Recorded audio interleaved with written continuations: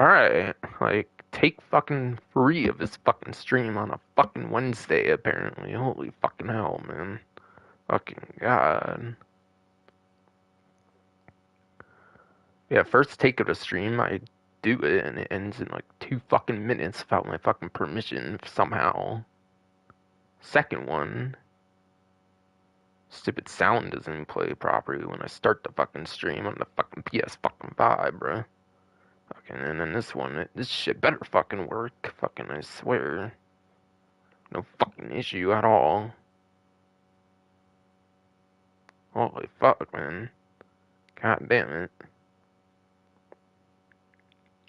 Yeah, doing this on fucking Wednesday for some reason, even though last event I had to do like 2 fucking takes. So I should have done it for Tuesday. God damn it, though. But yeah, whatever. Fuck. Hello, it is a Sinister Game Being here with a new stream. New fucking stream.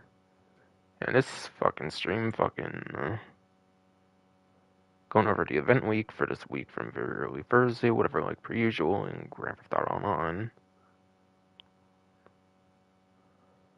Went back to the week number additions titling because there is brand new content with Cayo Perico Motor Wars.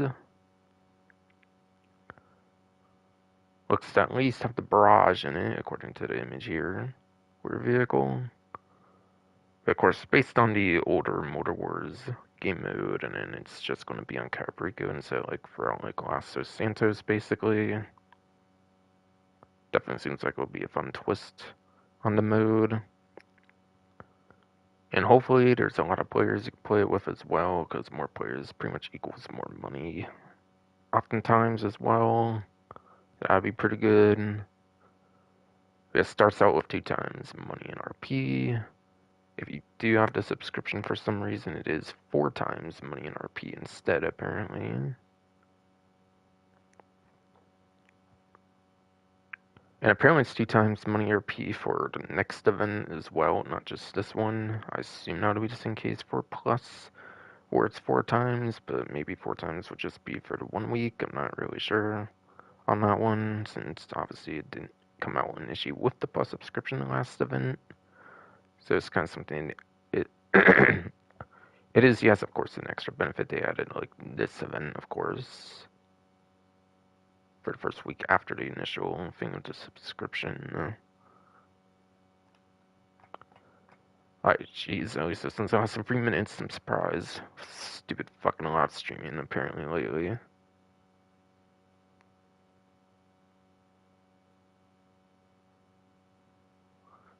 Fuck, though. I kind of want to say more, but, like, shit, when stupid live streaming can't work as efficiently as it should. Last couple of times, though.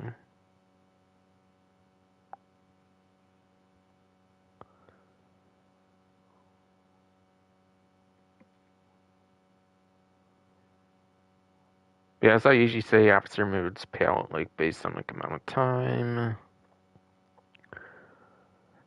Cayo Perico is a smaller map, though, kind of compared to Los Santos stuff, though, so I don't know if the maps would be as... I don't know if the one map, at least, would be as big as, like, the older Motor Wars. Or as complex of a map, or whatever, anyways. So it could be kind of a shorter... It could kind of be a shorter version of Motor Wars, basically, is what I'm meaning to say.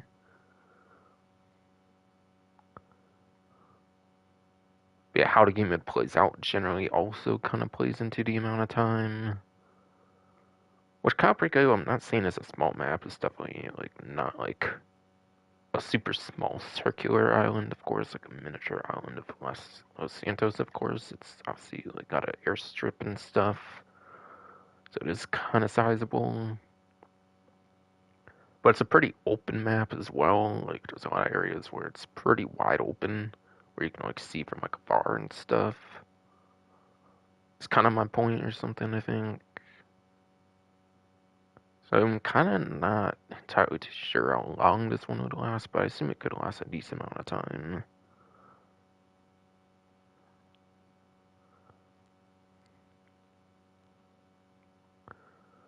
And then, yeah, amount of players also kind of determines amount of money, I'm pretty sure, which, yeah. I think the original Motor Wars had 28 players, which is massive compared to pretty much just about any other adversary modes. So if it's the same amount here or something, then that is very good. Even just 16 players would be pretty good for that, as long as every player stays in the map. Because I think it doesn't really pay out more than like 16 players on average for like adversary modes and stuff. Races too, I think, like, since the original version of Grand Theft Auto Online was 16 players, I don't really think it counts other players for more money after 16. Just having more than 16, like, ensures, like, guarantees you get, like, the maximum payout. Just to keep people aware, basically. Basically.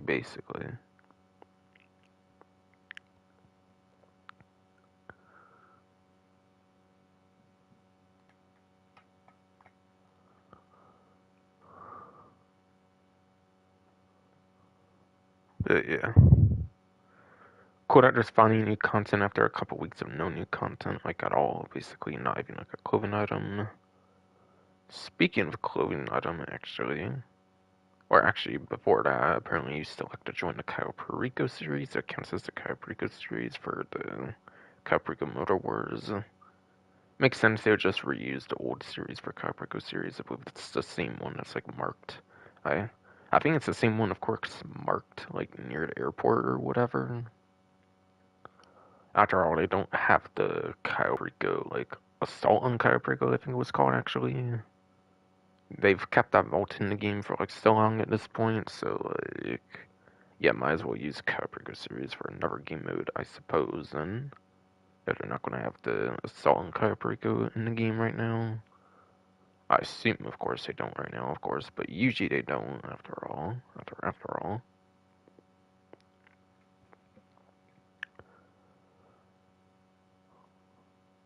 But yeah, but I would say you could maybe make a couple $100,000 like an hour on this mode.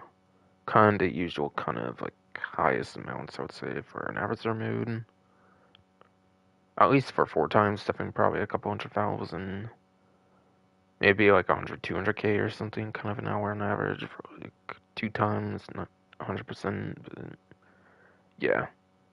It's more of a mode of fun, obviously, rather than like a mode of money making up for a lot of that pause menu stuff you can do from like the pause menu of the game.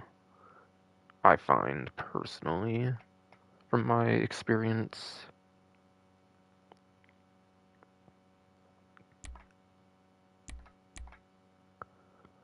And yeah, I think I'm onto the clothing item finally for sure now this time. But yeah, clothing item for the gold gun necklace. Apparently requires you to complete a session of Cayo Perico Motor Wars to receive the gold gun necklace.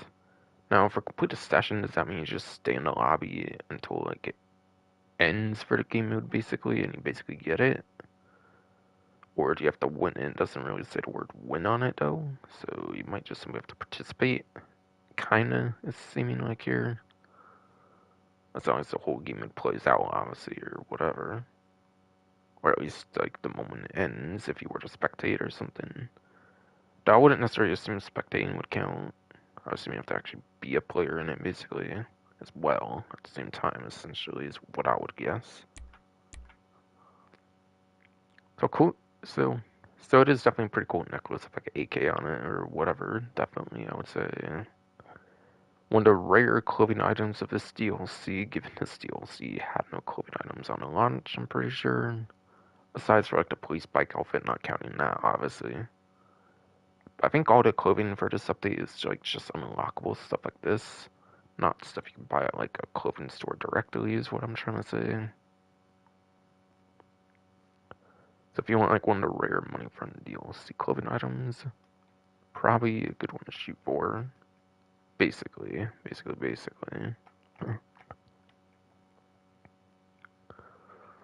And then, Vado Half Track apparently is 40% off.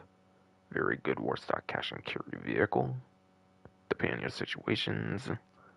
I assume this will probably for sure be a vehicle, of course, in the actual game mode, and if it's actually going to be 40% off for this one, I think Half Track was also in the original Motor Wars. Not all that sure on the Barrage though.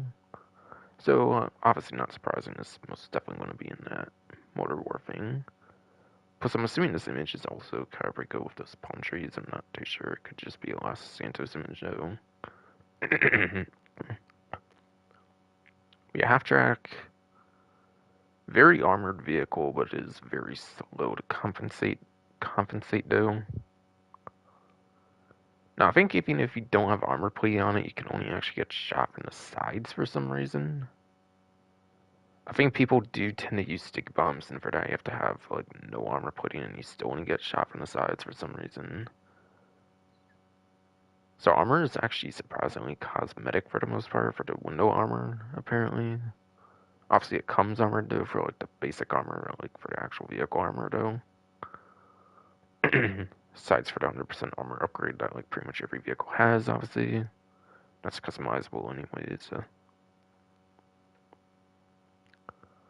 So it's like a slow tank vehicle essentially, which is pretty cool. With some good explosive resistance. Cannot get shot from the front or the back pretty much, so you have to get shot from those like little side windows pretty much.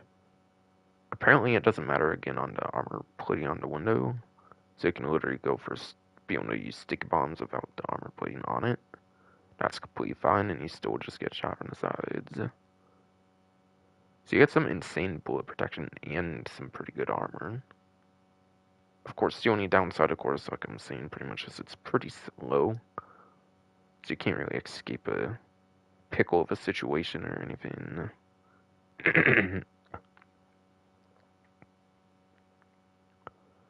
I want to say for driver use, you probably get proximity mines. For vehicle proximity mines, you probably use.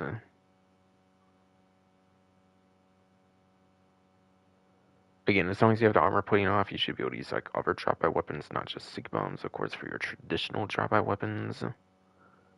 Ones that don't require you being in like a special seat, like the side seats of like the moonbeam, like the back of the Phantom Wedge, like helicopter side seats, etc., etc., etc. Like obviously some of those will use like assault rifles. You can't use it in assault rifle. Obviously, as like a driver passenger seat though. It's it's a free seater vehicle as well since it has the gun on the back. Obviously, get a gun on the back. Obviously, pretty nice for anti-air. So it can be pretty good for like taking down certain aircrafts. Albeit in actual free mode, it's probably not going to happen all that frequently. I think the main like best thing about it obviously has to be you can't get shot from the front or the back, only the side windows. That's pretty huge. Makes it a pretty good bullet sponge and an explosive sponge as well, basically. Which not many vehicles are good at both departments there for the explosive and the bullets. Usually it's only one or the other that a vehicle tends to be pretty good at, on average, I feel, for the special kind of militaristic vehicles in the game.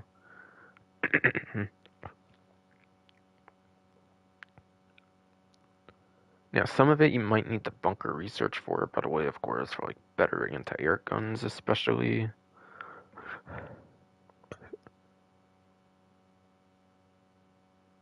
But yeah, as it comes, normally is still pretty good. Just for that front and back window protection alone, at least, that very much just requires simply just buying the vehicle, from my understanding. Since apparently since apparently the armor just removes the ability for stick bombs and stuff. Even if it didn't do it initially, that's how it works nowadays. You just basically use rollable ability and stuff if you do the armor plating for the window one. So apparently it's not recommended to even do that.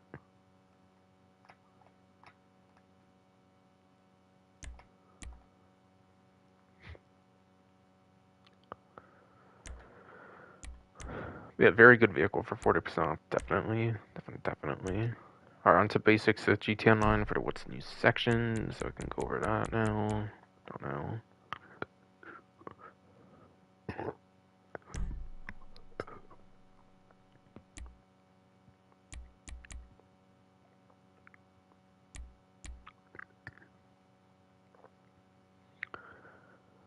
Okay, so it is apparently for both weeks for 4 times. Okay, that's confirmed there apparently. Okay, cool, cool, cool, I guess.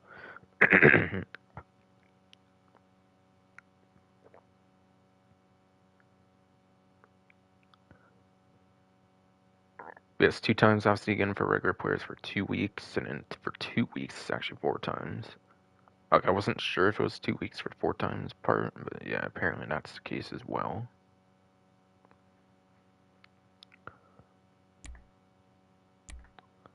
But yeah, not that I really recommended too much, but still. Besides for that, what is it, like street dealers and then favor work maybe for the only other two money things going on for Plus? This might actually be the better of all of those so far. Maybe, actually, for the subscription.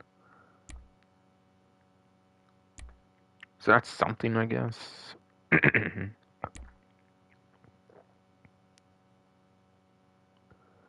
Okay, and then for the necklace, apparently it will be delivered within 72 hours of completion. So if you get it, you have to probably wait like 3 real life days for it to show up, basically. So yeah, don't panic if it doesn't show up right away. It looks like you're gonna have to wait 3 real life days, basically, once you complete the objective for it.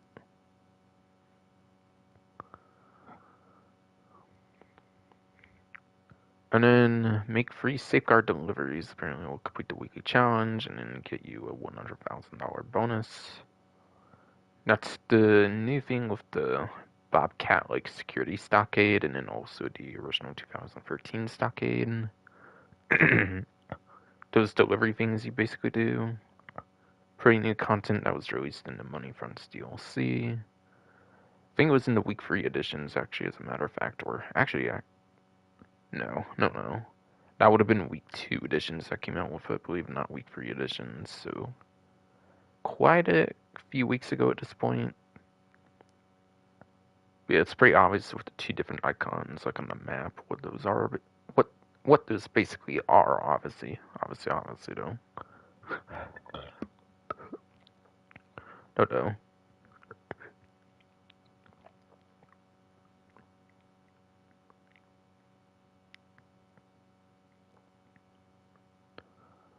But obviously, the better of the two would probably be the Bobcat one, of course, to get the trade price for that new, like, 2025 Stockade, basically, like, the reskin one, and then also get a very cool North Yankton style outfit as well, which is pretty cool. I believe once you do, like, 5 of them.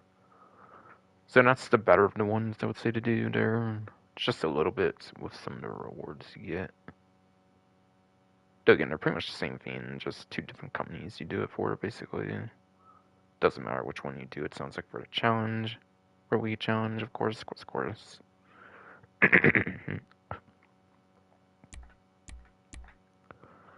Alright, some triple money, it looks like, as well. 3 times money in RP and the buried stashes.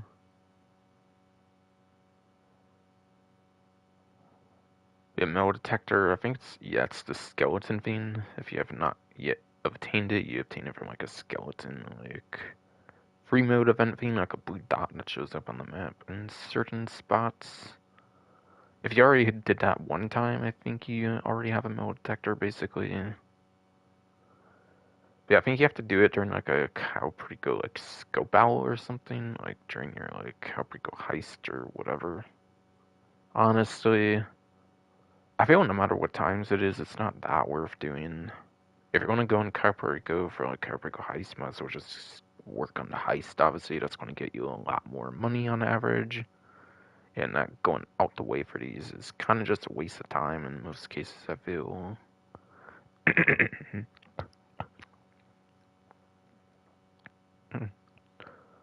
There might be like 2 of them each day or something. It's kind of like a daily collectible thing as far as I understand. Might be 20k or something normally, so like 60k and maybe times 2, of course, for like 120k or something. At least a day. Only able to do that, of course, 7 days basically for a single event week. I really don't think this one's that good, unfortunately, which is probably why they're putting 3 times on it.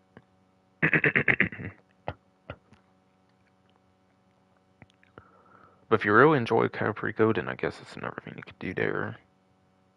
regardless though. And obviously it fits the theme of the event week, obviously with the new game mode. Alright, and aside for that, just looks to be all the usual kind of stuff right now.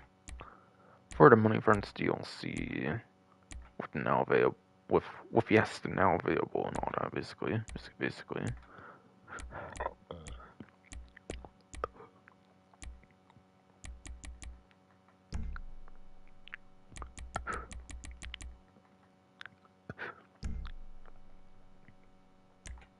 Okay, free mode I'll do. Free mode. Yeah, free mode, yeah, I'll do for the story mode and violently, of course, like I usually do. Again, only different thing here is the only thing here is until August 6th you get the 4 times on the Perico Motor Wars. Is the only new thing there, I believe, on the subscription.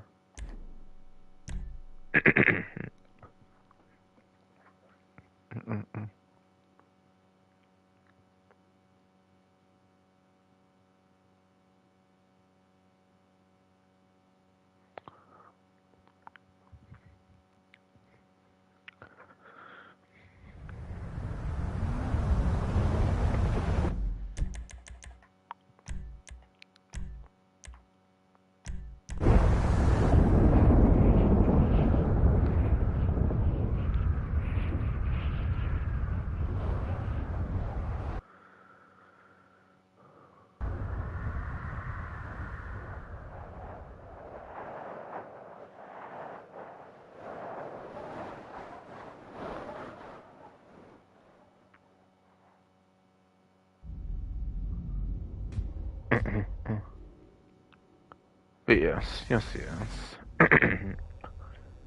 As a reminder, I'm only really doing this as my spawn location, so I get easy access over to the Higgins Helitors, which you cannot, like, directly spawn at. Okay, muttered something, so to repeat, the only reason I'm really spawning here, of course, is easy access to the Higgins Helitors, which you cannot directly spawn to, of course, being kind of tied to the hands-on car wash directly. Not all of them have different, like, beds to be at or anything. Alright, stash house. I'm being recommended a stash house right now. Sure, I'll do that right now then. It's literally, like, right across from here. It's pretty cool. Might as well do that now, of course. So I don't have to go off the way for like crazy later.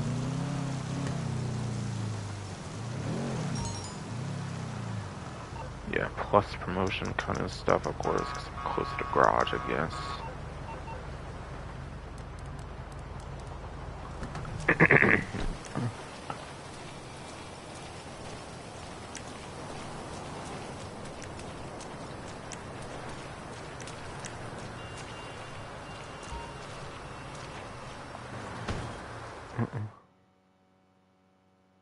the fuck out of here, stupid! You going nowhere! Nowhere to You run! a buster!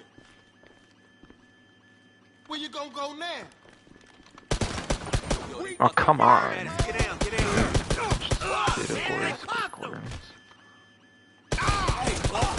Right in the leg, fucker. You're dead! I forgot y'all don't have to use the buff, that's alright. You dead, bitch! When I say fucker, it sounds like fucker, kinda. Just because it kinda sounds like that in general, not the way I say it per se, though, honestly.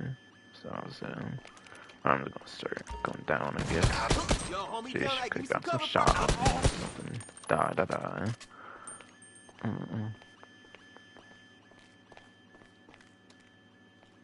Alright, over here, apparently. Okay.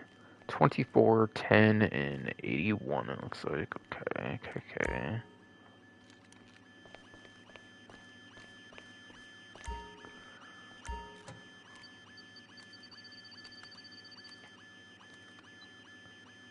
Overshot it with the analog, sadly. Oh, we're on the 10 somehow with the analog. That's cool. Ah, 1 beneath, whatever. Or whatever.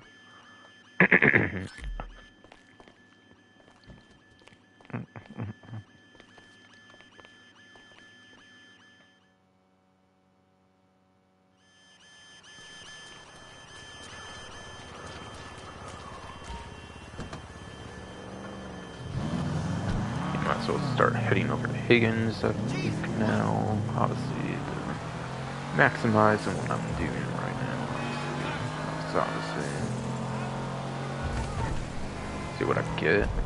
Counterfeit cash, apparently. Okay. Pretty good one to get, obviously, since it's got the recent boost by buying the hands-on car wash. Of course, you get that, like, 35% boost, I think it is, or something, for the counterfeit cash when you buy that hands-on car wash. Which then by that, obviously, you'll have to buy those other 2 properties they had this update, unless you do, like, 35% boost for the weed, and then also, like, 5-10%, whatever it is. I think it's 10% on the Hanger air freight, basically, since obviously Hanger pays a lot compared to the other ones initially, so it's only 10% on like 35% or whatever.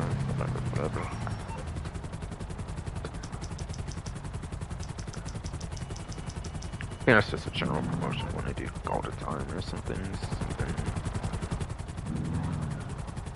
I found dollars as well, apparently. I see.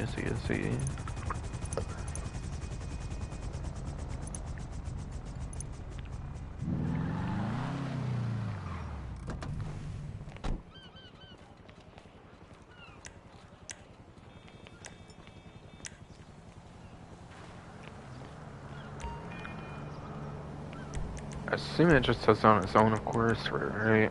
I think, just in case I'm going to despawn it more manually there, of course.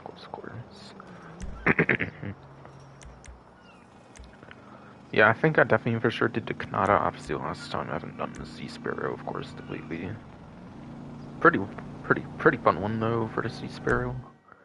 I think it's underrated, kind of, unfortunately, in this particular game anyways, I feel. Since the Sparrow came out, like, later on in this game, obviously, for the regular Sparrow, not the Sea version. I still think it's the best vehicle to use for amphibious content, at least, though, for the Sea Sparrow, obviously the regular Sparrow does not really get the land on the water. Dual sense wireless controller running low, since, yeah. My stomach was being like hell bitch and shit. If I'm thinking, plugged or something, or just being lazy not unplugging the controller, so it sounds like it dies pretty quick. But maybe also charges entirely in like an hour and a half. Maybe yes, also does maybe charge like an hour and a half at least. Plus that as well, I guess. So kind of double-edged sword there, I feel.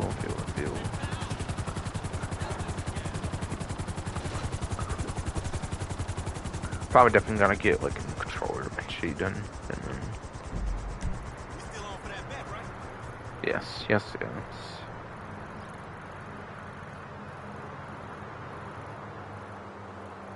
And they might have moved over here as well for the Motor War one, but yeah, I think when it's Assault on Perico, I think it was like right here before, I thought.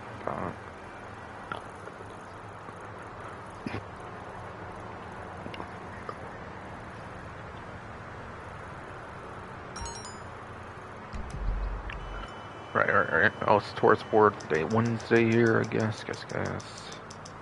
Deer, rabbit, and chicken hawk. Deer and rabbit are obviously pretty obvious ones.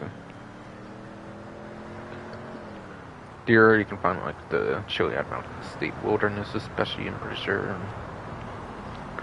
Otherwise, you can find them like Vinewood Hills, like the mountainous areas and stuff. Same with the rabbits. I think you can pretty much find those in those exact same spots. Chicken hawk, maybe those are birds around the same spots, but like I'm not really too sure 100% where the chicken hawk spawn. Either way, it's a bird. It's hard to take a picture of that, so like, kind of don't really think it's all that worth it just because of the chicken hawk alone. Of course. Always outside chicken hawk. I build everyone's day of the Ellis Tours board if you're on the voice spot. It's by SpaceX/SPC enhanced.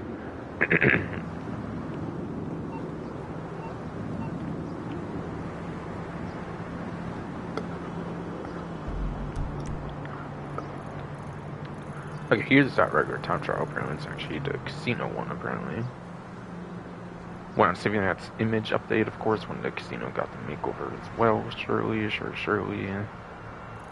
Yeah, this one, I believe it goes to, yeah, Bonwood Hill somewhere, I think it said, and I think it's like pretty much over here.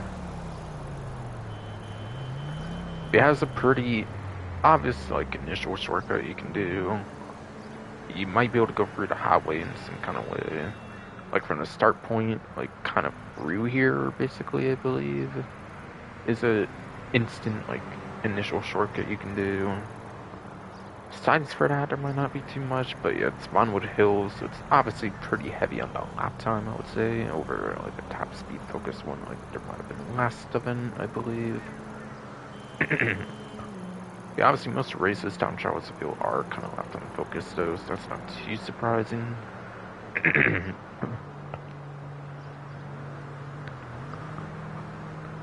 Yeah, I would say use the best of motorcycles, and if not best of motorcycles, if you're not good at a motorcycle, then try a supercar or a sports car, at least in the best of the class, to try to get within that bar time. I'll explain kind of the reasoning kind of more later, I guess, when we get onto HSW time trial for that, though, obviously. But those are pretty much traditionally your best options to use for time trials.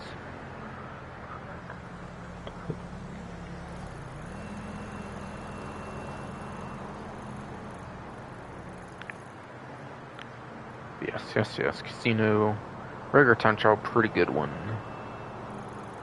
But yeah, it's at least a regular time trial, at least for the day of Wednesday.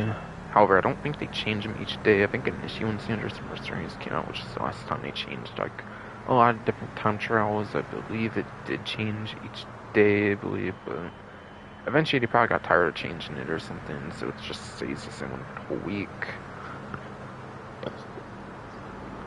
But I want to say you still get like a daily 50k payout, I believe, on these regular time trials. You can just do like the same one like 7 times a week, basically. Each day you get like 50k or something.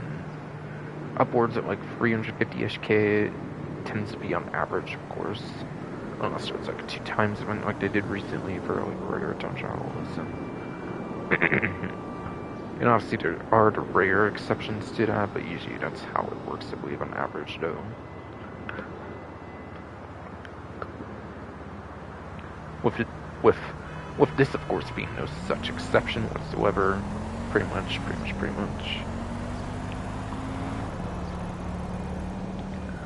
And then, RC Bandito time trial apparently for day of Wednesday here is Cemetery, apparently. The Cemetery, like per usual, of course, as the naming suggests, you only get the one RC Bandito you can really use on a time trial, so no vehicle advice, obviously, for this kind of time trial. Really, the way you have to go about it is you have to learn the turns and corners, pretty much. Which I either recommend doing yourself by respawning, if you don't do it well, of course, by holding triangle, Y on Xbox, of course, for the key on PC. Learn the turns and corners eventually just through simply respawning and trying again and again. Or, of course, just look up some video guide. Just look up some video guide. If not that, obviously, on average though.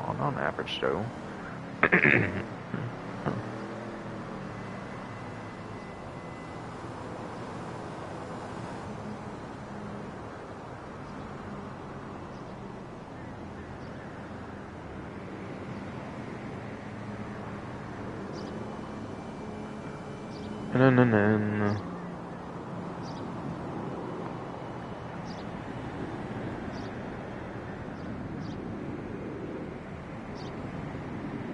Last but not least, whatever.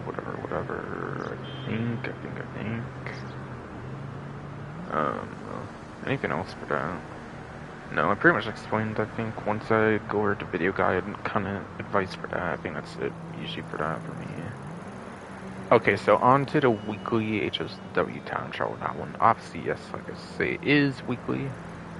Now, I know this is final one for this set of HSW time trials of 8, but I go off of 8 weeks since the vehicle was used, so since there is 8 time trials, I think one time they changed it, I believe, a little bit, where they purposely pushed this one forward, I believe, like one time when there was like snow during like Fest Surprise or something one year, I believe, and therefore the order of the proper HSW time trials is kind of out of sync for 8 weeks of using a vehicle, so I do have a couple to be more, I think, with the Woodlander after this because of that, for what I'm using personally. But as you may notice, there's no part time on the screen. That's because it's based on what HSW vehicle you use. Of like the 27 HSW vehicles in the game currently, 26 technically, I think, because you can't really use the weaponized Ignis ever since the Chrono Prize DLC, since they count as like a weaponized vehicle, you're not allowed to use it for some reason. Though you could briefly between the initial release of the 9th version game up to Chrono Enterprise DLC. Once that released, they blacklisted the weaponized Ignis particularly.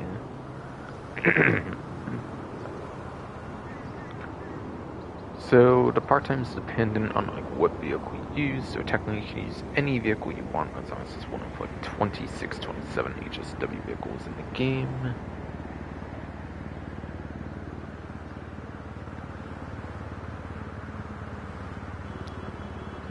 And it kind of goes off of a class system, like a class C, a class B, a class A. Class C, ironically, two classes that start with C, being compacts with only one vehicle of the Briso RA, being only one vehicle, yes, of the Briso RA for compacts, which is actually the one on the image there. And then coupes, there's two of those, being the Sentinel XS, being yes, the Sentinel XS, and then the Euro X32, X32, X32, of course, for the two that are coupes. That's your Class C, Class B, Class A. There's a lot more. There's a lot more of those, basically. So that is basically any that are muscle car, SUVs, sports classics, or off-road. Those are Class B, I'm pretty sure. Yeah, I'm pretty sure the one they added later on with off-road. Off-road only started being HSW with San Andreas Mercenaries onwards. But I'm pretty sure that's Class B for off-road, along with the muscle cars, B, sports classics. And then, yeah, for why I was suggesting the 3 classes I did, or the regular time trial, that's pretty much the best couple classes of the game, pretty much on average. Class A is sports, supers, and motorcycles. So that's why I recommend motorcycles especially, then like then supers, and then sports after that, basically, for the regular time trial. It's kind of because it's Class A for HSW, basically, for those free, basically.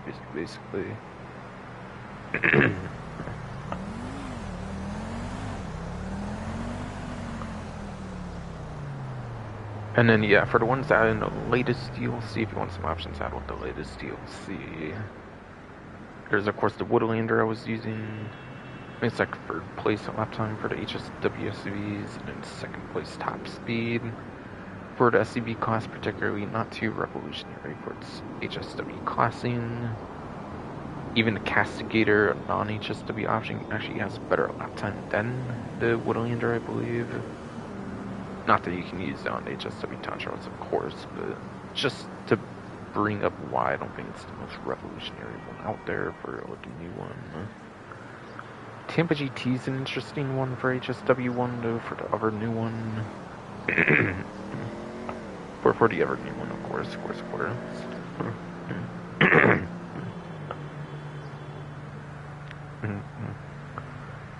In general, I believe the Tampa GT is the worst HSW vehicle for a lap time, just considering HSW alone, obviously. Between any amount of classes that have HSW, of course, I believe it does amount to be the worst lap time HSW in the game.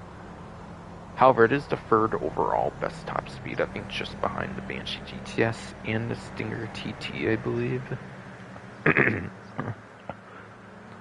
I believe only 2 sport car HSWs, the Banshee GTS and the Stinger TT, I believe, are the only 2 to have a better top speed in it, though. And then it is the #1 top speed just for the muscle car class for the Tampa GT HSW, though.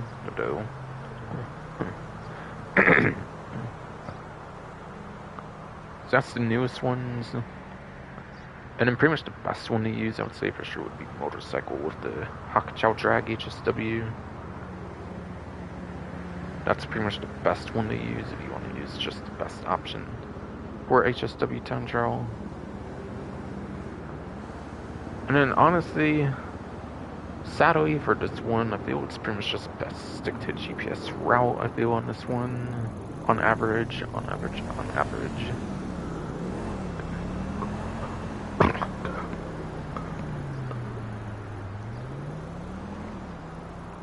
Yes. Oftentimes I do think sticking to GPS route on the HSW North True Nash, I think does usually tend to be the best option.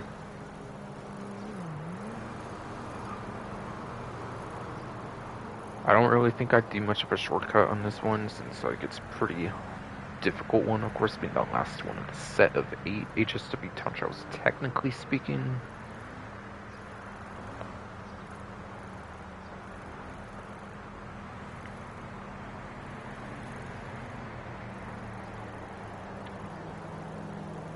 Or there might be shortcuts at the end, of course, pretty much especially, but obviously, I mean, for like a vast majority of it.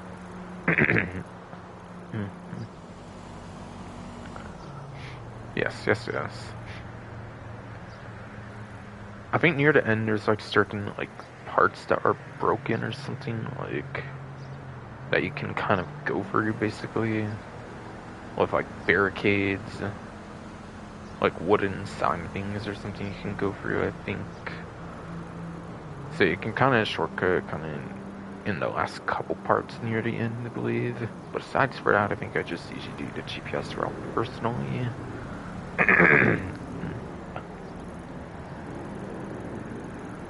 Me, sadly, I've not really been too good at this one though, but I hear there might be also a route you can also do through Fort Zancudo that also ends up pretty good, if I remember right. I could go for like here or something. I might have watched that like one time, but yeah, I'm not good at that personally. I tried it like one time and couldn't figure it out or something, but there might be a route like that that goes more for the like kind of not being so off-road basically, is what I'm trying to say. Yeah, there might be an alternate route that's not so off-road heavy at least. But yeah, obviously being the last one, it's the hardest of them basically for the last of the set of 8, technically speaking.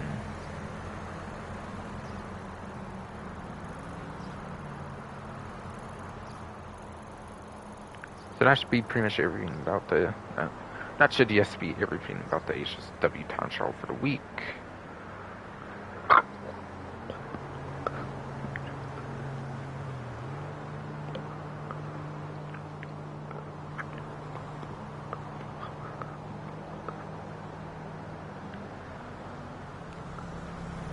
No.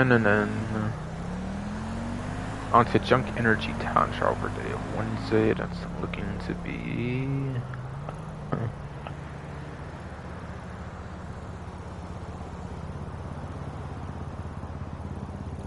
over here, apparently. Okay.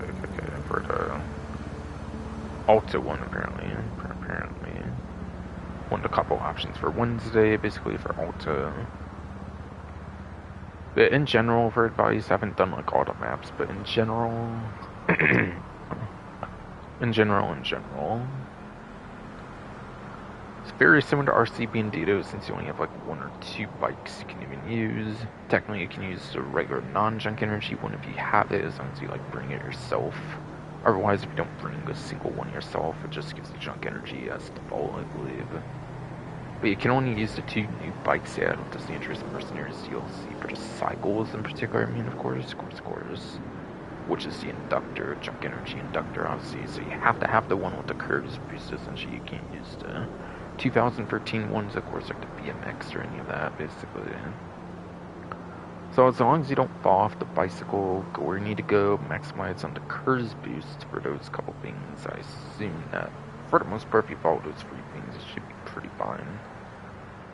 But for some reason, that does not help, then I suggest if that does not help, obviously, then I suggest just looking up some kind of video guide out there, of course.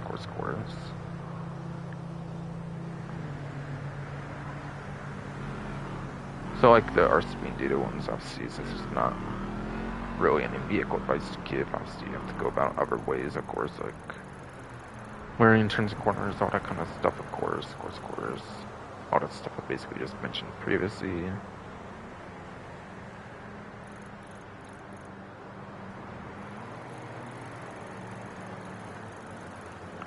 And then onto the premium race for the week.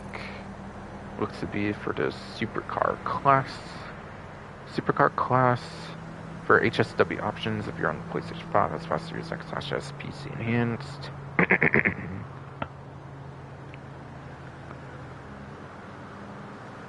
I know I said you couldn't use it for the HSW time trials, but you can use it for races for the HSW weaponized Ignis. Yeah, you can use it for races, you just cannot use it for the time trials for some reason. Time trials for some reason, yes.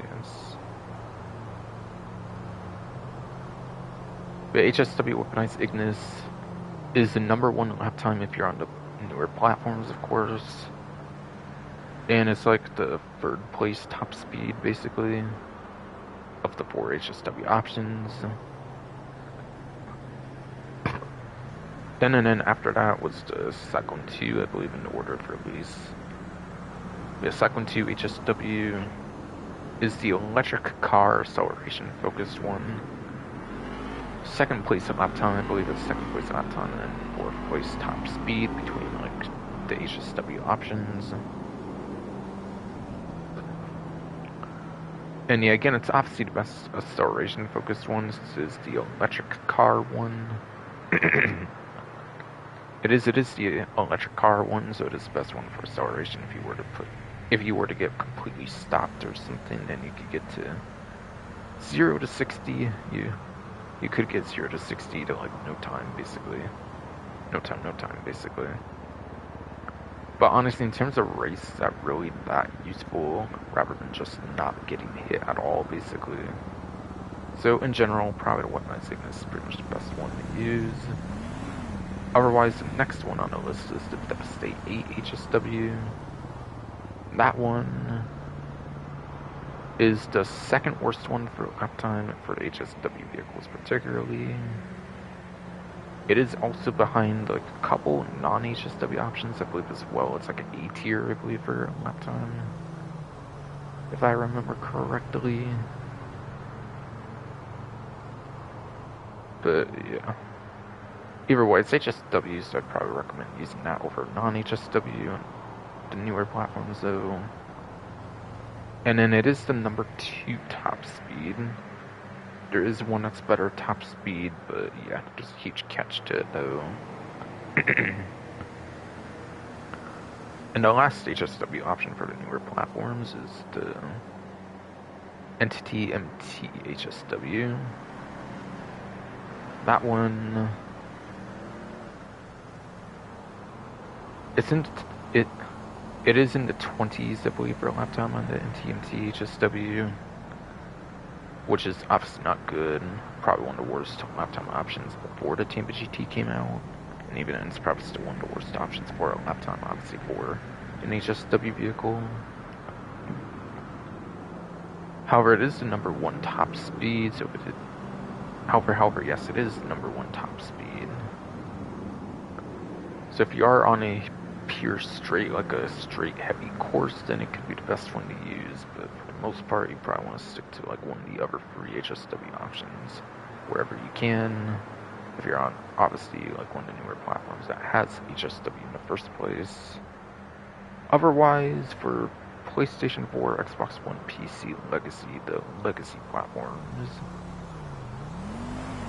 I believe it goes to Progen Emirates, Grotti, Turismo, and Maggio, and then it finally goes to Benefactor Krieger, I believe, for like your A tier, basically.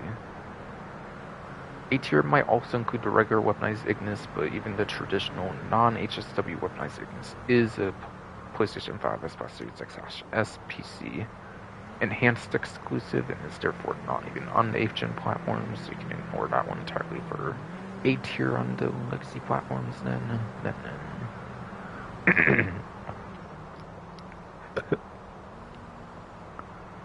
And for credit for any vehicle performance I go over goes over to Bruffy1322. Bruffy1322 is a very good racing YouTuber that focuses on GT Online. Has a whole spreadsheet and everything to go over the vehicle performances, and they have very good testing methodologies.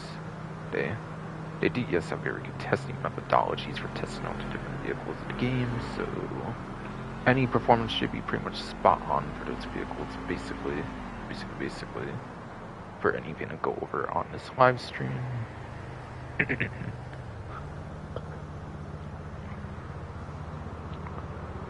And then I'm going off of memory, so let me make sure that all those are correct, especially for the legacy platform things I provided. For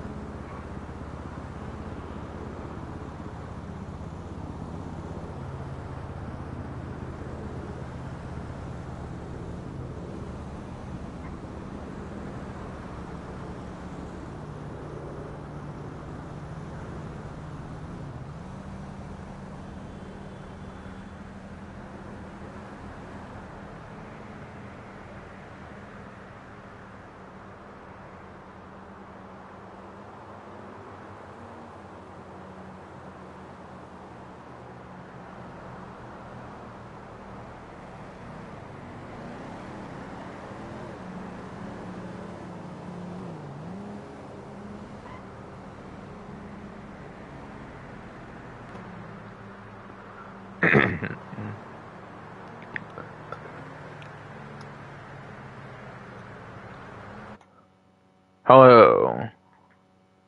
Hello. Oops. Hello. Hello. In my bad, I accidentally closed out the home menu, which I usually don't do. I usually press circle. So, yes. Yes.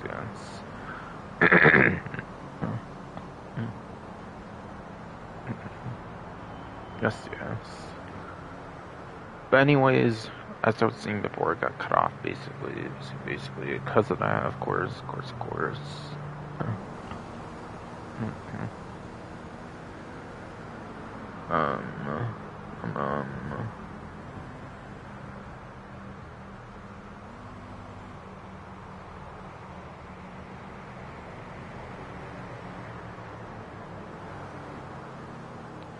If I can remember, of course.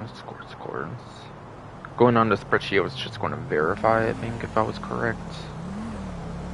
I know for sure I got the ones right. Obviously for PlayStation 5, it's possibly Success PC Enhanced, obviously, because there's only 4 HSW vehicles, like, altogether for the supercar class, so obviously that's very easy to understand. Of course.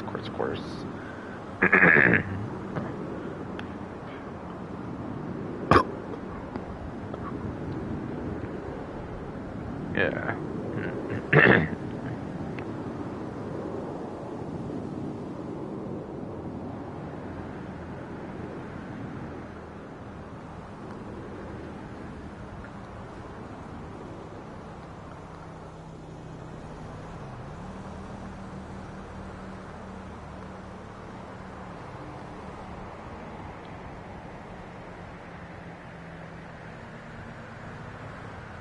Alright, yeah, I was going over the correct options for the A tier. It definitely was for the other platforms, like I was basically saying earlier. So everything that's there was in fact correct. I was just making sure on the spreadsheet. Just remember supercar costs so much I can do it blind without even looking at that spreadsheet, basically. But obviously I check it just in case, obviously, at the end.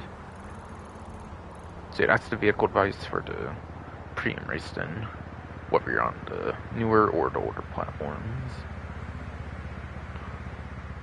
But yes.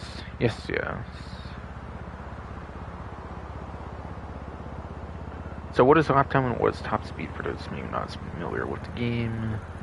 Lap time is turns and corners in the city, basically.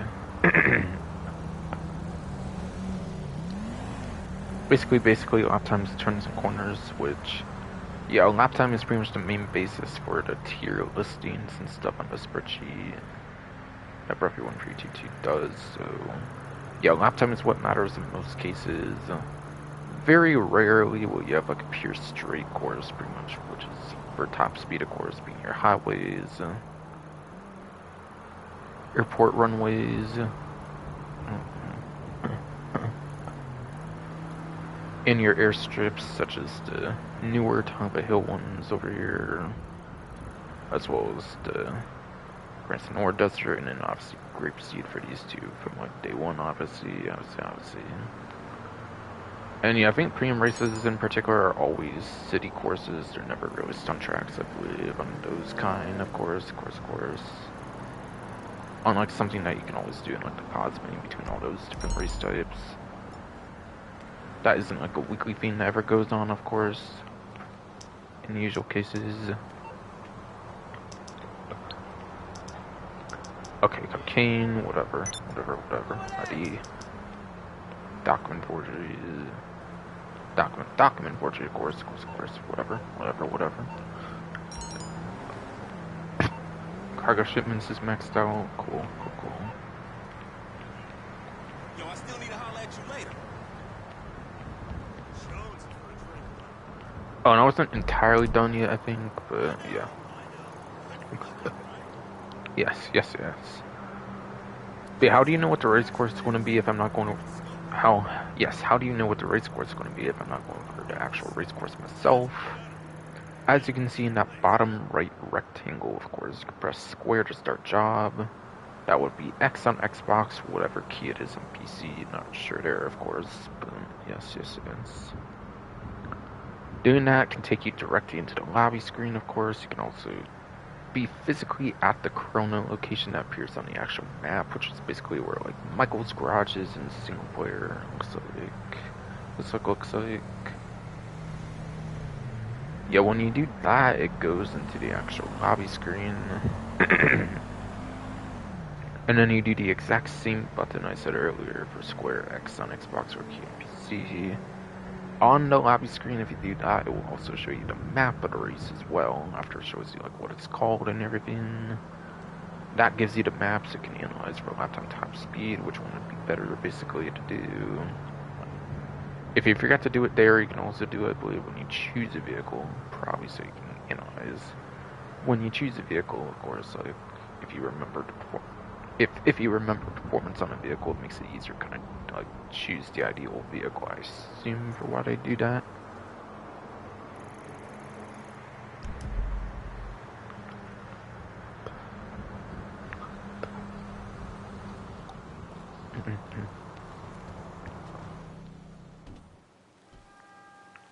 Alright, so on to the casino now.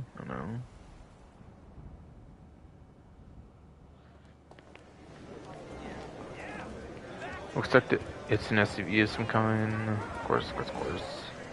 Looks like a D for Dutchery or something. Whatever. Might have butchered the pronunciation, but like my throat hernia and shit's all over the place right now. Like how good is being and shit. For health stuff right now or something. So I believe it's the Landstalker XL again for the Dutchery, whatever. Landstalker XL.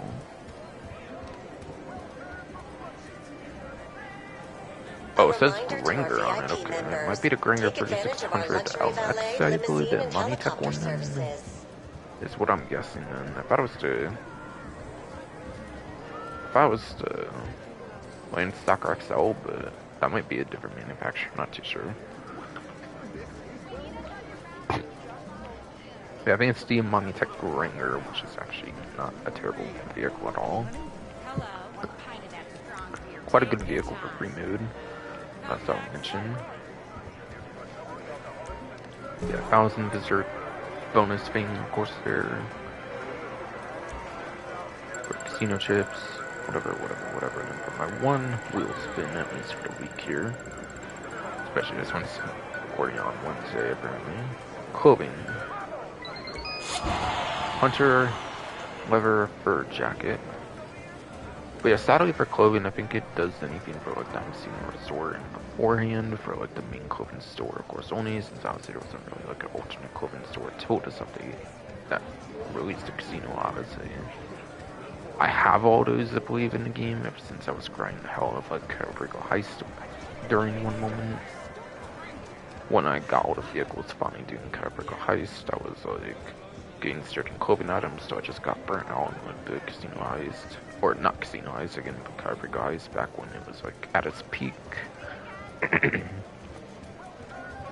I wouldn't do it like every day, but when I would do it, I would do it a good bit until I had like almost nothing to go for that I cared all that much about.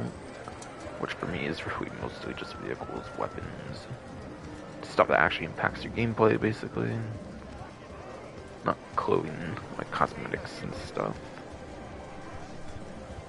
But yeah. So I think I pretty much have any clothing item that can provide on a wheel in the first place. That's what my point is there, basically.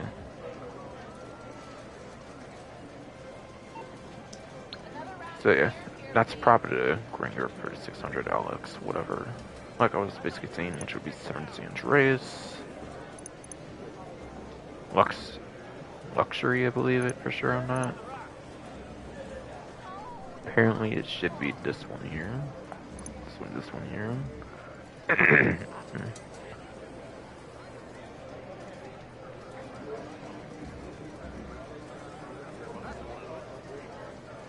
Make sure on newswire, make sure it's the correct vehicle before I go any further though. Don't know. Alright, it is. Cool. Pretty good vehicle. Okay, you can still get the exclusive clothing purchasing the police bike that popped up just now. Yeah. Not surprised, they haven't really provided an end date on that. Obviously, at the most, I expect it'll last till the next update. Like a final update, most likely, assuming 6 actually does come out on May 26th, whatever it is, for 2026, obviously. Obviously.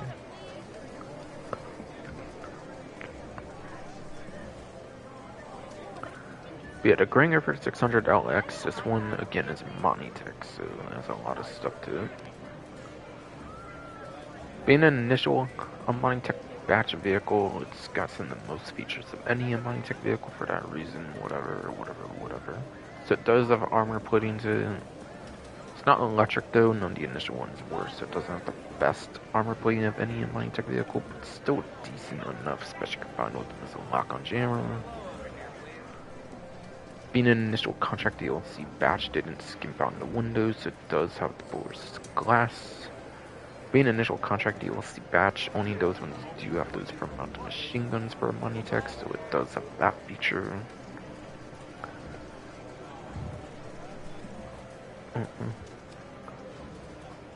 It does have slick mines to it, obviously again, because it's an initial contract DLC batch, has some of those features of any Monitech vehicles for that reason. Slick mines, they're just alright, they're not too crazy, but they're nothing for my type, obviously though. Can spin vehicles out and stuff, so obviously that can be useful, though. And then.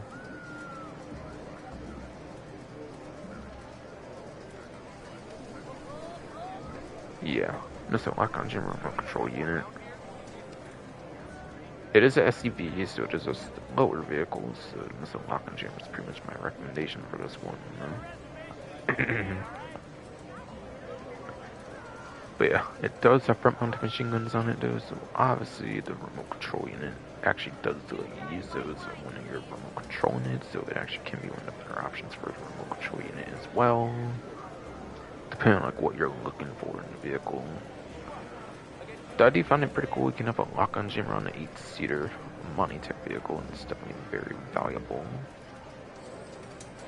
If you do play with huge groups of players, and having the lock-on jammer with like an 8-player vehicle can be very valuable though. And again, it's a solar vehicle, so it's probably just overall the best choice to do on this particular vehicle.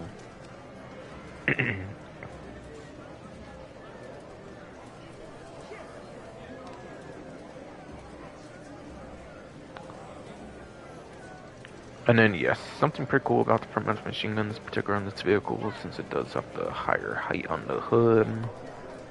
It is better compared to other vehicles for the headhunter, like VIP works and all that kind of stuff you can do for light grinding on this vehicle, of course.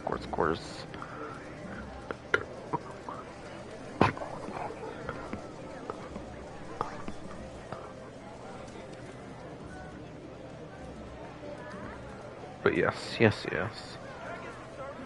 But yeah, the higher hood allows for the machine guns to be in better placement and stuff, which is cool, so definitely can help for your headhunter VIP work, so that kind of small content you could grind with this kind of vehicle.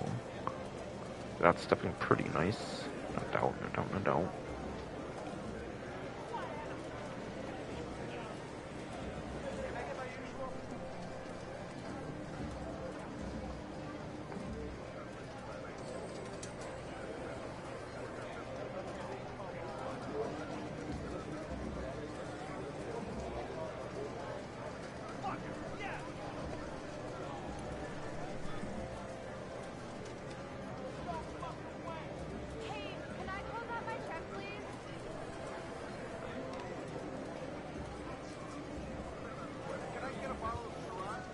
Alright, 40K for the agency, apparently. Okay.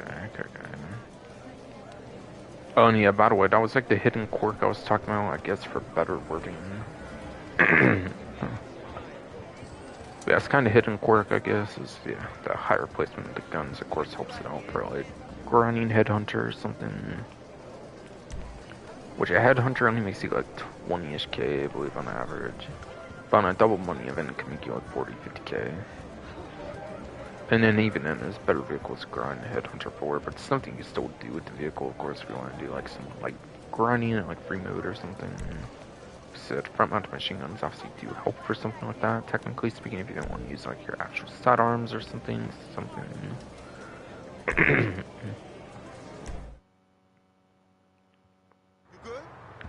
Oh, and then for performance of the vehicle, I should probably talk performance actually as well before I go into my Sea Sparrow. I didn't go out yet per se, but no real need to go back in the casino then. Whatever. And yeah, on that trade price, you're shipping $1.5 million, by the way. Unfortunate part of it all yet. Yeah. Trade price, 1.5 million. They might have increased the cost on this at some point, I believe, when they were adjusting some prices during like the tribute of the Los Santos Strugglers DLC. They raised some... Yeah, they increased some prices, and then they decreased, and then, yeah, they decreased certain prices as well.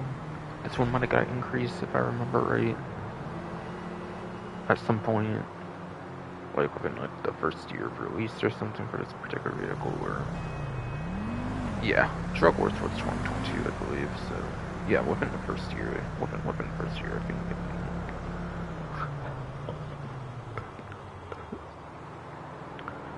Yeah, I have a trade price to it. It might be tied to like the VIP contract. I think it does appear in the VIP contracts. I think it's tied to that somehow. So if you haven't done the VIP contract, it's most likely going to cost you more, and therefore the savings would be even better if you get lucky and get it for your lucky wheel, of course.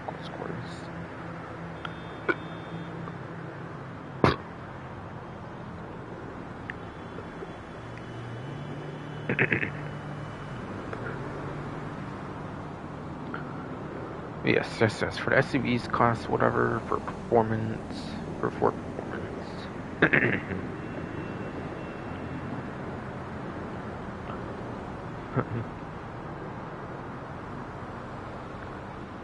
It is apparently in the F tier, and it gets it a 29th place for lap time as well as a 48th place top speed. And that's out of 52 SUVs in the game, apparently. All which are raceable options. There's no like crazy ones that are like not raceable or something for SUVs, particularly.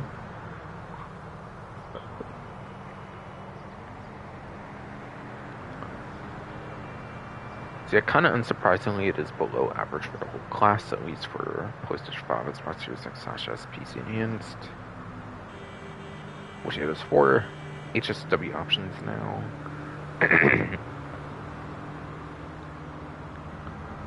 There's yes 4 HSW SUVs now. I don't know. As the Woodlander release, of course. Which I guess would technically put it 25th place out of like what 48 vehicles then, and then which technically would still be below average actually. Just barely. So regardless of your platform, it is not really the greatest performance. It is below average for both metrics, found on top speed. So it's not really a performance vehicle, it's more for the money tech features. I would definitely say on this one. It's definitely all about those money tech features. Or for some kind of customization, personal preference reason, whatever. Course.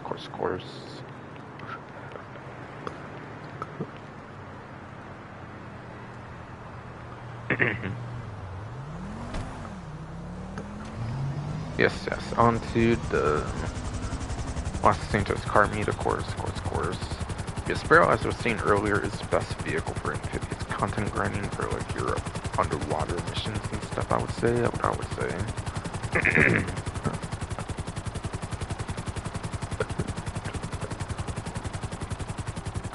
Be a reason for that.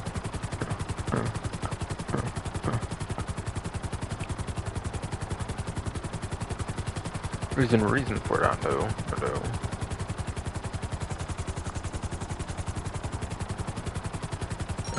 Yes. Is the missiles on this vehicle.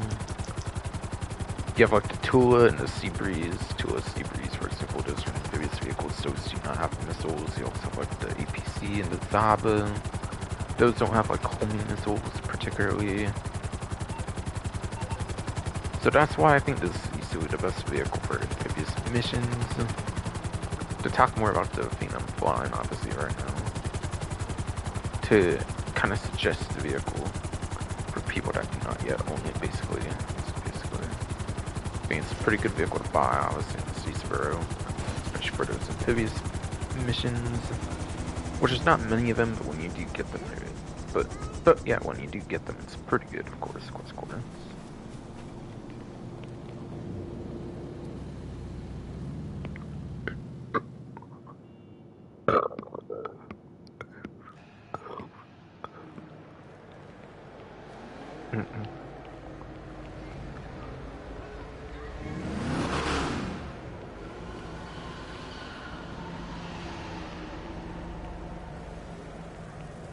Yes. So apparently for the LS car meet, like test track, whatever, it's a classic Tulip, Vapid Bullet, Dinka, Varus. All three of these, I believe, are bolted vehicles still, so they will not have missile lock-on chamber access. They do not have that, since it's only for vehicles that returned for general sale, as well as vehicles that's always been on the vehicle websites, basically.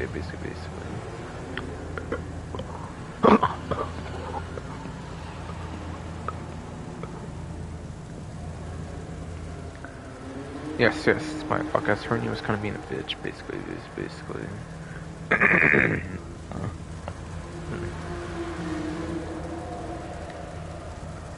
Yeah, these vehicles are still bolted, so therefore they do not have missile lock-on jammers as options.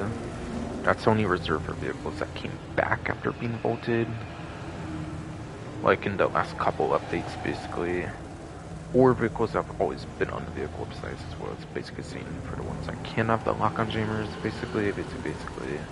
All these I'm pretty sure are still bolted in the game. So you have to buy these at dealerships, basically.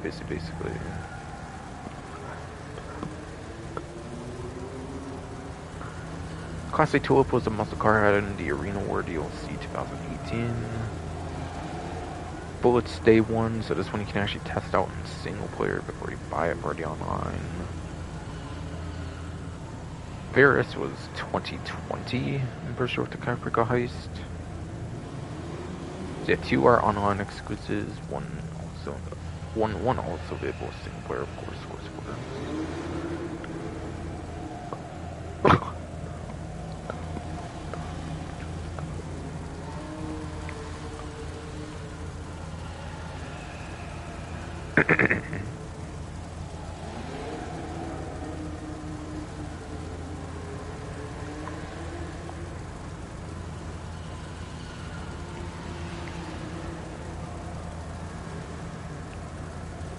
But like per usual lately, they're probably not going to be on a discount. They're probably just going to be normal price, I'm guessing, on these.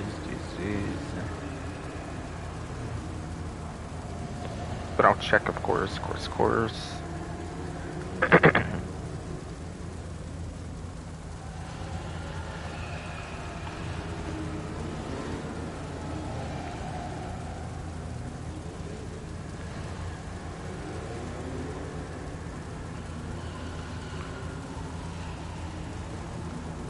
Okay, there's a single muscle car on discount, and it's not the tulip, apparently.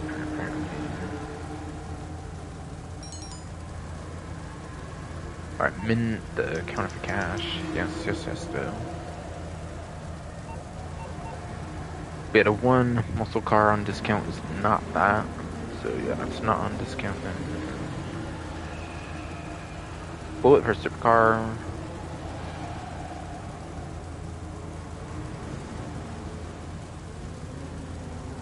Also a single supercar discount for the event, but it's not the bullet, but it's not the bullet. And then for off-road.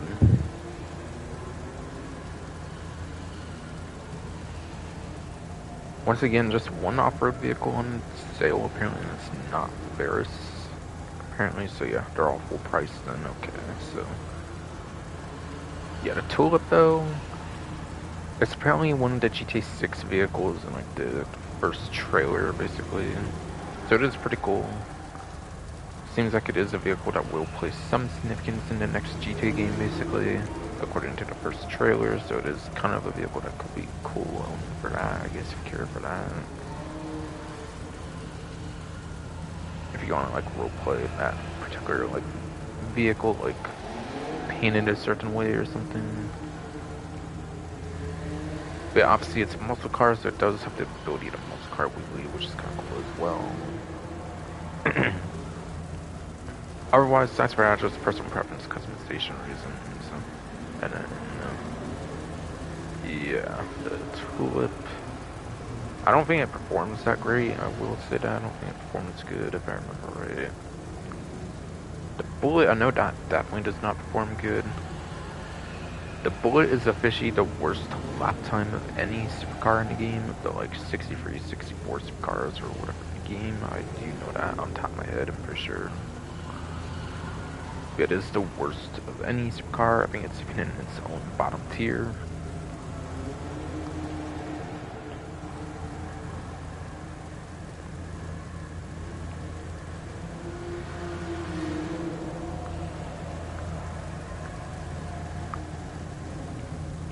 We had a Bullet.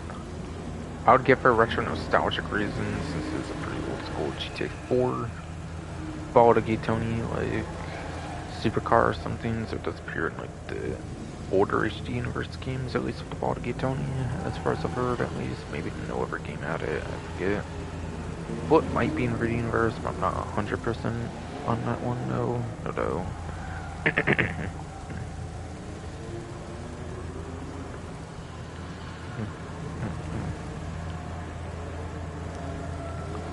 And then, think of Varus. Think of Varus.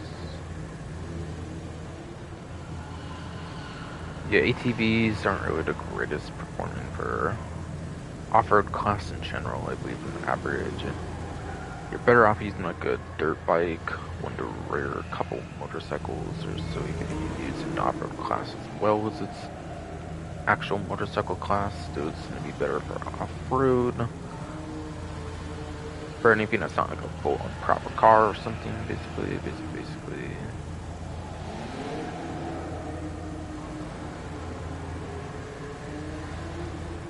I'm pretty sure that one does not perform the greatest either.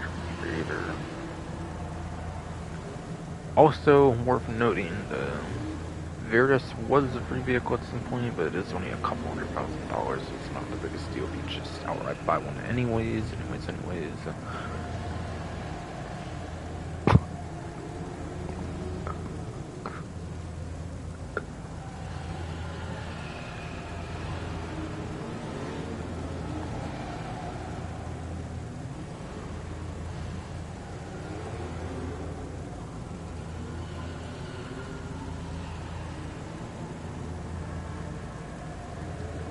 And actually, or no, it's actually not the worst performing ATV. I thought it would be, but it's one of the worst couple performing ATVs, apparently, between a couple of those, of course, or whatever. Off-road class. Like the few of them, or whatever that exist in the whole game, I mean, whatever. It's one of the worst one of those. And also worth noting with ATVs, I believe you have to lean forward with the stick for that best possible speed. Most motorcycles you have to do like back on the stick as if you're doing like a wheelie. Couple, I think you can let you do like any direction, front or back, like in the case of the Shitaro or the Power Surge, I believe. The ATVs you traditionally do like up on the stick, I believe, for that best possible speed, just so people know. Basically.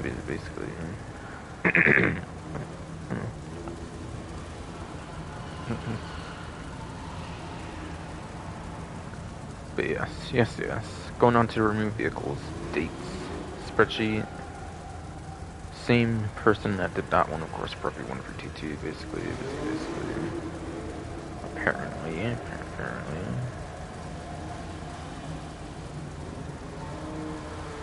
Apparently the tulip has appeared 9 times as it is time of appearing on a dealership, basically. Basically, it's appeared 9 times now, so cool. And then apparently both the Bullet and the Varus both appear 7 times as it is time of appearing on the dealerships. And for context, like couple hundred vehicles, whatever, like 200-ish vehicles were removed as part of the San Andreas Mercenaries DLC a couple years back with the Summer 2023 DLC. Some have came back in the last couple updates with lock-on jammer support, with the Agent Sabotage and the latest Money Fronts DLC, of course, but there's still like 80-ish or so that are still unavailable on the website still since that, or something.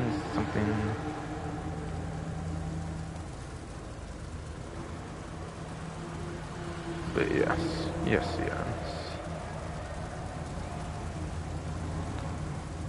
So again, the Tulip on the dealership 9 times now, and then these two have been available 7 times now ever since that happened for their availability in the last like 2-ish years of the game.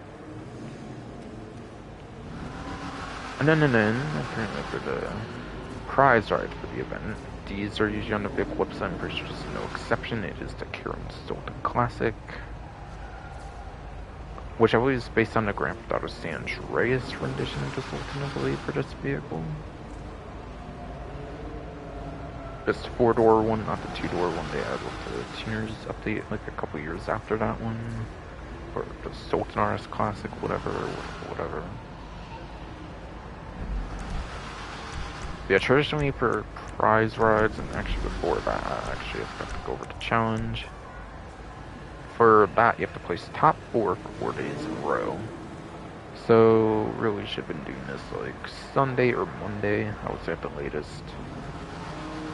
Monday, Tuesday, Wednesday, and then part of Thursday you could technically do as well.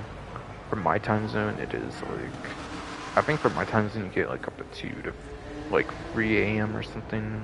So like the first couple hours, I think, of the last day, I think, technically speaking, before it changes to a new, before it changes to the new event.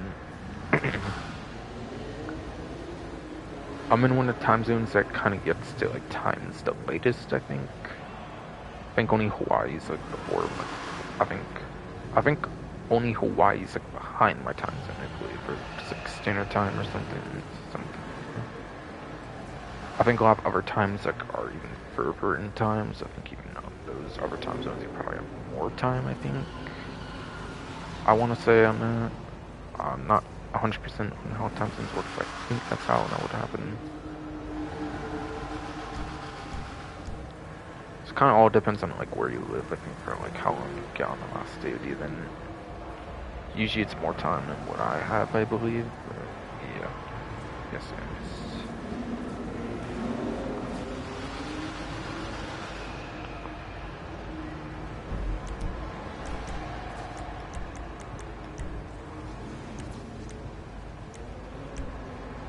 And then traditionally, I believe you mostly have to do the pursuit races or the street races for those.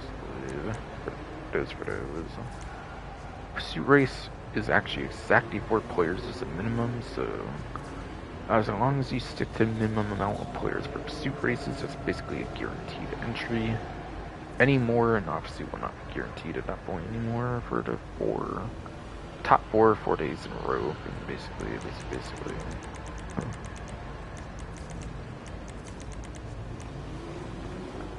Then street race. 2 players, so 2, 3, and 4 players are guaranteed entries for the challenge. 5, 6, 7, 8 obviously will not be guaranteed entries for the challenge.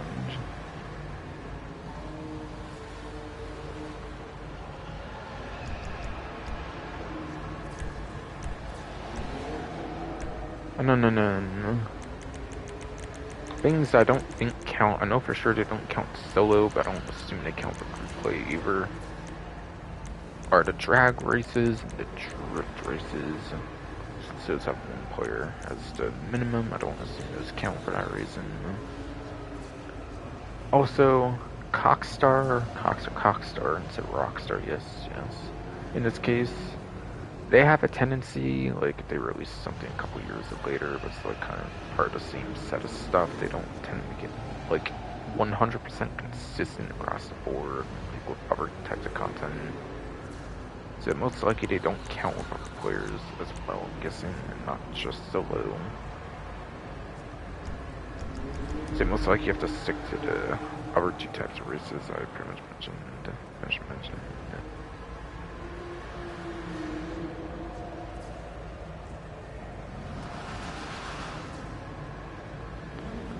But yes. That should be 7 Sanders Silverados if we've gotten the Sultan Classic. 4-door, Casino like Resort, whatever. Yeah, preview some discounts, apparently as well.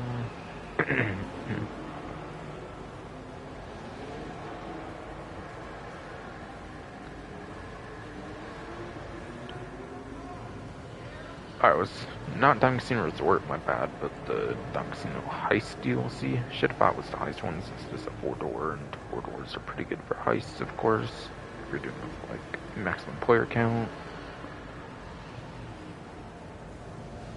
So I believe it is a getaway vehicle, I believe, so for the Casino Heist, I believe it is a getaway vehicle, which means it should have a trade price to it, I believe, as well. I do seem to have the trade price, so on the trade price it is $1,280,500.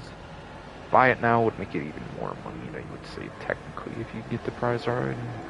Pretty good savings on this.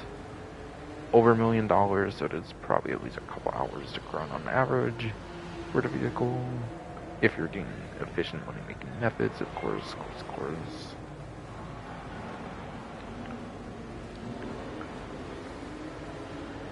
Yeah, Sultan Classic. Again, it's kind of based on Grand Theft Auto San Andreas Sultan, which I do like, so I think it's a pretty good one for retro nostalgic states. Yeah, customization, personal preference reasons are kind of also good on this vehicle, I'm sure, as well.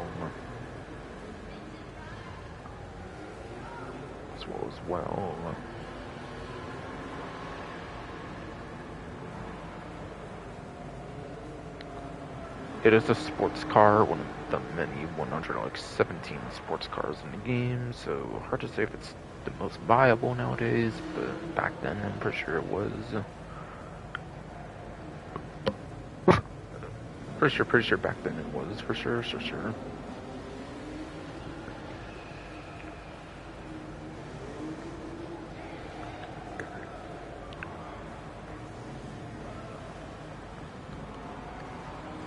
But yes.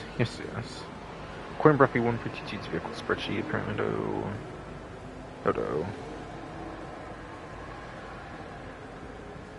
The Sultan Classic is apparently at the top of the D tier for the sports class, and that gives it a 25th place for lap time, and 78th place for top speed. Okay.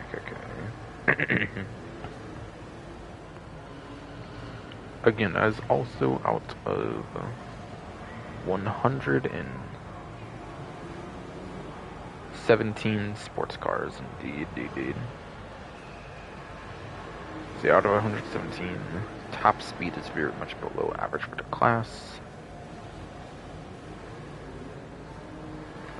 So yeah, it's not a good option at all for top speed, no matter what your platform is.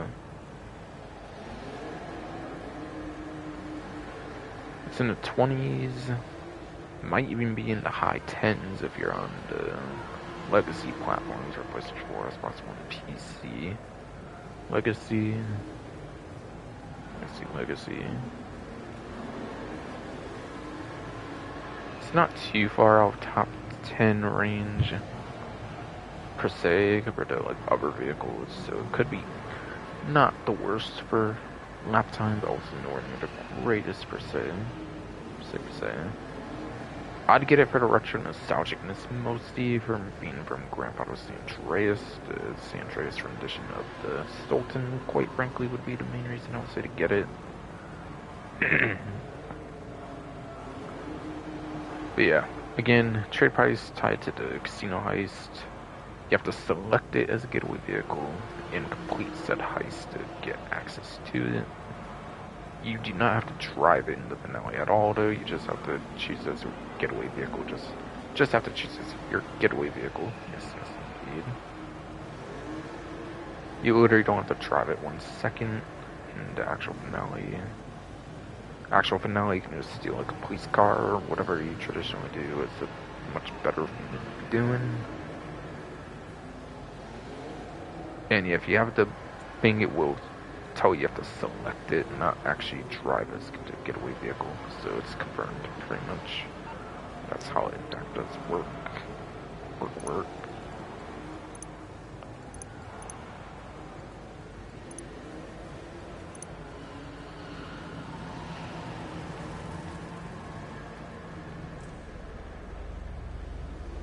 No.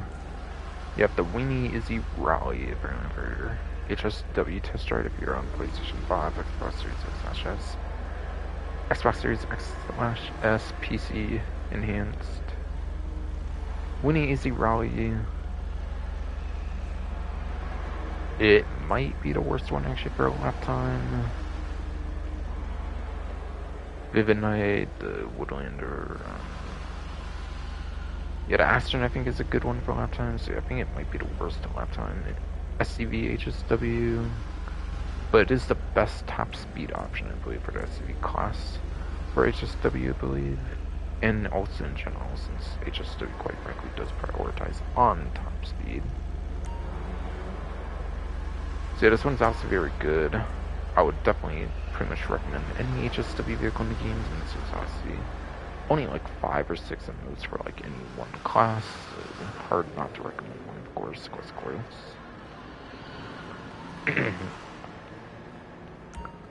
And all those you could find like what website and stuff they are pretty much on the HSW vehicle list.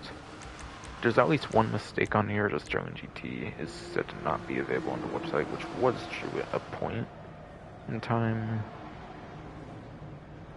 Yeah, Sterling GT was going to a Sanders Mercenary DLC until it got brought back with the Asian Sabotage DLC, but they never fixed whatsoever. But yeah, every vehicle on this list is available on the website, so I'm not going to show the website often. And then just to let people know it is on the website, I'm just not going to show it off on the website, since the laptop does a good job of that already. Ready.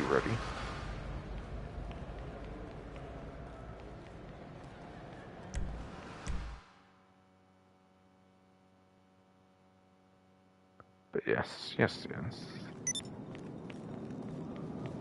That was everything there, pretty sure. So now it is going to be onto the luxury autos. Go over those two vehicles.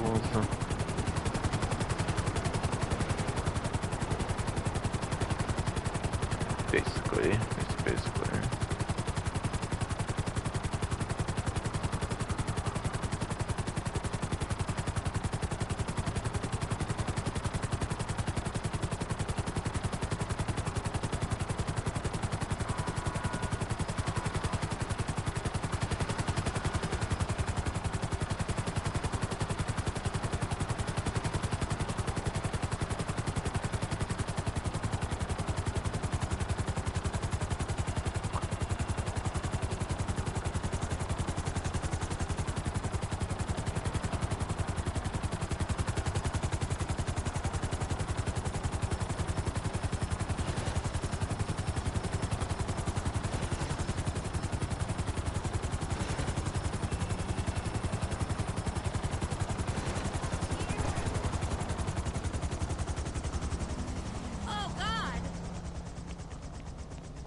Yes, yes, yes. Okay, so.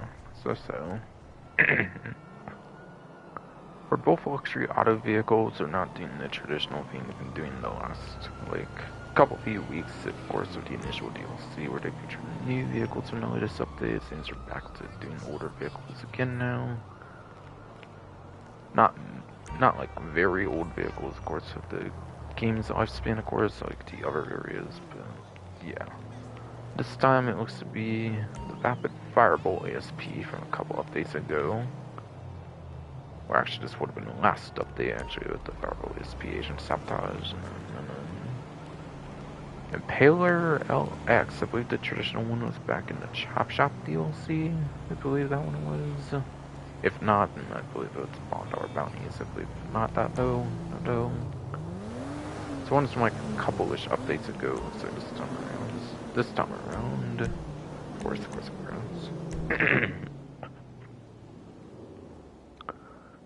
yes.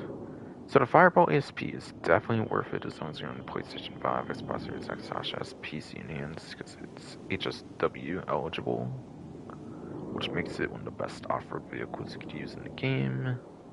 The best one for top speed, apparently it's the top speed option for HSW off-road, or some monstrosity, I think it's the one that's focused more on the lap time. So it very much does have a purpose for the newer platforms. But yeah, on PlayStation 4, Xbox One, PC Legacy is absolutely not going to be as good there. Pretty sure it's not on discount, so as I said, only one off-road vehicle and it's not a deceiver, so yeah, not on discount though, so I'm not going to go over exact numbers or nothing. But yeah, at least on one platform, it's very good to get. And on said platform, you can actually get it for free. This only again for the newer platforms, so PlayStation Series X / PC enhanced, not online career. On those platforms, if you do Agent Sabotage Tier 4, that gets you just said vehicle for free. If you do all these different objectives, very worthwhile to get a free HSW vehicle practically. It comes stock without HSW, kinda has the unique plate as well for the Jody Marshall plate as well, which is very cool. This is very cool. Very cool. Having that Marshall plate and everything.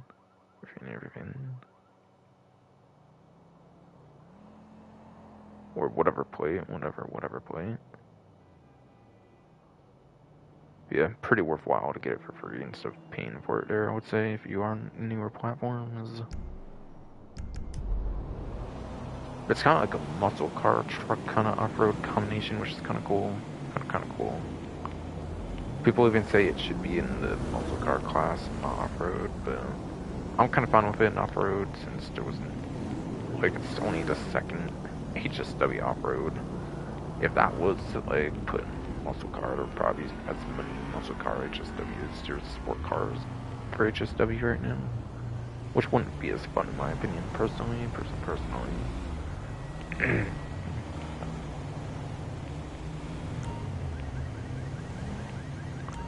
Yes. No. Pillar LX is a muscle car. Pillar LX is, yes, a muscle car. I'm pretty sure it's not a top tier option at all.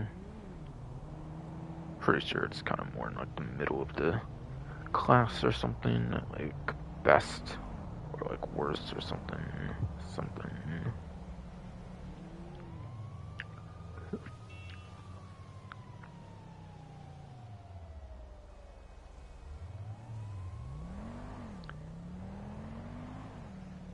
Alright, yeah, nowhere near the worst like I thought apparently when I'm looking at the special year right now, basically. But it's not on discounts, I'm not gonna mention exact numbers. Only one wants the car again on a discount like I said earlier, and it's not this one. So yeah, both of these are full price. Both of these will be full price, by the way. By the way.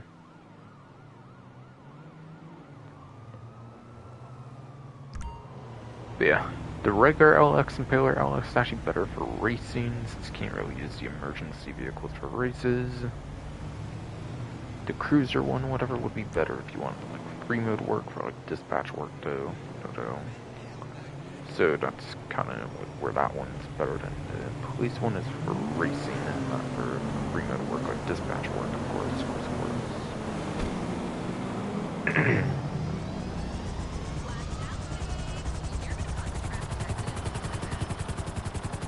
And you had a Fireball ESP to show them. Well, again, that's HSW you can find on the laptop, like I said, for that one. Power Alex again. 2-door, right? If not, then it's 4-door, obviously. That's obviously. Shit. Oh my. Yeah, I should have went over that earlier, obviously. Obviously. Yeah, I just knew it was gonna happen. My bad.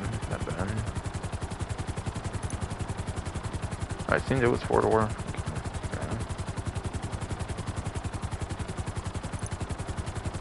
Does have a lock-on jammer. I think it might have added a justice update as well. Possibly. Yeah, Fireball ASP, by the way, also has a lock-on jammer. We can add an agent sabotage. That was when they started like all the new vehicles have lock-on jammers, I think.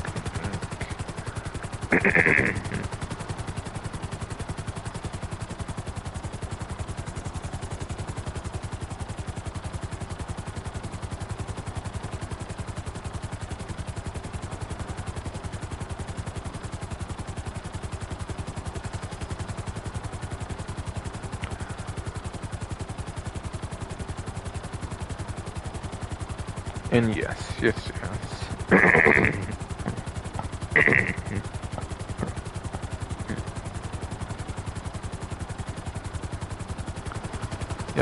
indeed. Yeah, Justice update, they did add in Pillar LX of the lock-on jammer, particularly Justice update. Agent Sabotage didn't have the lock-on jammer on it, just got it this update, apparently. As an option, of course.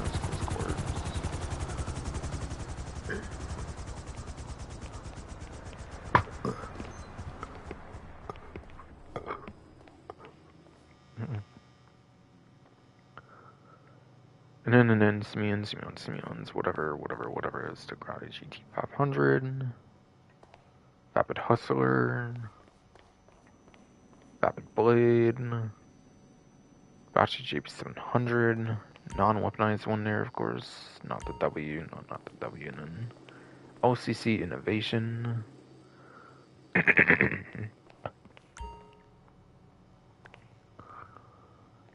And yeah, by the way, luxury autos have 2 online exclusive vehicles, being 2024 and 2023. I'm pretty sure on those two. Those two.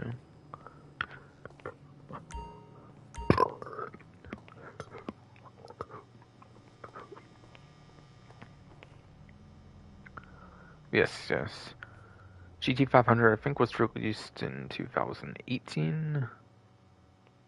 Hustler was 2017, or Future V 2018, but for Doomsday Heist, which was 2017 for DLC, of course, for the Doomsday Heist update.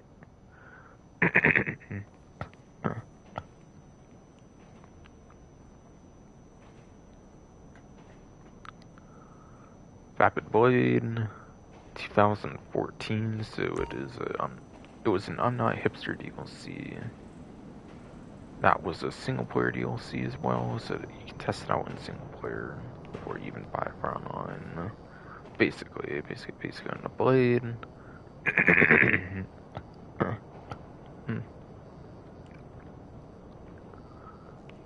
JB700, JB700, that's a day 1 vehicle, 2013, September 17th, 2013, so it is in single player to test out. LCC Innovation, that was either day 1, but I think it was even for like Last Team Standing update, which was like late 2014. So again, being 2014, you can also test that out in single player. I'm pretty definitely certain on that one. So only these first 2 are on exclusives. Ever free, you can actually test out for story mode though.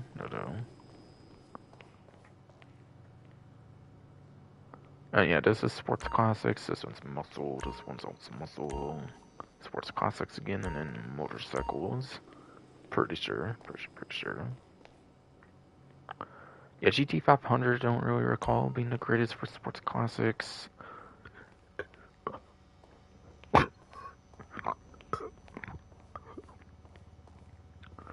And then Hustler, I think it's surprisingly good for top speed, if I remember right. They might have also fallen off there compared to other muscle cars, so probably not viable anymore, but surprisingly good top speed, I believe.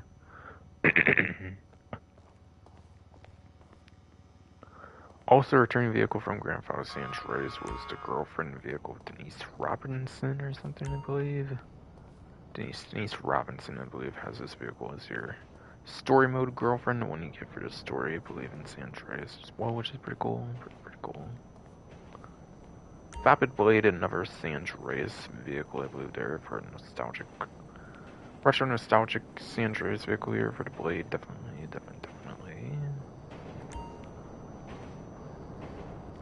Chevy 700. Again, it's the non-weaponized one, so it's probably not too great. I forget if you can. I kind of forget if you can race with this W though. You might not be able to race with W in just the traditional one though. So if you want a raceable option, you might want this one though. But even then, I don't think it's all that viable for sport classic races, anyways. Then this one's a chopper motorcycle, so it's not going to be great on performance. I pretty much guarantee it. It is a returning motorcycle from Grand Theft Auto 4. It is returning from Grand Theft Auto 4, Lost and Damned at least. Maybe also original GTA 4, but maybe just Lost and Damned, I think. So there is some retro nostalgicness to be had on the Invasion, but not as much as like the Hustler or the Blade. Only being in the HD universe, not also the 3D universe, pretty sure.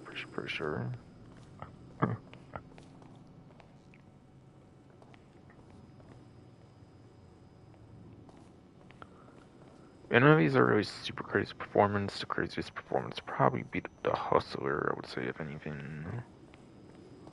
So I wouldn't really get any of these for raw performance or anything. I don't think so, for sure. And I guarantee they're all vaulted vehicles, no lock-on jammers on any of these, I'm pretty sure. Also, they're not likely to be on discount as well. They're probably full price, of course.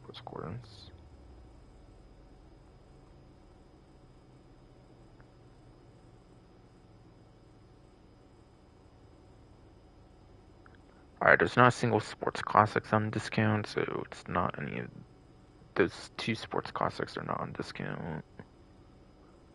Only one muscle car discount is not any of these two.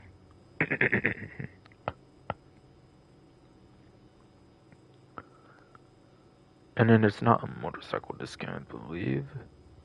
Yeah, no. So, yeah, all these are full price then, okay. So I'll go over the remove vehicles dates spreadsheet, I believe, then, and then.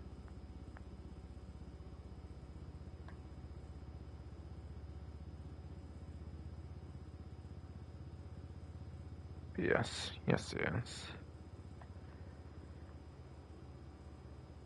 Comparing to Grotti GT 500, that one has been on the dealership 8 times now, apparently.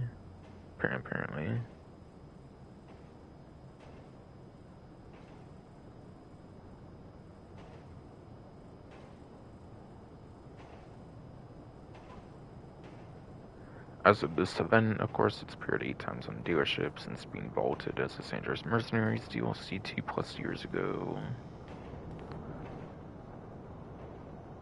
So that's how often it appeared, basically in the last 700-ish days or so.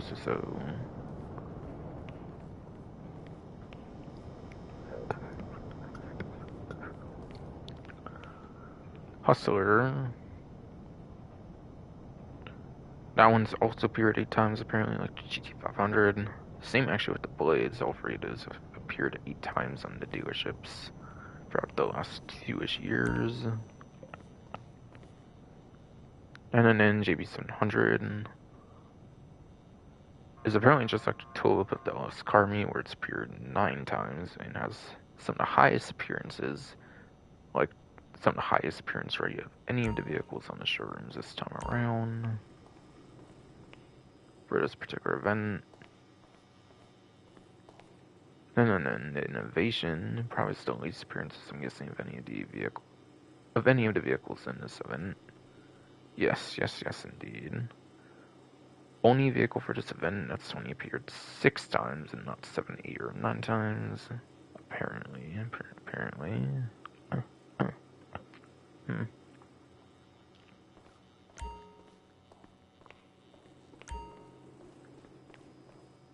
So that's all the different availability amounts that all these different vehicles have had since being vaulted as of Sanders Mercenaries DLC last 2+ years on the websites.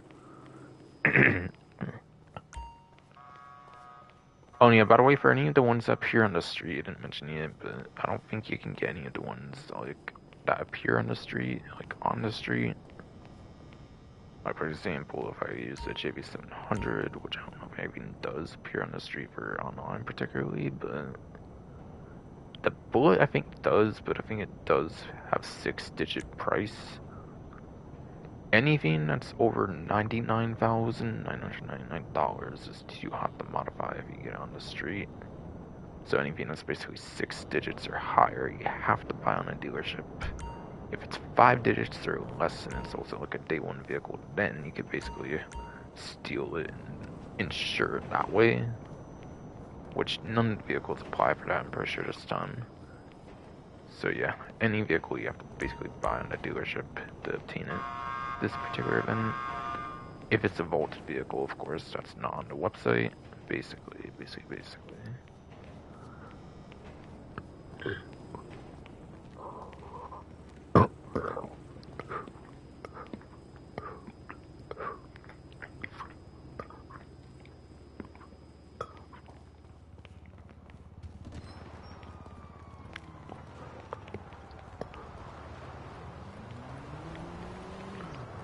So that should cover all the different showrooms, basically.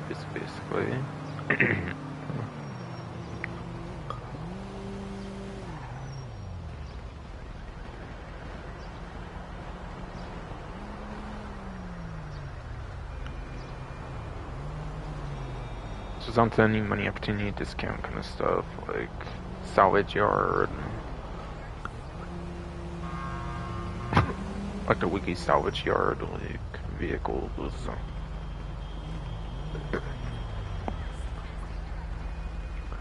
All that kind of stuff really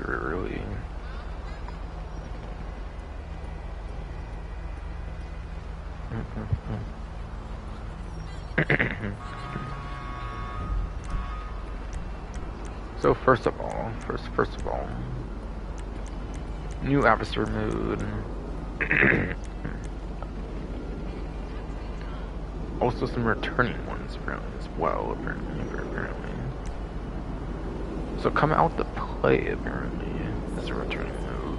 However, you only get the 2nd map and the 5th map, which are the ones for Davis and Gransmore Desert.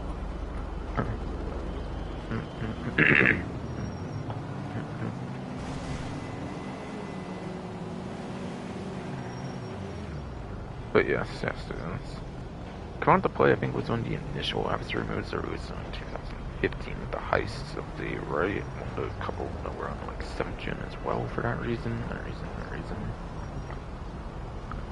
I could be wrong though, but I think so. This might be one of the oldest adversary modes. It has free runners. I have to try to make it to destination or something. Only 1 life, selection of weapons. And then 5 hunters, okay. And it has anywhere from 2 to 8 players. So half of that 16-player count I was kind of talking about basically earlier, basically. So this one's not going to make anywhere near the most money since you're capped at 8 players, it seems. Kind of, like I was kind of talking about earlier. Oh yeah, and rank 12 to me that does suggest one of the earliest ones as well. So I think most of them have rank 1 obviously. So it was probably for sure one of the earlier ones has rank 12 as a requirement, which is weird for Navigator mode of all things, of course.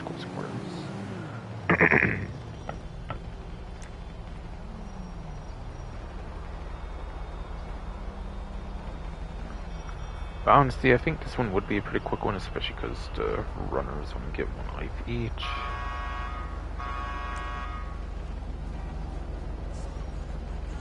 But yeah, new game mode apparently, 4 to 28 players. I think it's the same amount of players the regular Motor Wars does have, which is what I expected.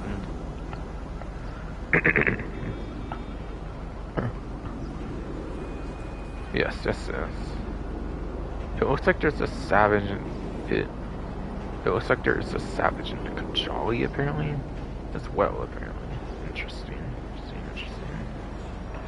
Trying to see if I notice another vehicle in there, but I think it's like has such a side view I can't really make out what it is on top of my head. But yeah, Barrage, Savage, Kajali. Geez, Savage Kajali have explosive kind of stuff too. That's crazy. 34%. This might be a very unbalanced game mode. Might not be as good as the original Motor Wars then. Sheesh.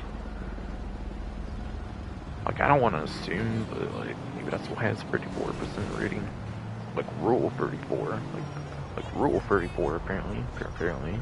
Get kinky there, I guess. Whoa.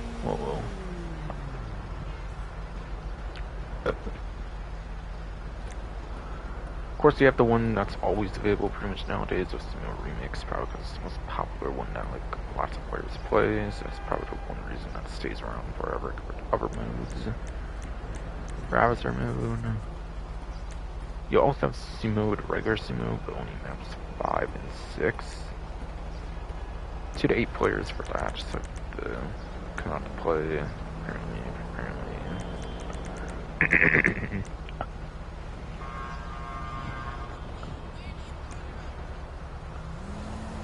Yeah, this is the one that's on like regular courses. This one's on regular courses compared to stunt tracks like Remix would have, of course. It's kind of almost the same thing as that. I feel like Sumo would be a quick mode. This one's probably like a very quick mode. Especially since the regular tracks don't have like a lot of surface room I feel compared to the stunt track one.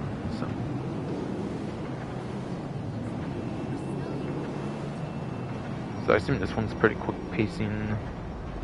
For sure.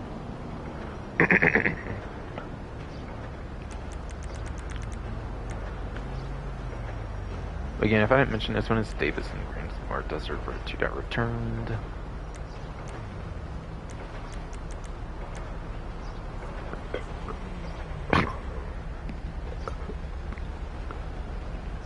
And then Sumo 5. That's Eternal map apparently, and then Sumo 6 is still lost. It's International Airport map apparently. And then last but not least, they returned to Turf Wars with 2 maps like Sumo and Come Out to Play.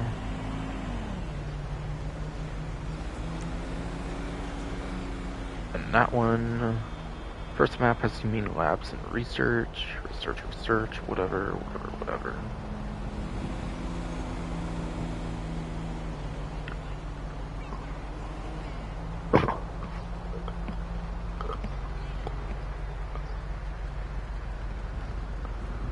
And then Turf Wars 7 is Vinewood Hills, basically.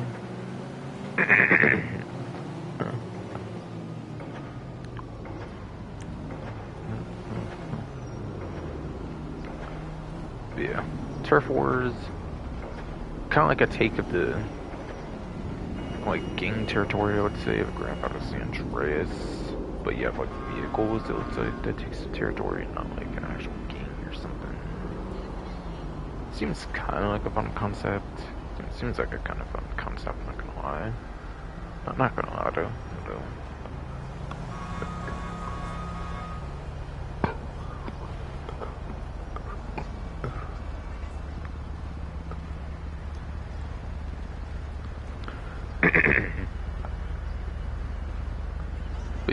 yes, yes. This one seems to also be more time-based, so it doesn't seem like just an easy way to cheese it, like destroying other players' vehicles or something.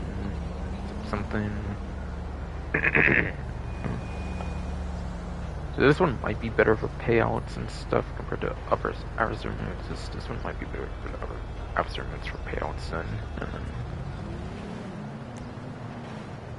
But again, first map is Humane Labs and Research. Second map is Monodeals. They're obviously on stunt track scenes for the turf war kind of gimmick as well. 2 to 8 players there as well, like the regular sumo and then kind of the play. So between the 3 returning ones, the longer pace one's definitely sounding like it's going to be turf wars.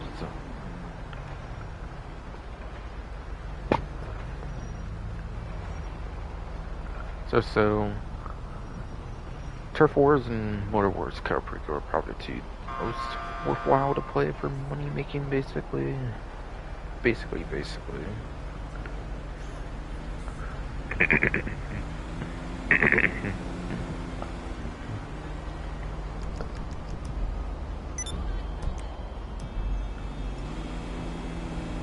No. Yeah, worth noting. Tier 4 adversary mode does require you Tier 4 adversary mode does require you to play all kinds of different adversary modes. Well, I'm apparently at 21, probably because they release like new ones every now and then. Every now and then they probably do release new ones, of course. That's probably why I'm somehow at 21 or 25, basically.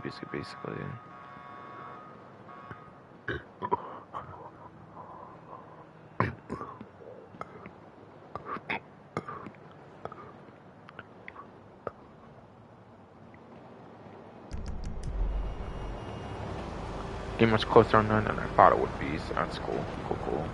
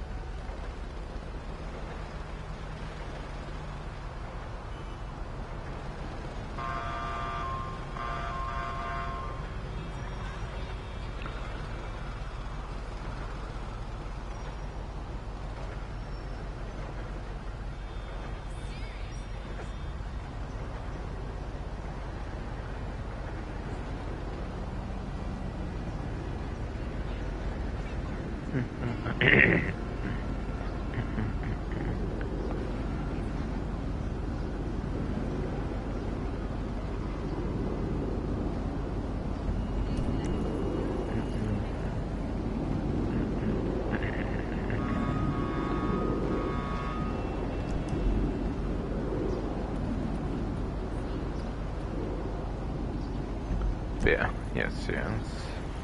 Yeah, Caprico series is at the terminal area, which actually might be where it's normally at least for the races it is, I believe.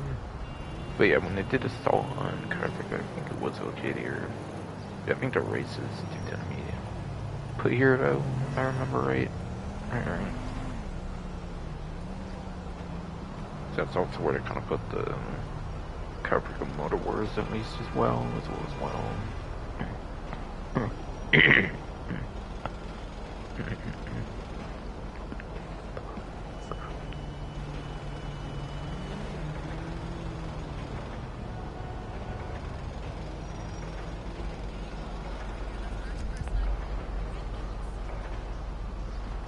And again, as a reminder, weekly challenge is to make 3 safeguard deliveries.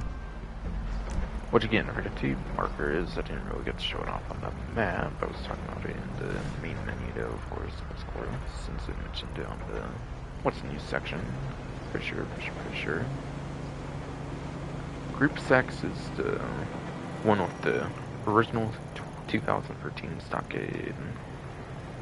And then the one with the new Bobcat security one, of course, the new DLC vehicle for the, like, whole money price DLC, of course. And the non-snow version, the civilian snow version, or whatever, from 2013, or whatever. That was cut from single player. That's the Bobcat security one, of course.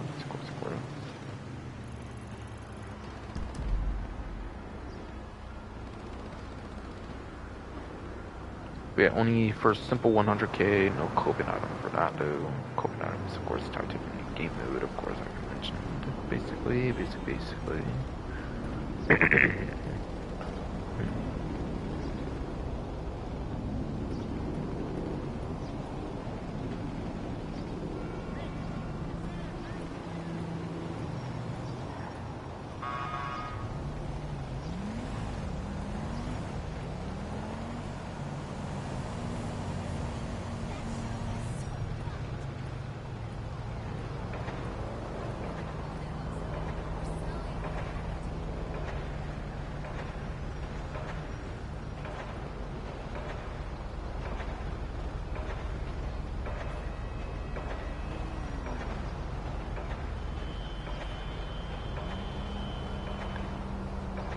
No. The other 3 times money opportunity is kind of a similar one to the other one, apparently. It's gonna be collectibles, I believe daily again. Yeah, spirit stashes for the other one. There's 2 of those, like I said, it's very similar. Treasure chests for this one, which is another Cayo Perico collectible.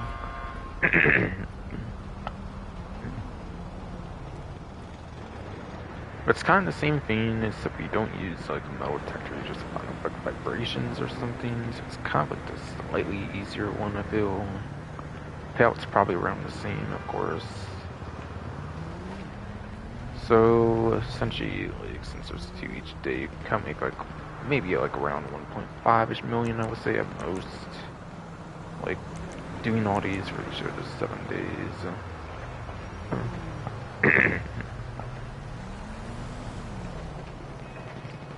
Really, I don't think it's that good. What the fuck? I'm gonna text a bitch right now. Jeez, leave me alone.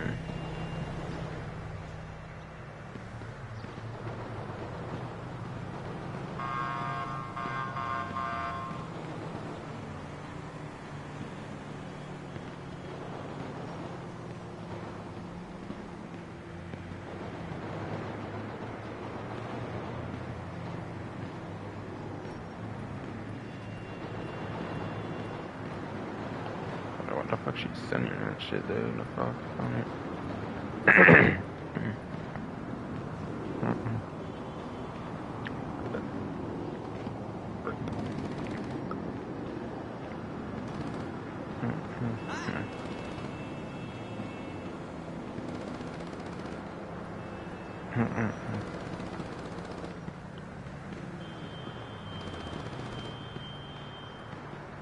Jeez, bro.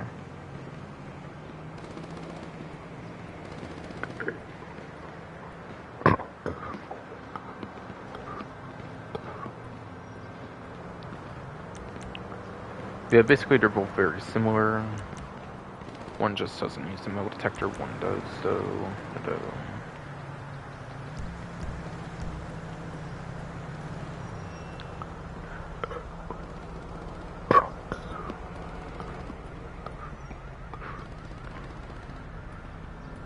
Come on, body. Stop.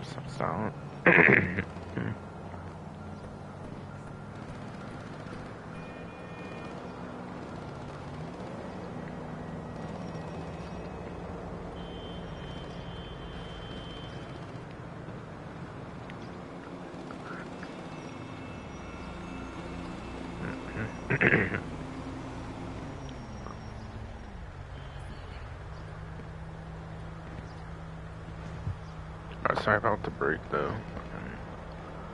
Thought it's been kind of a bitch, so had more of my fucking raspberry cream cold foam.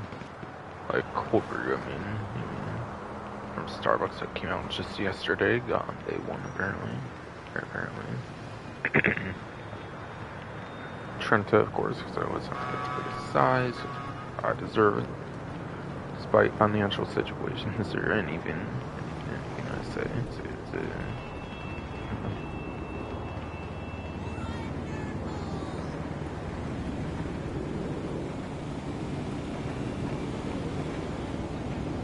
But I don't make things better for me, basically.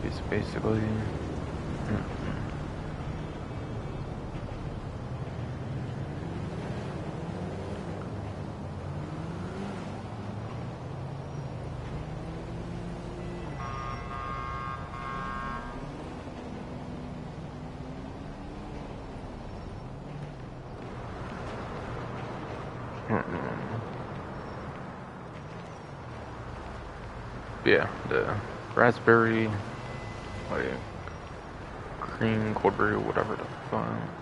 Pretty alright. Pretty alright, though. It's very basic with the one they already have made, basically.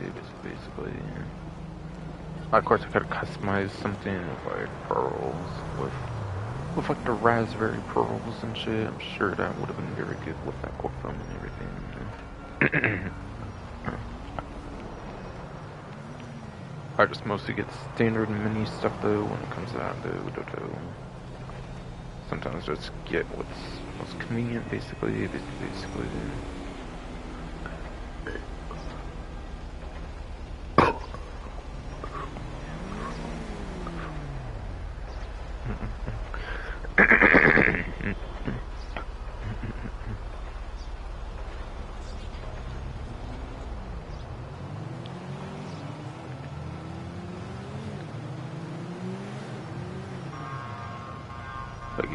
Again, for the last time, because my throat hernia's been kind of bitch. Basically the same thing I mentioned for various stashes from treasure shows. Just a little more convenient, go for these. It's just vibration based, not no protector based. Maybe. Or maybe it is a slightly worse spirit stashes. Maybe. But they're almost the same thing, I would say. I would definitely say.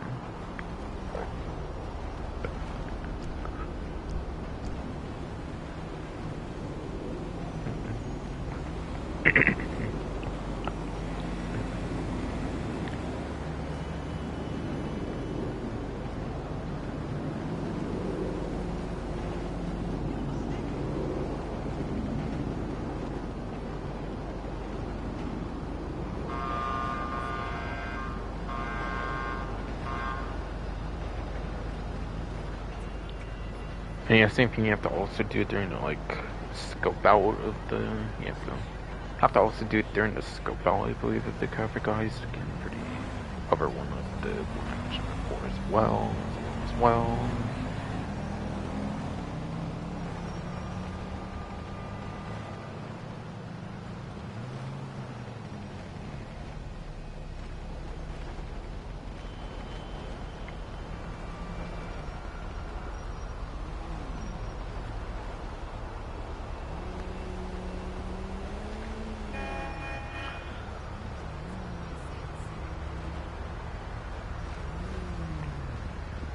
And yeah, it's 2 times money RP for the everything on the featured series, basically, but I kind of mentioned it, basically, because the...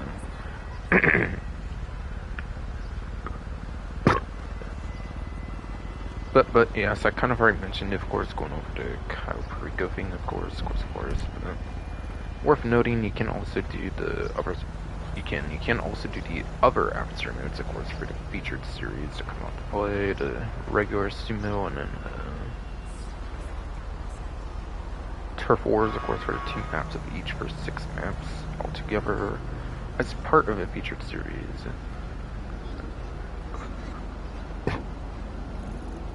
As part of a featured series of the Legion Square, of course.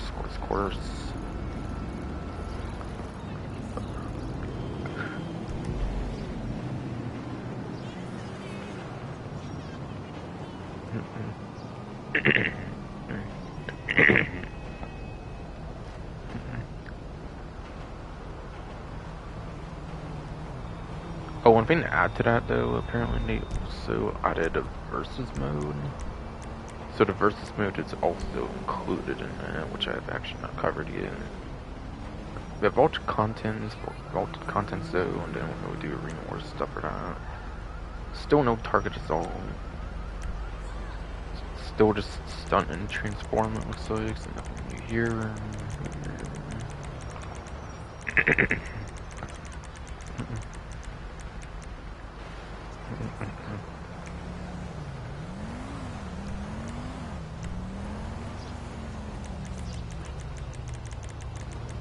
They did not bring back the Perico races or the open wheel races. It looks like for the Rocks Crate open wheel races that they don't keep in the game anymore. Like permanently, of course. Those are the only things I can think of in races that would be able to be brought back.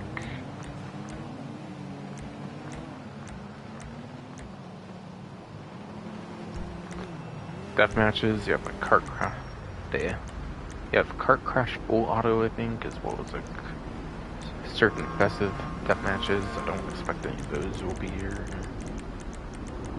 Indeed.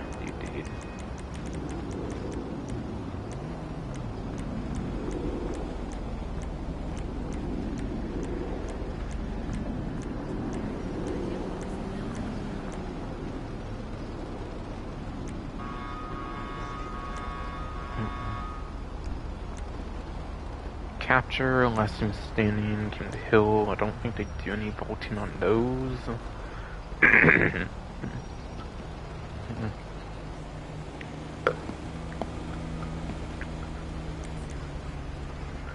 Yeah, on those, I don't think they vault any of that kind of stuff on those three categories at all.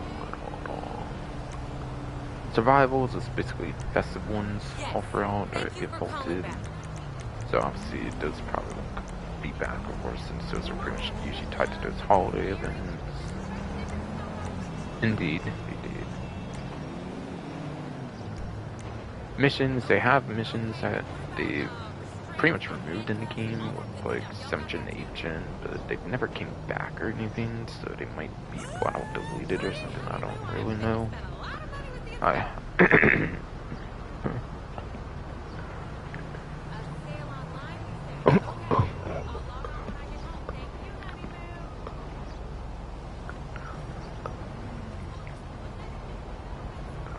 But yes.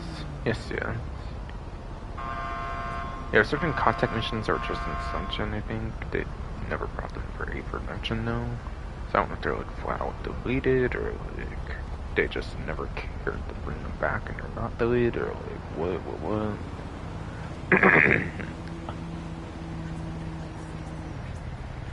So yeah, nothing really gets vaulted in contact missions, so basically. Yeah, versus you have Top Fun 2 and 3 only, apparently. Okay. Not the first map, apparently. Not the first map, apparently.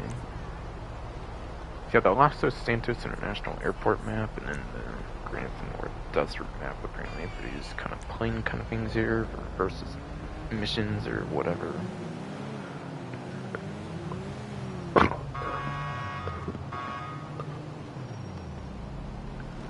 Or for versus missions, whatever.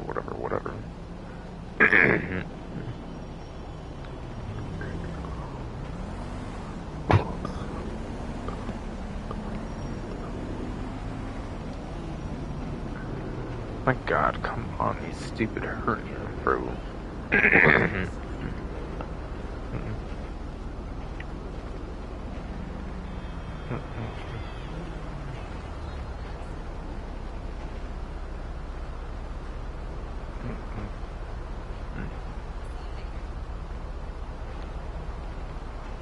God damn it, I guess we're drinking more of his coffee then.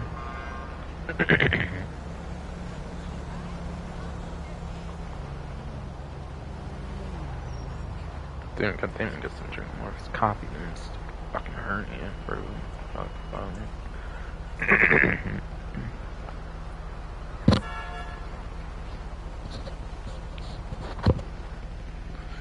And then my body somehow drooled or some shit. What the fuck? What the fuck?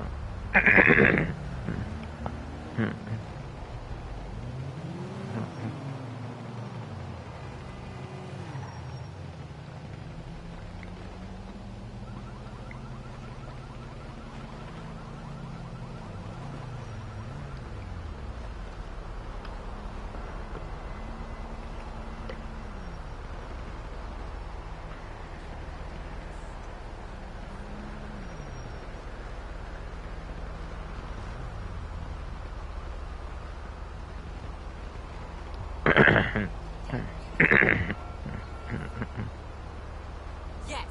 Thank you for calling back. Yes, yes, yes. For some reason, you only have Top Fun 2 and 3.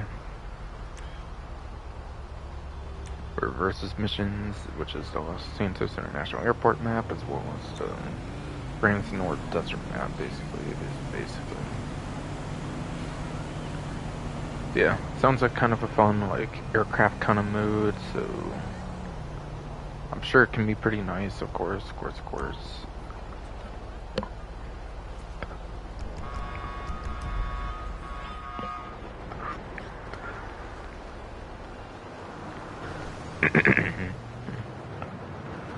And I imagine it'd be similar to adversary modes, where it's based on like amount of time, like how the game plays out, of course, plays into that amount of time, and amount of players. But I assume Turf Wars again would be like more lucrative than that even. So yeah, pretty much Turf Wars, Cayo, Perico, Motor Wars, and Garden 2 kind of modes like that are gonna pay the most, basically.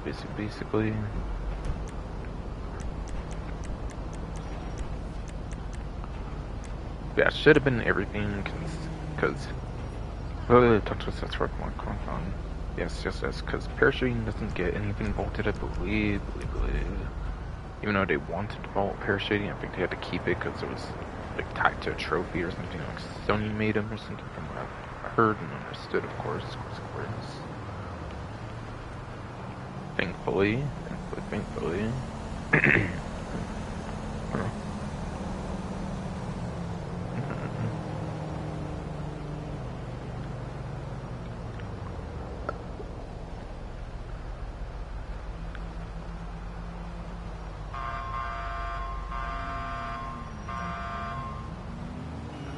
So that was the only one I missed for the featured series, was the Top Fun. That was the only one I haven't talked about before now.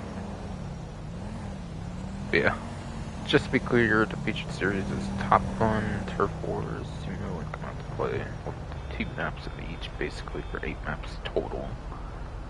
So I was a little wrong about what I was saying earlier. It was just because I didn't go over to Top Fun yet. Yeah.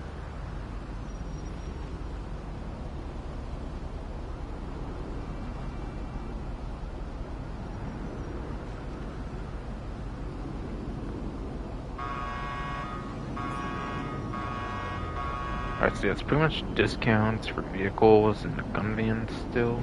Vehicle, gun van discounts, pretty much it seems.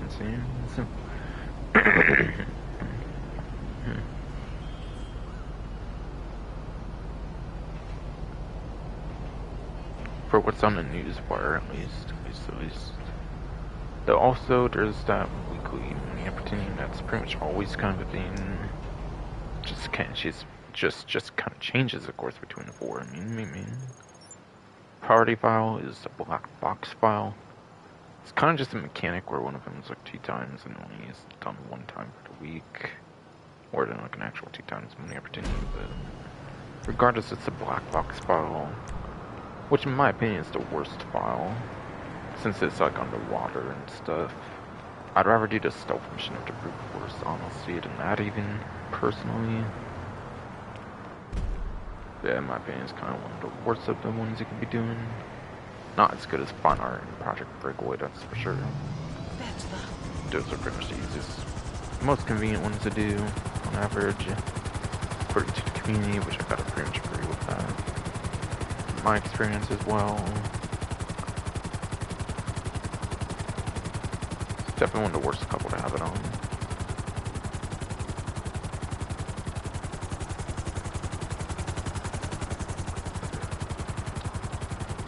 But given a lot of adversary modes and stuff are what's the 2 times and all that of stuff. It actually might be one of the better money opportunities for the event, basically.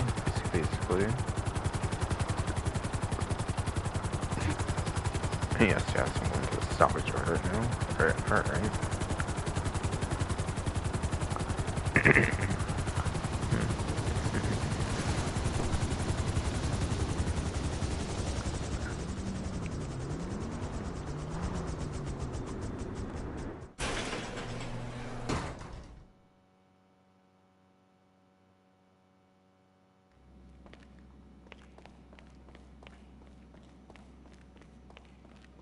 What's up?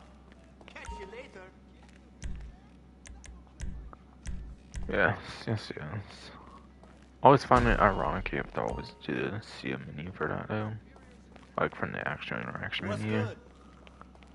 But yeah, this is the update after to register as a boss where they consolidated like two options as one kind of menu. Hey! Essentially. Alright, but yes, okay. No claimable vehicle this time, okay. Alright, so onto the Fathom FR36, whatever. I won't know what any vanity plates are for these, but not a big deal since you cannot claim them anyways.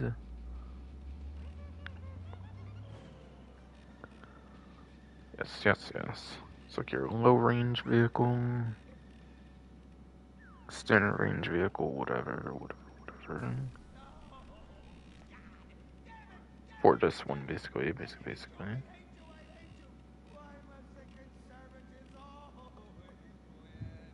Same price as mid-range, though, apparently. Mid-range is apparently same price. Same price.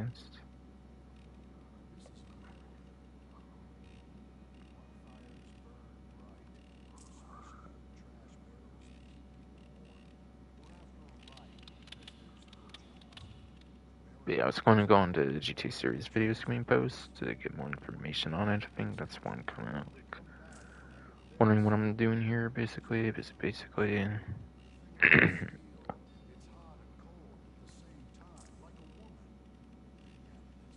the way.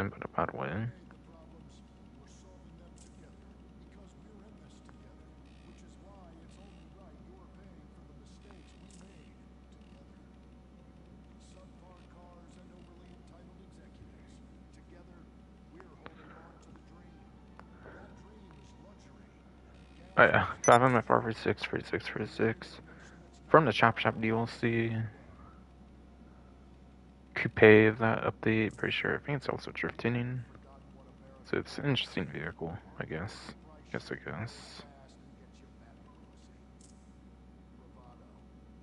For some background on the vehicle. And it's apparently part of gang bingo robbery. Has a max sale value of $341,000 and a salvage value of $272,800. And then onto the Ocelot Swinger from the After Hours DLC. Might also be a retro nostalgic vehicle from a 2D universe game like Grand Theft Auto 1, London 1961, 1969, GT2 or something. One of those games I believe might have it. Might be wrong. It's like a retro nostalgic vehicle.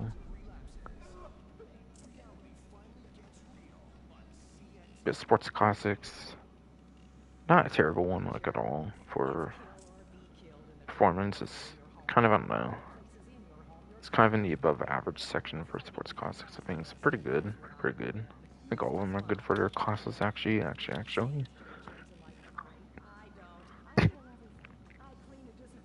And then yeah, this one's a mid-range vehicle, part of the Duggan robbery this time, which is the one at the arena. Basically.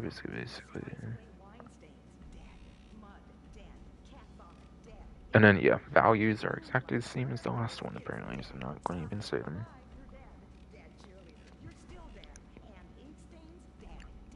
And then last but not least is the Pacho Wagner supercar. I believe it was added in the gun running DLC.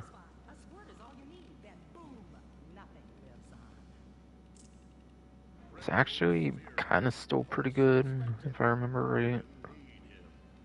It's under the A tier options I mentioned, but I think it's still like B or C tier, which is pretty good still, if I remember correctly. Still pretty average, actually. If remembering correctly. Of course. It's a top range vehicle, of course.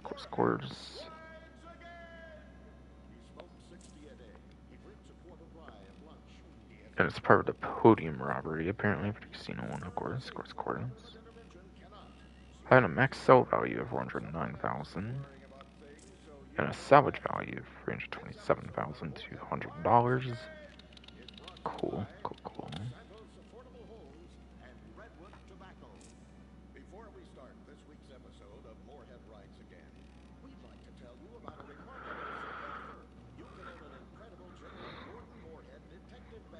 So that's the lineup for salvage yard robberies this time. No claimable ones though, but for those that are curious, since it does change each week, so I do like to cover it still.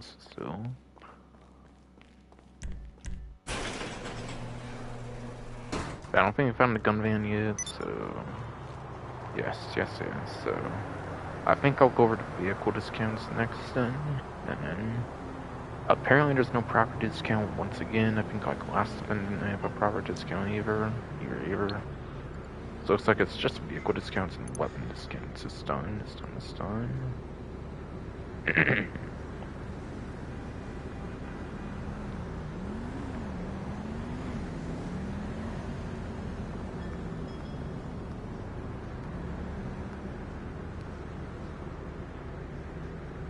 Yeah, one discount was obviously the half track, which I already talked about basically.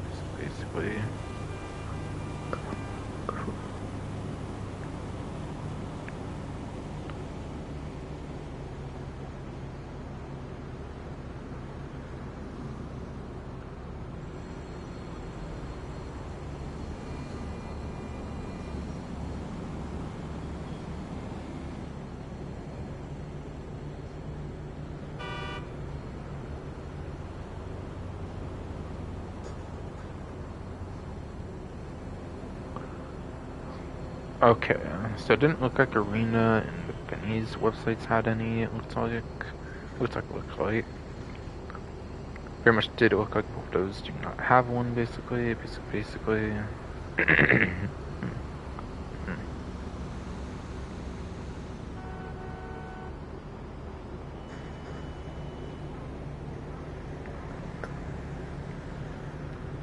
Looks like Elitist might actually be the first one to have something.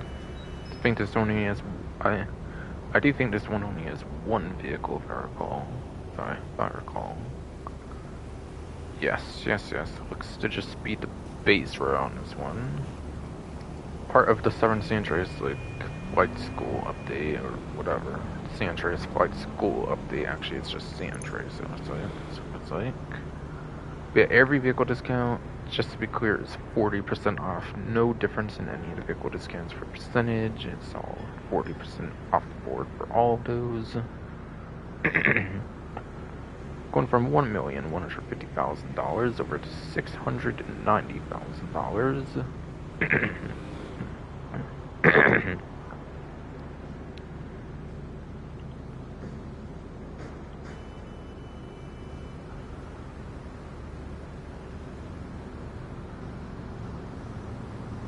$450,000-ish. What, 460,000, I think.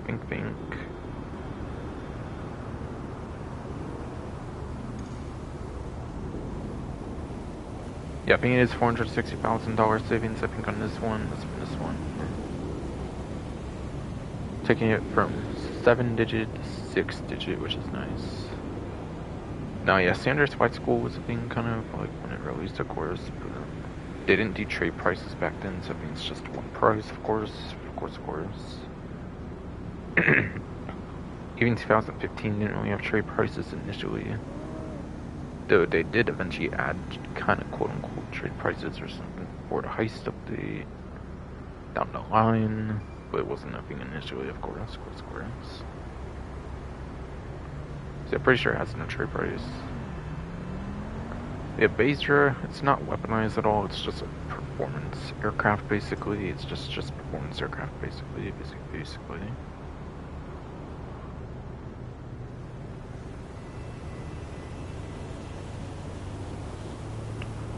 So.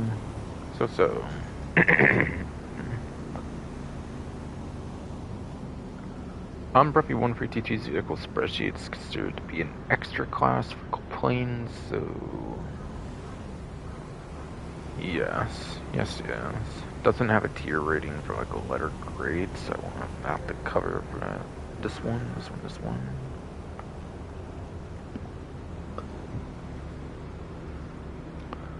Yes, the Basra.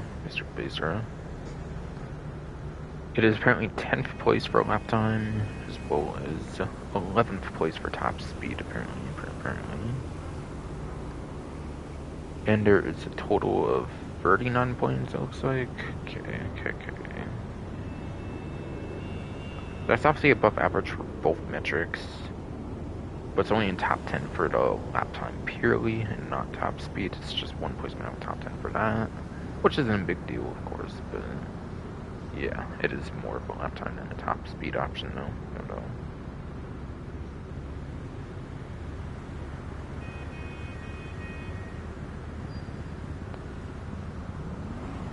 So yes, and it is Pegasus. It was before the hangars were things, so it is a Pegasus vehicle. There's not any vehicle storage limitation in regards to Pegasus, so you might as well buy one if you want one. You don't have like a garage or like a hangar or anything it has to be in for Pegasus vehicles. Only way that applies is if you turn it into a personal aircraft. But even then, you always have the Pegasus option available, even if you do that. So you basically get unlimited stock of it, and Pegasus has unlimited storage, so no worry about storage, just whether you can afford it or not. Which, for a price like this, I think it's pretty worth it for $690,000, quite frankly, for a good transport plane in the game.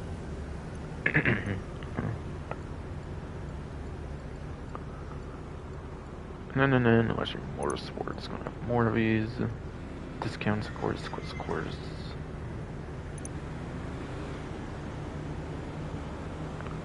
Starting with the Grotti Stinger GT, which I kind of actually mentioned already, comparing it to the Tampa GT, basically.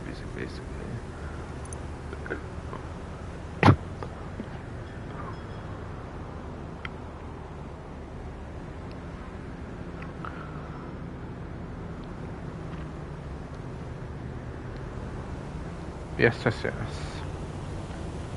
So this vehicle, as you actually can see here, has both Monitech and HSW available. So both platforms, it does get Monitech stuff. 9th generation, like the newer versions of the game, PlayStation 5, Xbox Series X/S, PC enhanced, gets HSW on top of that as well. So obviously it's a better buy on the newer platforms. But Minetech alone is pretty decent, even on the older platforms, definitely. So for Minetech, it does have armor plating. I definitely am certain this one does have armor plating. It's not electric though, so it's not the best for armor plating for the other ones. Pretty sure. But it's serviceable enough, especially with this lock-on chamber on top of it. I don't believe this one is bullet resistant glass. I don't think it has that feature. I could be wrong though. If it does, then it's great. But if not, then kind of sucks that you won't be protected. That's the lightest tad from bullets. And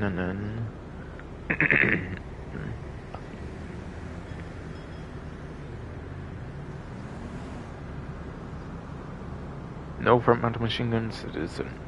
It is a newer Minetech vehicle, so it does not have the front mounted machine guns. It does have slip lines to it, which again is just an alright mine type. Spin vehicles out at least. And then also, yeah, this one is pretty feature rich. It just lacks the window thing and then the bullet glass, I think. I mean, the bullet resistant class, I mean, and the front mount machine guns, I think, are the only two things it lacks, I believe. And then, yeah, obviously, option of missile lock-in chamber remote control unit. It's a sports car, so you very much could get away with doing a remote control unit on this one if you wanted to. But yeah, it's not electric, so I don't think it really matters on this one too much. Missile lock-on jamming, might as well just do, obviously, to make the armor plating even more meaningful, of course. Having no lock-on is definitely very helpful in addition to the armor plating for survivability in general in free mode.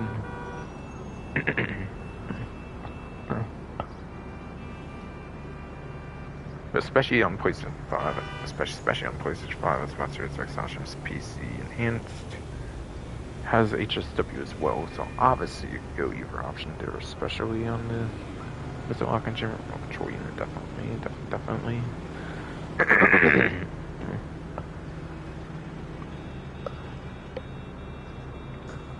And forgot to mention the price on this one, but yeah, I don't believe it has a trade price. I think it's the price no matter what. For 2 million for 80 to 1 million for 28, 48. Alright, so 952,000 or something savings or something, right? Pretty decent savings on this vehicle, definitely.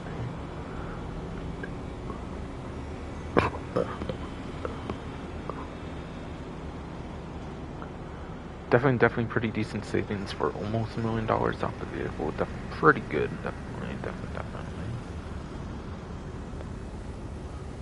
And again, I already mentioned this actually is the second best overall top speed, basically, since the Tampa GT, like I said, was the third, and this one is right above that. So second best top speed, I believe, for a land vehicle in the whole game, basically. I'm pretty sure.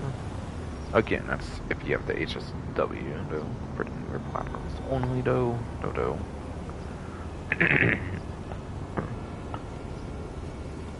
Performance is absolutely insane on this one. But I'll go over both performance numbers, I guess, as well.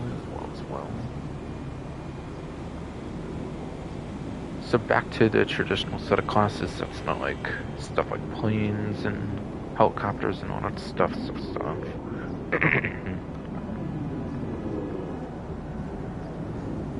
It's one of 117 sport cars, or two of them, really. But non-HSW for the PlayStation 4, Xbox One, PC Legacy. That one's probably at the bottom of the D tier, comparing it to top of D tier, like the Soldier Classic, for example. That apparently gives it 32nd place some time, and 12th place top speed. Then again, you kind of you basically subtract 6, I guess, since you wouldn't have the HSW, no. So actually, I'd be 26 in 6th place then on those platforms, which is actually pretty good, I would say, especially on the top speed. It would actually be in the 20s still for a lifetime, which is actually not that good, but top speed alone is pretty good, even for the traditional non-HSW option on the older platforms anyways. Or of course excluding HSW in the race settings or something for 9th gen as well.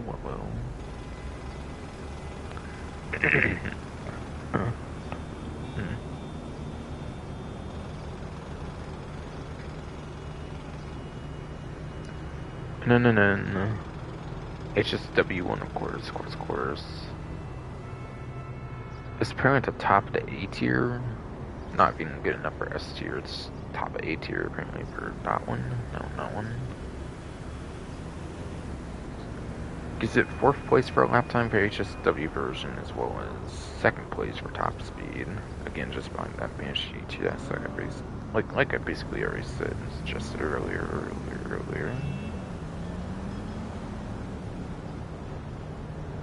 Which is pretty decent, definitely.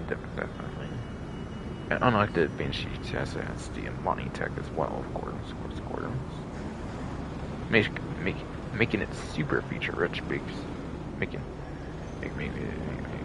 alright, tongue twist, that's right, making it extremely feature rich, of course, forwards.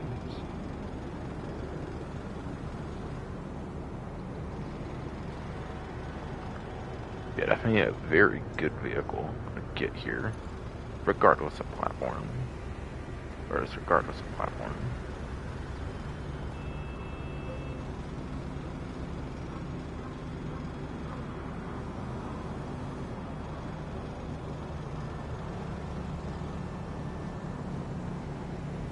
And then looks like the Grotti Visione is next here for supercar. Going from 2,250,000 over to 1,350,000. 130,000 away, so I think it's like 870,000 savings, I believe. Or actually, hold on. No, that would be 900k in savings then, right, my bad. Yeah, I think that's exactly 900k then, actually, in the savings. Yeah,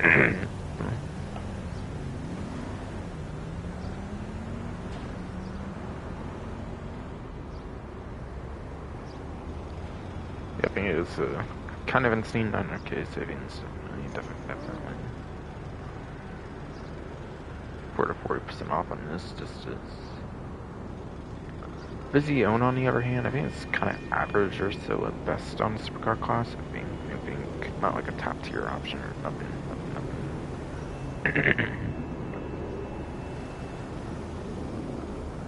Yes.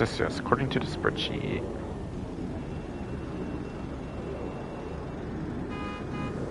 it is apparently in the middle of the D tier for the supercar class,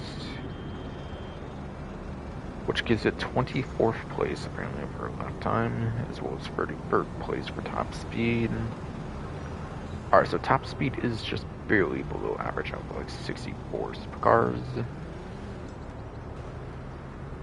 Apparently.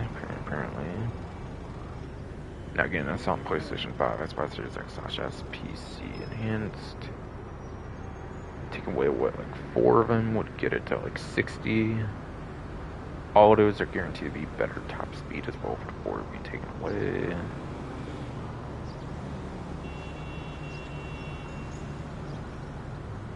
I believe that technically puts it just barely above average if you're taking away HSW for older platforms, PlayStation 4, Xbox One, PC, Legacy, or disabling like HSW in a race or something, of course. Which would technically put it above average for both metrics. And then taking away 4 on the... Or actually, you would take away 3 apparently, because NTMT's just right behind it. NTMT's right behind the Visione for a long time apparently. So -3 would put it like 21st place at best for top. No. 21st place at best for lap time, of course. So it is only like at best in the 20s, which is not amazing, to be honest, but yeah. It's average-ish at best, like I was basically kind of saying. There's definitely much better options for this car class, though. So it's more of a customization, like personal preference kind of vehicle. I think it's definitely more customization, personal preference kind of vehicle right here, basically. Not necessarily one I would advise going too much out the way to purchase.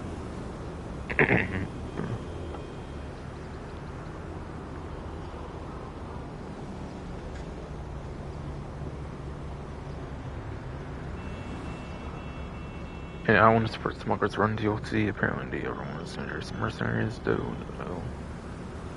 By the way.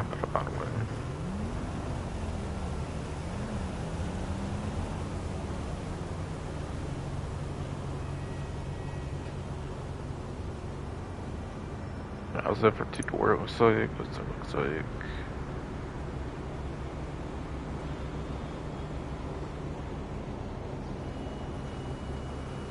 Alright, Alright, it's a 4-door apparently. Okay, just the one it looks like though. Part of Team Say Heist DLC. Basically. But this one goes from 1.5 million apparently over to 900,000. So it's a $600,000 discount for 40% off. I don't believe that's a trade price. Doomsday Heist had Doomsday Heist had trade prices for like the significant weaponized ones for like some of the heist stuff. So Neon definitely does not have a trade price, I'm sure of it. It's $600,000 off of an electric sports car. It's pretty much guaranteed not to be good for top speed, unfortunately, just because it's kind of the nature of electric vehicles. For the average one, if it's not something like HSW Cycle 2, which is a rare exception, and that's because it's HSW, obviously pretty much there.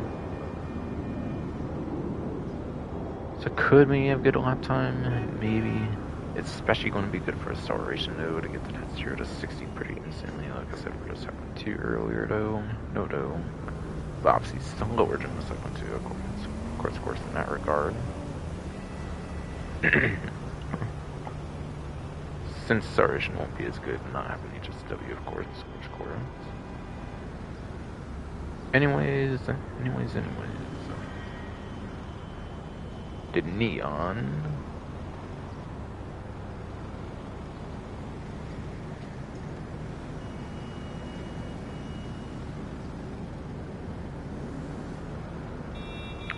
It is apparently in the E tier, for the sports class. It is, yes, apparently E tier for the sports class. And that gives it 41st place, apparently, for lap time, and 94th place for top speed. Again, it's out of 117. So it's actually above average for the class for lap time. But still, 30s to 40s at best is not good there. Compared to a bunch of other options, top speed is very much below average for the whole class, no matter how you slice it there though. At best minus like 6, it'd be basically very fit for lap time, which again, quite a bit off top 10. It's really for the 0-60 acceleration being an electric car, I would say, on this one. Or otherwise, honestly, just customization for some preference reasons or something.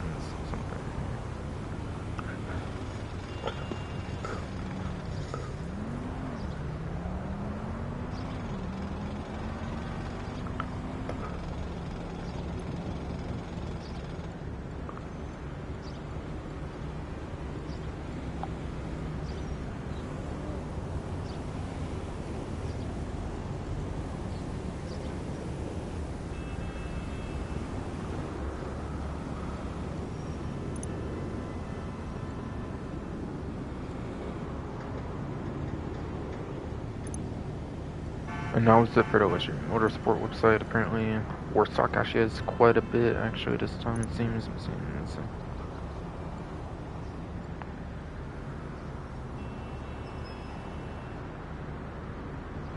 Yeah, not even the Kasaka or something's on discount for like all the Perico stuff going on for even. Didn't do the Kasaka or something. For like a pseudo property for like a half property health for yeah, like a half property, half vehicle, of course.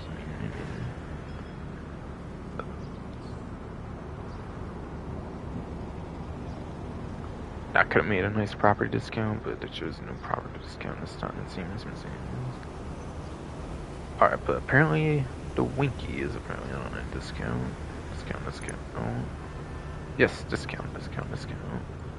This one definitely does have a trade price, I'm pretty sure, tied to like finding all the contents on like a scope owl, what's it called? Probably scope owl, whatever, like I said. Like the Gabbert Intel, I think actually was what I was thinking of, I think. The scope owl Gabbert Intel. If you find all the contents, I think in like one run, I think you get like the trade price for it or something. Which is kind of annoying given the vehicle's like super shit, but yeah. That, at least on a trade price, it is 300 $30,000 off, it looks like. For the savings on this one, not much, of course, but yeah, it's kind of a meme vehicle. It's kind of a meme vehicle, really, so not surprising. Not surprising. It's also another way to get those as well if you're on the PlayStation 5, Series X/S, PC enhanced, whatever, but only on that platform. Trade prices for all platforms, though. But Winky used to be one of the worst ones for, or it used to be the actual worst option, I believe, for off-road races, but it's like second worst now, I believe. It's an off-road class, basically, like I'm saying, basically. And it is only above the Zaba for raceable options. It is apparently only like above the Zaba for raceable options. And off-road's also a class of like a fuck ton of like non-raceable options as well.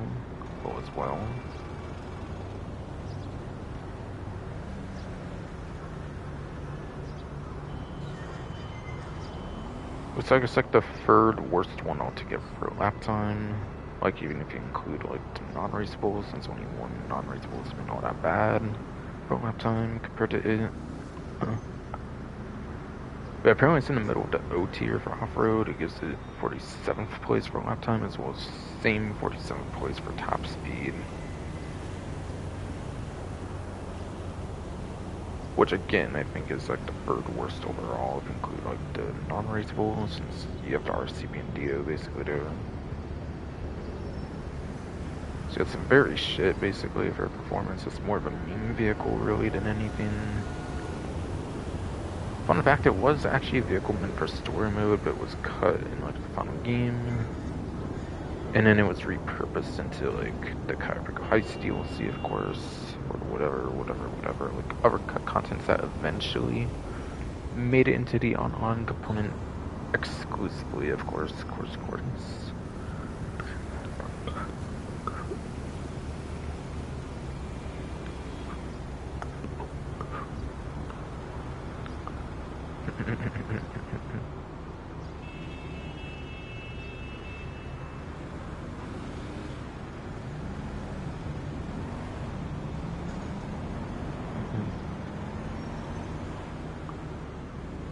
Get a Winky.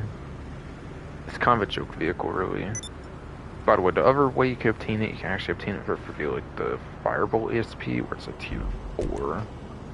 But again, it's only on the PlayStation 5, Series X/S, PC enhanced for this method. Type the heist, Perico heist. If you do all the crazy amount of objectives required for that. And yeah, keep in mind, I think they nerfed like the heist as well, so you don't actually get as much as you kind of used to, especially if you're playing as solo and it's not as grindable anymore solo. And they actually encourage group play nowadays, pretty much to have less cooldown, basically between runs. Yeah, the objective's kind of a pain in the ass, then basically for the bottom one there, and then. Also, I believe you need all the DJ requests as well. Also, I believe you do need all those DJ requests. Yes. Those you only get like once every while, I believe. Especially as a live streamer, I've never bothered to do them. But I probably should, since it actually tracks them now on here.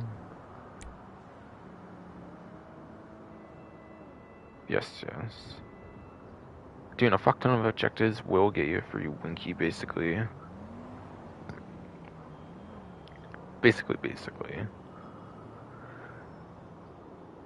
But quite literally, you could have literally just used a 50 million towards your Winky and you have a fuck ton left over. So, like, not too much point, quite frankly, not too much point, especially being tied to a heist objective, basically.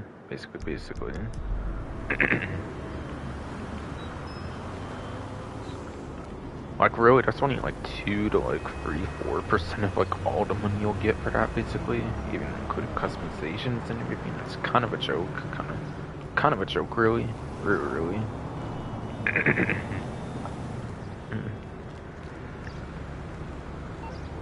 But still, nevertheless,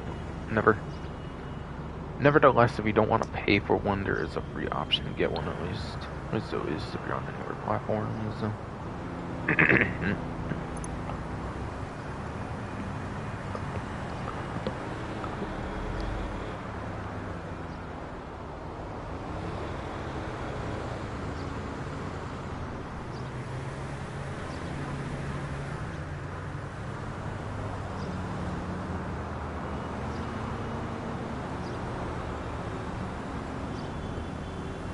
No, the volatiles be next.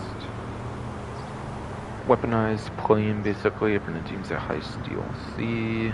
So because it has weaponry, you'll probably just focus on that, not over performance, of course, like I kind of did with Half Track, basically. But yeah, on the trade price, this does have a trade price, of course, being tied to the Tuesday heist. You have to do like a prep mission or something for like, or it might even be setup missions to go to 2 separate lobby or whatever for Tuesday heist.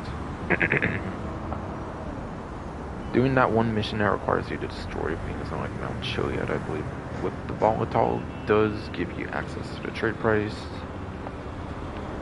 For the $1,120,000, I'm pretty sure you save on this if you have that trade price. Otherwise, that price will be higher that you're having to spend, obviously. Yeah, on this price, probably takes like 2 hours to grind it, instead of like 3. At least to like 4 hours of like possibly even like buying the like weapon upgrades and stuff.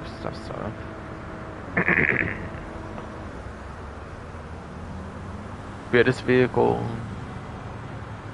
has bombs. I think it's the only like solo usable weaponry you have.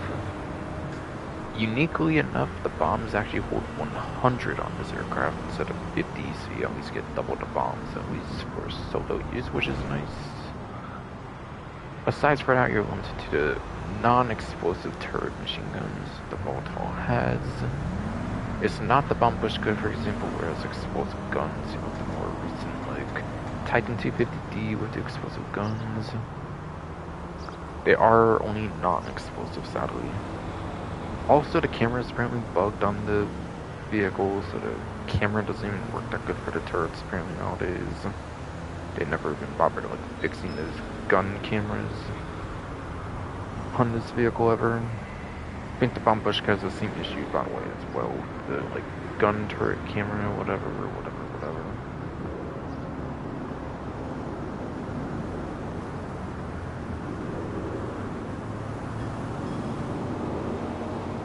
And then I think there's another bug with this vehicle as well, where if a missile locks onto you, it doesn't even like tell you a missile is coming after you, and you have to like look behind you or something. So apparently if you get locked onto by like a homing missile, you won't even know unless you're paying like a lot of attention as well, which is apparently a bug particular to the Volatile only, I think, of any vehicle in the whole game, which is kind of weird, but yeah. This vehicle is plagued with quite a couple annoying issues apparently in the game, basically, as well. So it's not that great, unfortunately, sadly.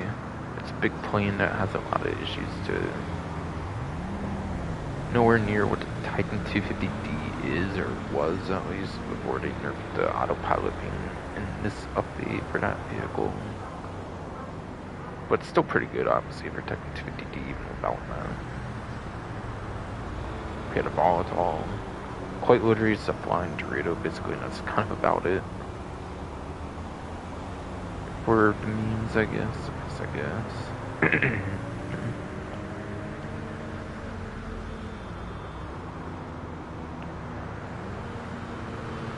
Like, so weaponized planes, if you do like that, it's pretty good, at least.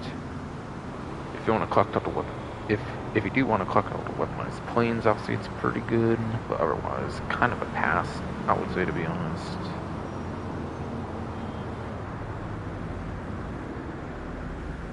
To be honest.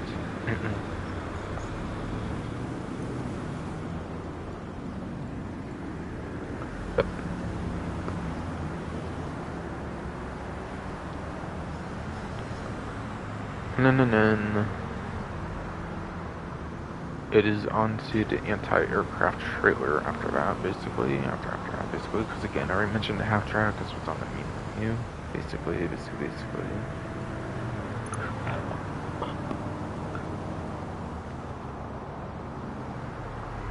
But yes. I forget if this vehicle even has a trade price. It might tie to like a mobile operations mission. Same way you would get the trade price from a half track, by the way. I didn't mention that since it was since it was obviously on the main menu, I didn't mention it.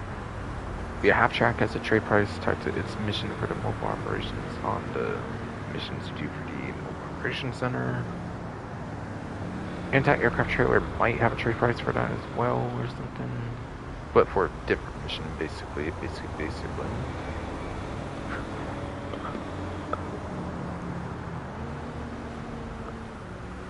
There's a trailer, obviously, so you have to put it on like a truck or something. It comes with a saddler, as it mentions in the description.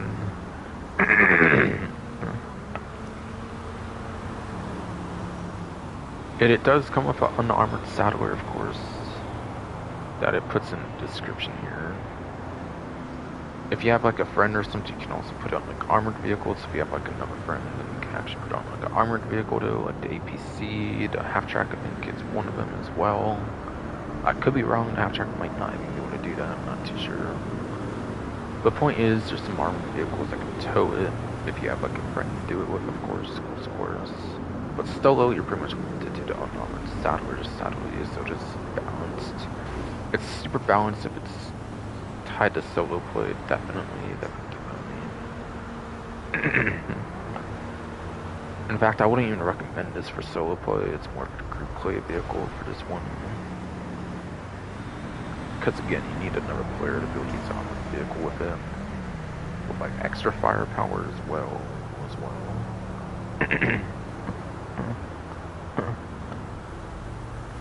But yes. Comes with standard machine gun things here, whatever. And then I think aside for that, it has like a missile battery. Which missiles are pretty big, so it might be able to destroy the thruster jetpack. I'm not really sure about that though. I've not tested it against that or anything, since I don't really have a person to play with.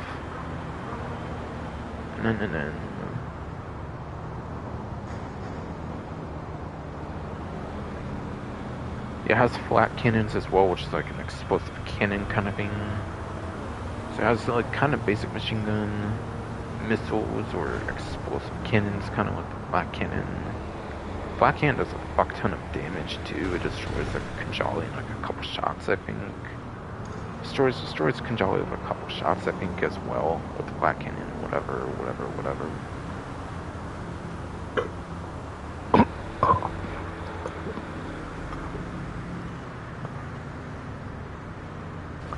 Fuck, that's hurting you, bro. Come on, guys. Come on, stop. Yeah, flat cannon destroys the Kanjali in like a couple shots, even, which is pretty insane. So, yeah. Flat cannon, especially, is very insane. And is the weapon I suggest if you do the anti-aircraft trailers to do the flat cannon. Otherwise, the missile is pretty good as well, of course, if you want like a locked on. But yeah, flat cannon for sure with the unique weapon it has, they're definitely suggest 100% of all the damage you can do to like Kanjali. Yeah, if used correctly, it's a very good vehicle. It is a very good vehicle if you do use it correctly, at least. And there might only be one left for Warstock, if you're wrong now, but still. But yes. Surgeon, I don't think it's on discount, which is glitched up at the moment because it was made for free in 2018, but I had it before it was made for free, but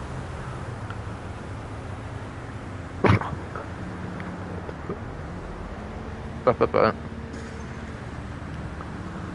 yeah, I had this vehicle before it was made for free, so it just shows up as free, and like regardless, since I already owned it before that happened.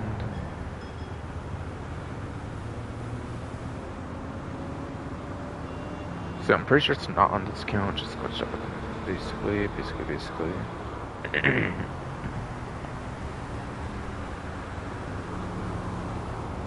There is, however, another vehicle that had that same circumstance that is actually on discount though.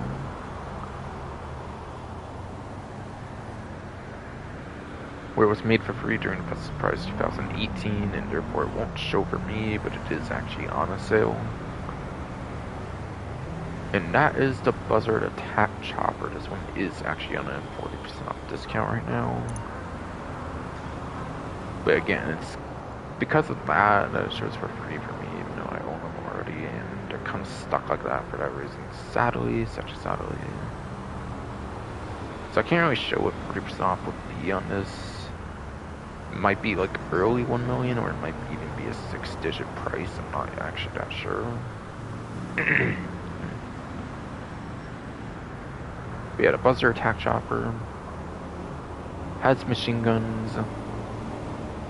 Buzzer and Annihilator actually have some of the better machine guns for aircraft, supposedly, according to the community, basically, so like, I'm kind of willing to believe it. Probably the older aircrafts actually have better machine guns when it comes to this game.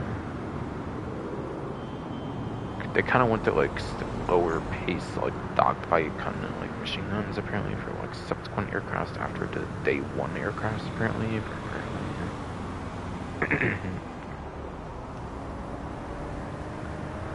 So machine guns are actually kind of interesting on the Buzzard, apparently, then. And then, albeit I wouldn't say it's as good as the Annihilator, no. Which is locked to machine guns, even. And then the Buzzard does have missiles. It can shoot 2 before it has to like do a couple seconds of a cooldown, like waiting, basically, so be aware of that. It's not spammable missiles, you cannot spam them since it's a day 1 aircraft. Oh, and also, if this does get hit by EMP, it actually does disable the weapons, which pretty much just about every other vehicle in the game with weapons does not get the weapons disabled. Reason being is it's pretty much the only weaponized vehicle in the game where the weapons are actually tied directly to the engine. Any other weaponized vehicle, the weapons are not tied to the engine directly, so yeah, this is the one vehicle where you're safe from the weapons if you hit it with an EMP, apparently. Fun fact about that though.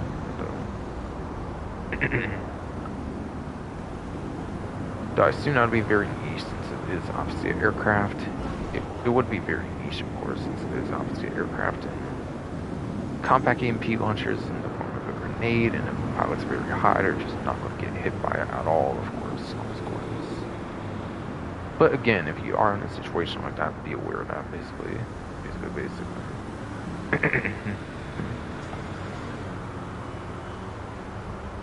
And then, yeah, you can spawn it in the CO menu as well, which makes it very worthwhile.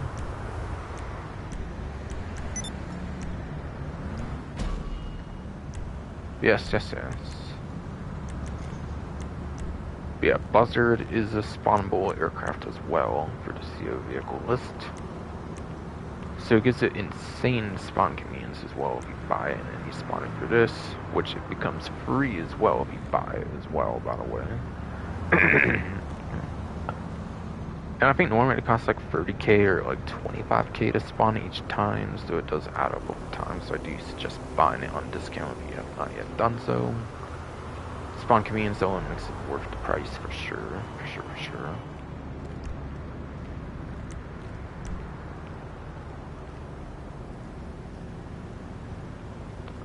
So that was all the Warstock discounts apparently, which I believe just leaves certain San Andreas now, basically. Where the vehicle discounts, of course.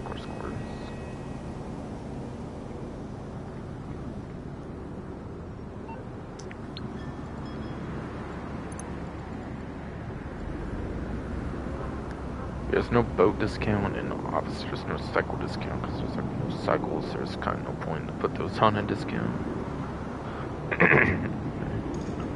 And then obviously they're really cheap. Sides for that. Sides for that.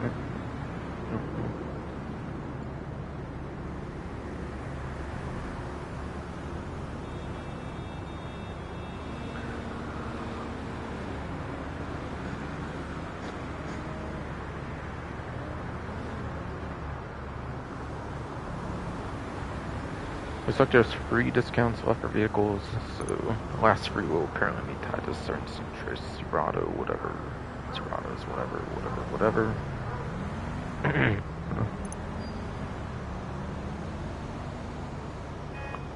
Starting apparently with the Vapid Dominator GT for the Chop Shop DLC.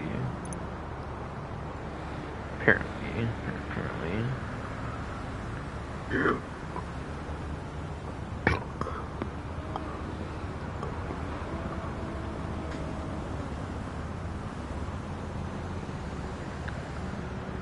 Pretty sure. It does not have a trade price, I'm pretty sure. What is what I'm trying to say? Just my throat is supposed to be kind of pain right now. Sadly.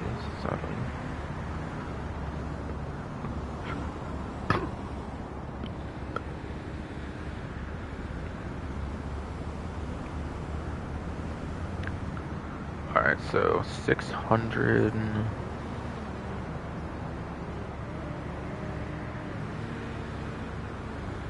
83,000 and then 195,000.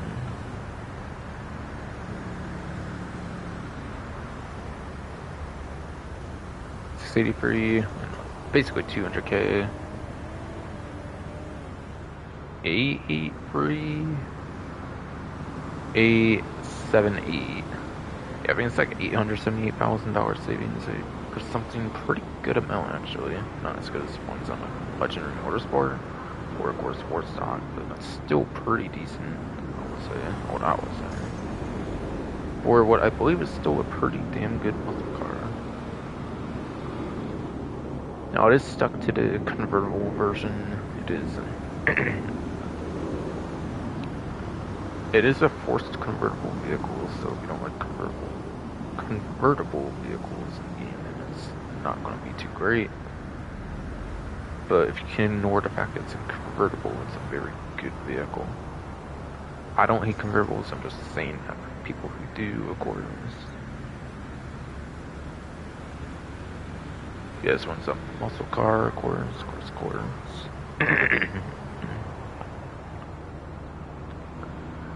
And this one is actually the best non-HSW lap time muscle car in the game. Which means on PlayStation 4, Xbox One, PC, Legacy, this is basically the best one to be using in like a lot of muscle car races in the game. It's only behind like 3 HSW vehicles for lap time. And it's even better than 2 HSW vehicles for lap time, Arbor GT and the Tampa GT. As well, apparently. And yeah, I did say the new Tampa GT even as HSW, since it's the worst one in general for a lap time for HSW as a whole, I believe. For just the HSW subclass. Huh. As I basically already said earlier, after all.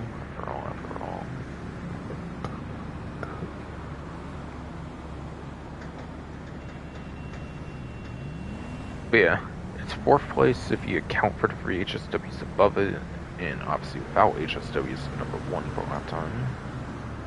But yeah, 4th place at worst for lap time. And then it's 14th place.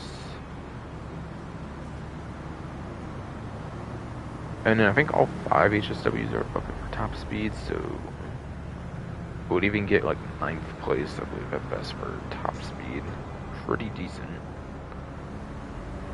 So you can get single-digit placement in certain circumstances for both laptop top speed for single-digit placements. That's pretty respectable right there.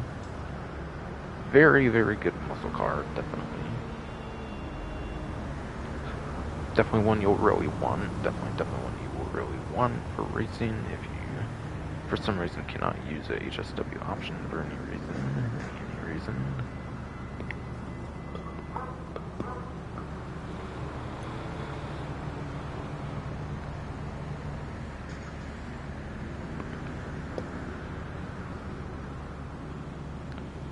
And there's no trade price for it. I'm pretty sure it's just one price. By the way.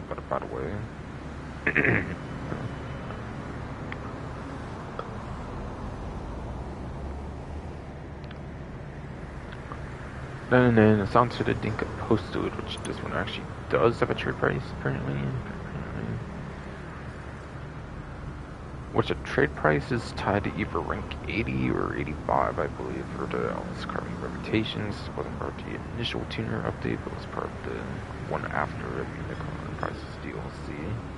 And they decided to do the same trade price system with the original 15, 17 tuners, whatever.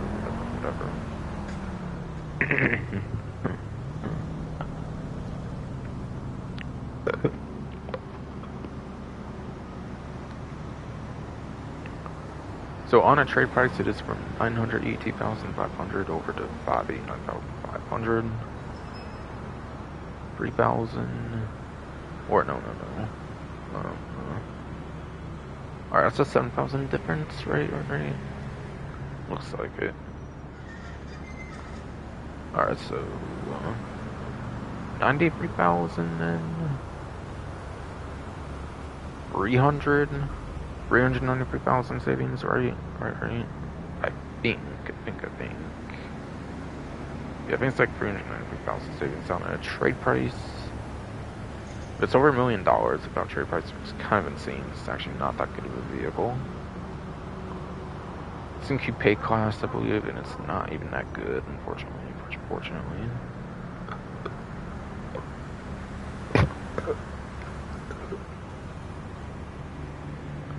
Again, Elastic Santos reputation, you need like rank 80, 85, one of those two, I believe, for the trade price. That was where I was at earlier, to go over the prize ride, for example.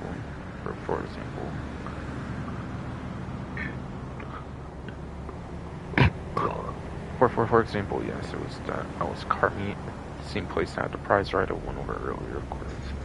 That reputation need 80, 85 for the trade price. That's trade price.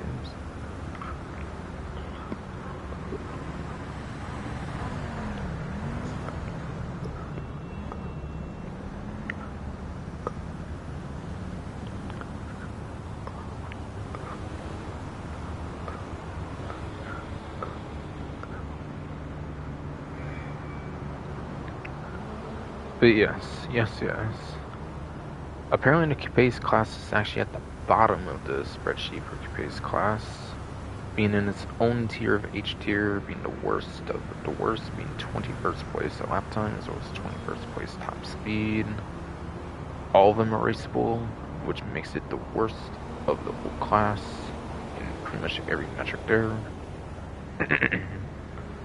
Yeah, it's not good, apparently. It's basically the worst tuners of class vehicle in the game, I would say. Or one of the worst ones, anyways. One of the worst tuners of class vehicles of the whole entire game.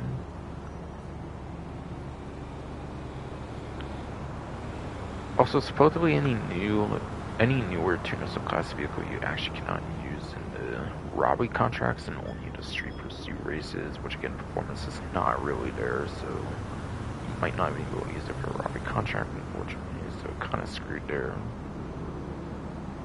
So you might not be making money back with this vehicle, unfortunately, if you did want to use it, particularly for like a robbery contract or something. But of course, other vehicles can do that for you, I suppose, but still.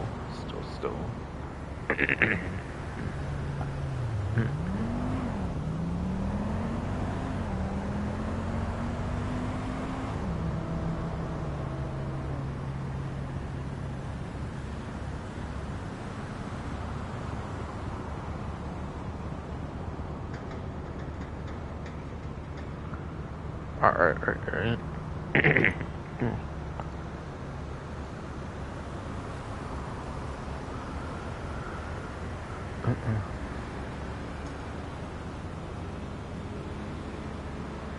I think that was probably it for two-door specifically, but there is one more discount still, so it's probably 4-door then.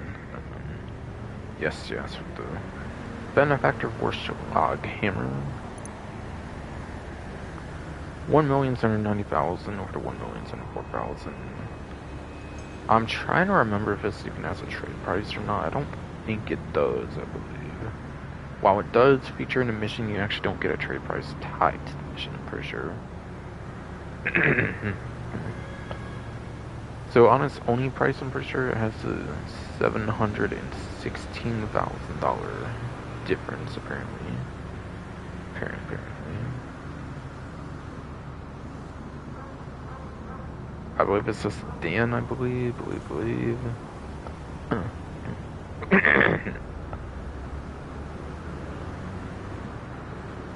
Yes, apparently it's a sedan class vehicle.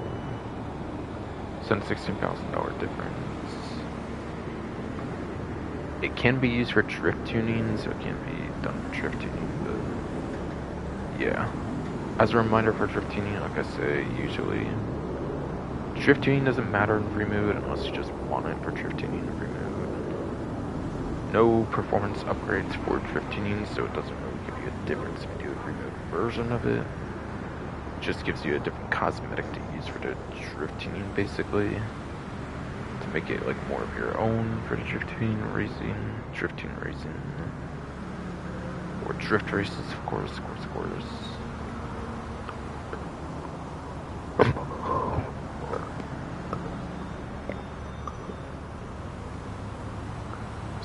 Sorry, I got all clusterfucked, of course, because my stupid hernia throat and shit.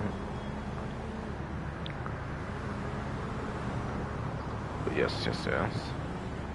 Usable in drift races, but doesn't matter for a custom version since you don't get performance benefit out of a custom version. So you could literally just use a stock one for drift races anyways. So yeah, it's more personal preference customization. There then.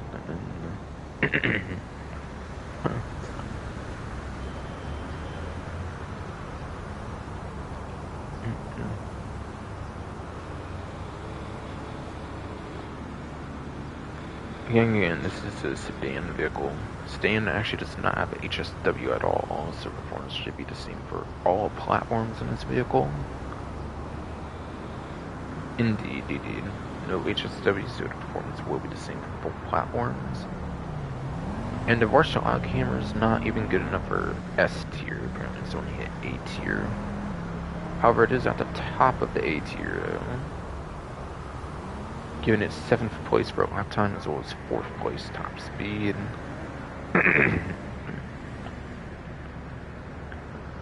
The SSS not S tier, it's only good enough for A tier, giving it 7th place lap time and then 4th place top speed again. But it is at least top 10 for both metrics, which I think is very good.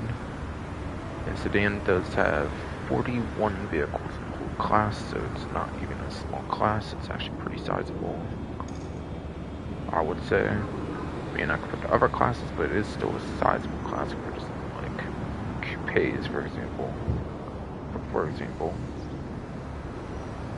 And even open wheel, especially being only 4 and stuff.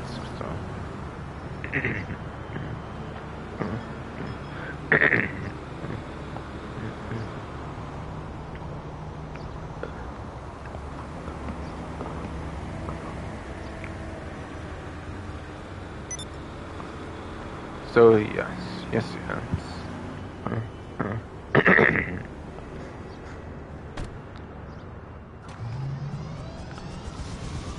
indeed. Very good. Very good. I think it's good enough, quite frankly, for the Warschlag hammer, even if it's not S tier, it's at least top A tier.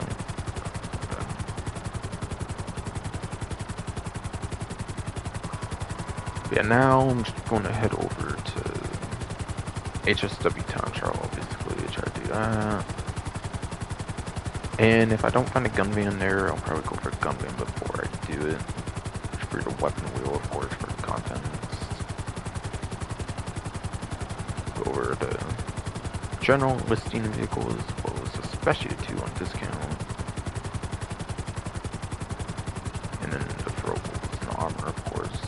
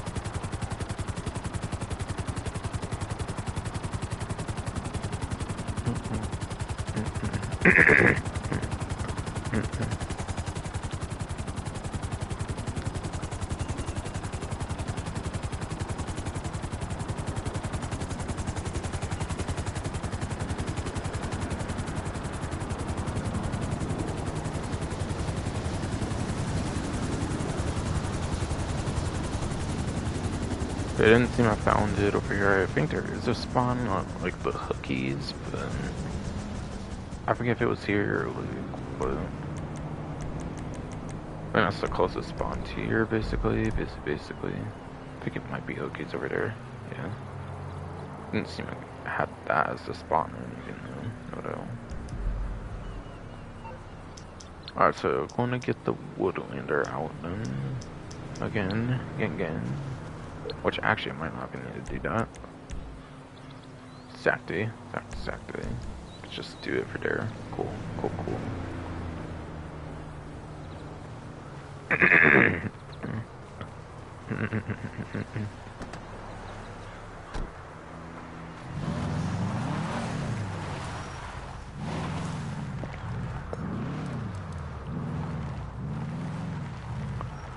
Haven't checked my stream in forever, so I definitely should do that, especially since I was having an issue or two with it, of course. Or just the latest time, of course. Alright, it's still going good this time at least. At least. I don't know why it has to have issues randomly though. No. But still.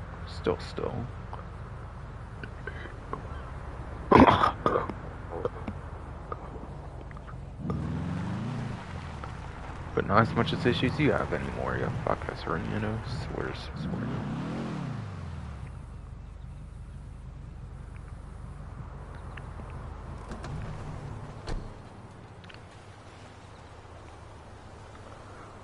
Yes. Gun van.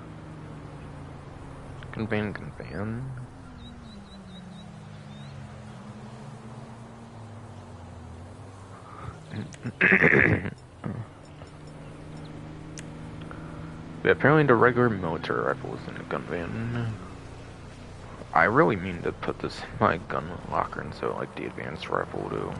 Should definitely do that one day. It feels, especially because El Stricker is kind of like a pseudo Mark II, so it feels like the perfect one to do it with now. Because some characters will have an advanced rifle, I believe, like on their actual character being a day one weapon, so not exactly the greatest choice there. Definitely need to do that one day. Definitely do. I say.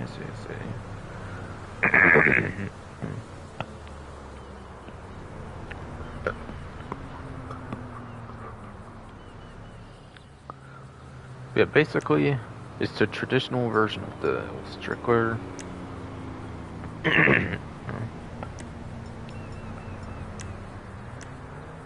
It has a regular flashlight instead of the blue one, of course. Sim clip you have to buy, and it doesn't come with like 45 as standard, of course, like this one does. Scope, it does, yes, have a scope. I forget if the scope's special on the Stricker, it might not be, it might just be like a traditional scope, but gold plated and stuff, of course.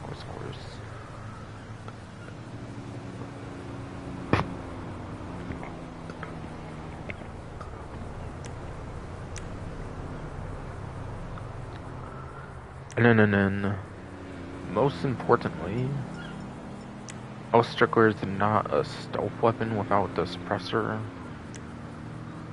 But the military rifle does actually have a suppressor to it, so being basically a suppressed version of the old Strickler without tracers and stuff is pretty fun, I would say. Can do a interesting, can be different enough, it can be different enough, and it's even your only military rifle if you're on the PlayStation 4 as possible on the PC Legacy. So if you're on those platforms, I'd probably keep it in your weapon wheel. But if you're on PlayStation 5, Xbox Series X, / PC Enhanced, why not put in your gun locker, actually? Because there's a trick you can do with a gun locker where you can basically refill all your ammo to max each time you're in like a new lobby. And I only advocate for it because of the ammo glitches in the game. There's ammo glitches that just flat out remove your ammo, like mad, so I would definitely suggest setting that up basically, so you don't lose ammo randomly. Yes, I would definitely set that up so you don't just randomly lose your ammo though. Putting some like max ammo in the gun locker with the regular motor rifle being perfect for the newer platforms.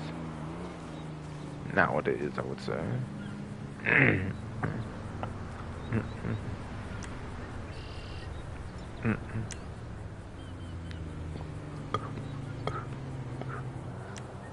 One thing I will say, 45 is lower than 60, obviously, so that's obviously kind of a downside as well for the motor rifle compared to other assault rifles.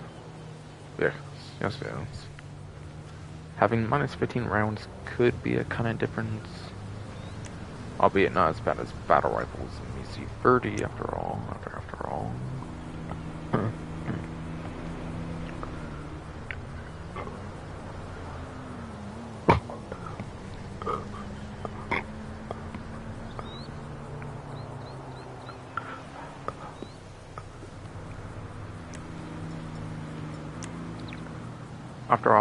After all, yes. Not as bad as 30 on battle rifle, at least so.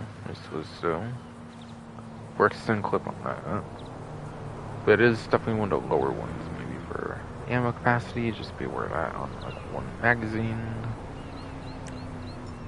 15 is not a big difference though, compared to like 30 though, so that's definitely fine, I would say, in comparison to battle rifle, no doubt.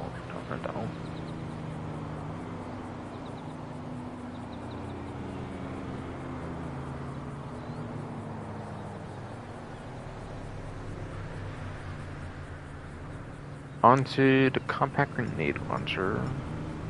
Apparently here for the traditional one. Traditional one.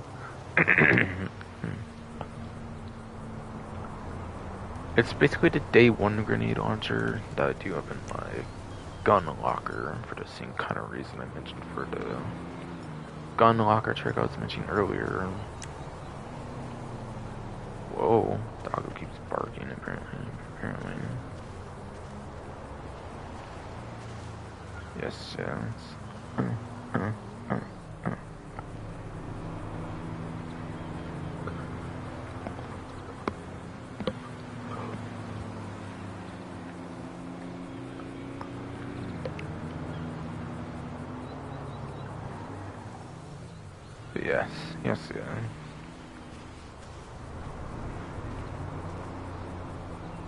But again, kind of what I was mentioning now, before getting interrupted in this status though. Basically, it's a day one grenade launcher, but you can use it on like a motorcycle or a boat. It's like a drive-by weapon. Kinda, so I do prefer this one over the other ones. You can use it on a motorcycle, which is very useful to have. Especially for like speedrunning content, it's very good for that. For some of the time challenges you have for like Crocodile Farm Raid and like Titan Job, for example, it's very good for stuff like that. If you're on PlayStation 5, Xbox Series X, PlayStation 5, Xbox Series X/S, PC Enhanced.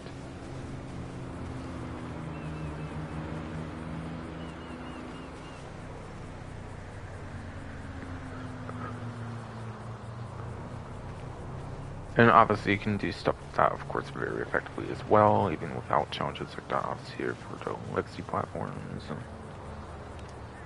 And yeah, this one's the online exclusive one as well, so that's kind of why I use this one over the other one, is because that one's also in the single player, if they one the opposite though. Obviously though.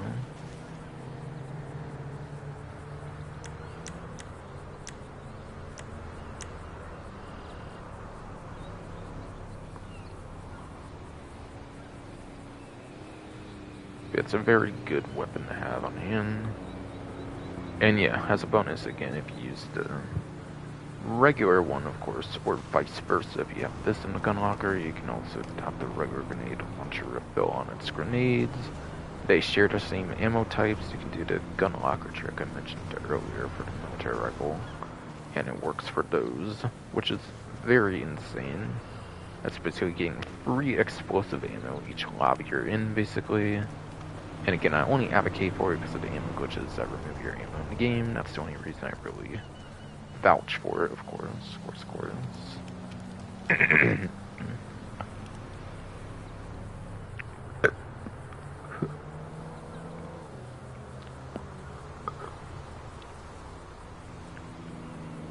No. MG apparently is next. That's actually the regular MG. I thought it was Mark II, but no, it's just a traditional MG, it looks like. Yeah, the MG, pretty much outclassed by the combat MG, so there's not too much reason to want to use it. It does have more ammo than Mark II if you have like special ammo on, it seems, but yeah. I assume it's not as accurate and stuff, and I don't assume it has like the same kind of thing with it having no recoil in first person. That's the thing with the combat MG, there's no recoil if you shoot it in like first person apparently, so it just shoots straight the whole time apparently for that. I assume this does not do the same thing, so yeah, it's nowhere near as good as the combat MG in any way, shape, or form. So if there wasn't the Gusenberg sweeper, I think it would be the Pepper Canopy for the like gun locker trick. Yeah, Gusenberg sweeper is like half the ammo, so I used that for the LMG ammo trick instead of the MG basically.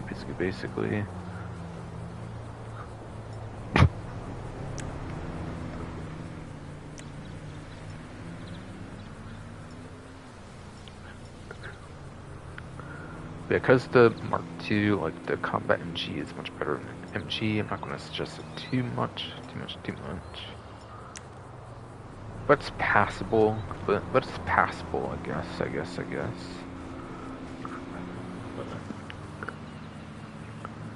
100 ammo is still a good amount of ammo.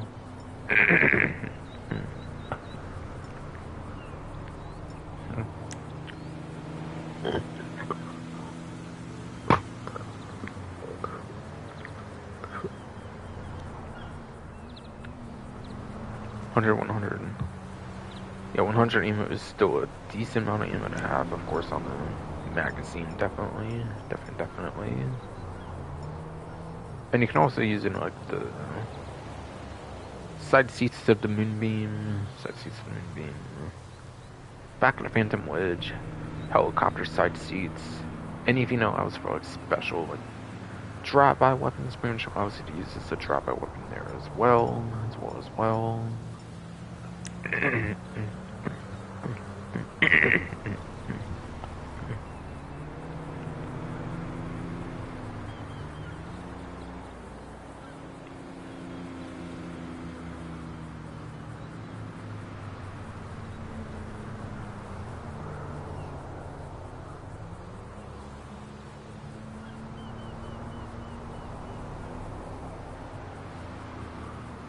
For the melee weapon, apparently it's the pull Q.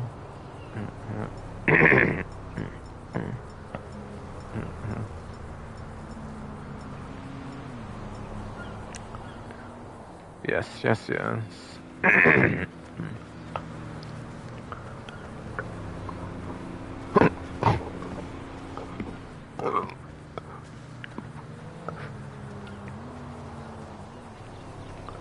Fuck ass body, bro. Come on.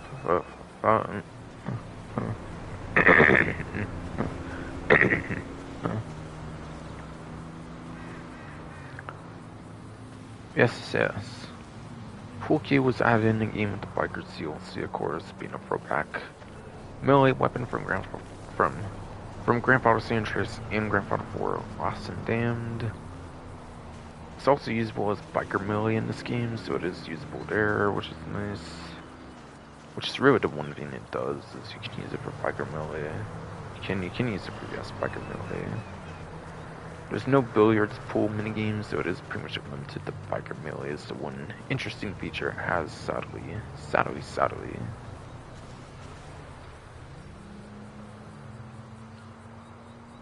Oh my god, my hernia shit, bitch, oh fuck.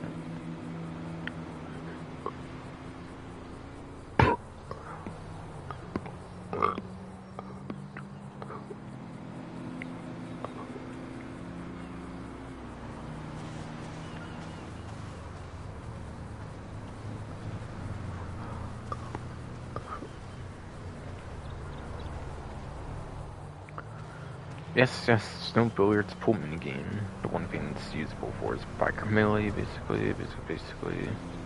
Why did they not add a billiards pool minigame for this?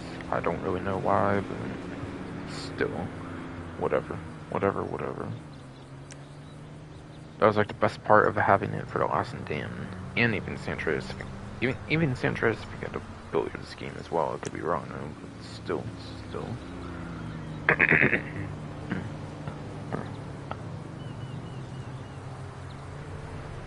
Grand Theft Auto 6 definitely needs that shit though, for sure.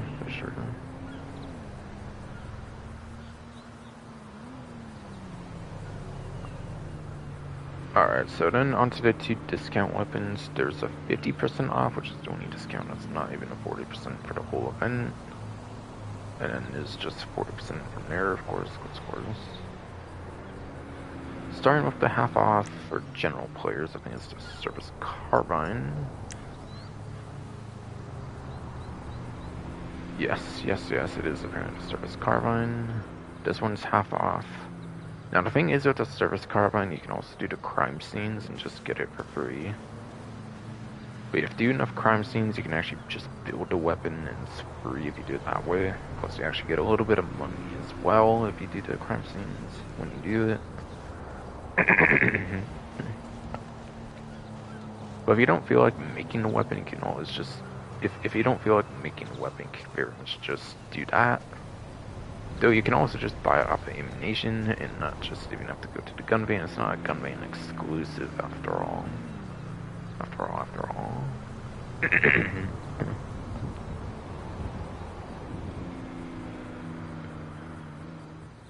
Yeah, not a single weapon this time around is a gun van exclusive.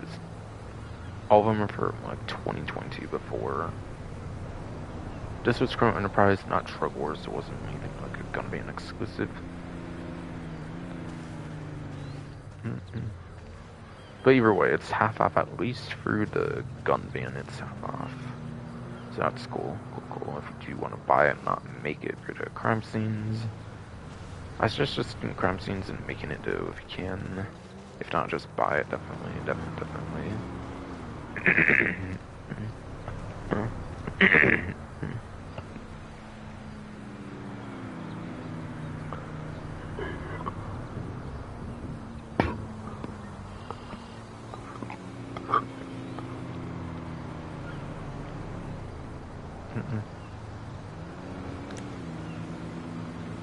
But yes. Fire rate's very insane on the Service Carbine alone, which makes it very worthwhile to get with that insane firing. With the insane fire rate, it's very worth it for that. Accuracy is high as well, probably because it shoots really quick, and therefore it does have accuracy because of that, kind of. Doesn't necessarily damage as good as some other ones, though. I know in-game stats aren't 100%, but like honestly, like it can be a good enough telltale sign of feel. Like if you shoot it, you can already tell it has insane fire rate, and accuracy kind of does go into fire rate, I feel, a bit anyways. So.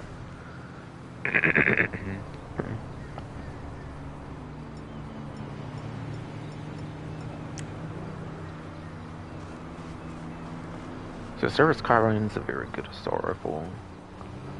Service Carbine, yes, is a very good assault rifle. I would say maybe the Ostriker is better if you're on PlayStation 5 as opposed to Series X/S PC in hand, especially because you can lead your shots pretty good with the blue, like, tracers on it, of course. So you can actually, like, lead your shots even better.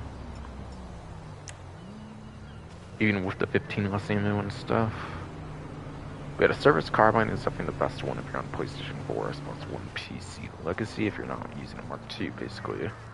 If you don't want to use a Mark II, it's basically the best one if you're on PlayStation 4, Xbox One, PC, Legacy, though. Definitely, definitely, though.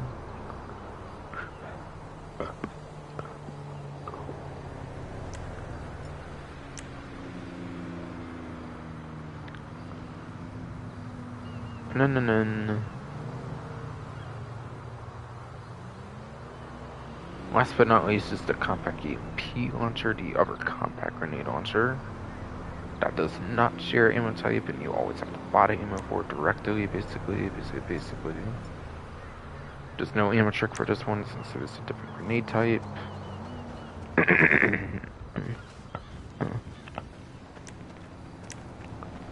The EMP is for electromagnetic pulse, of course, so obviously it doesn't share ammo type for that reason. Since it's a special grenade it shoots. Now, I kind of spoke of it earlier, I think, when talking about the buzzard. Since it is in the form of a grenade, it's not airburst like the up and atomizer is. If it were like that, it could actually hit aircrafts pretty well. But it's like a grenade launcher, so it is limited in terms of aircraft usage. You're pretty much just going to be able to use it all that well against land vehicles.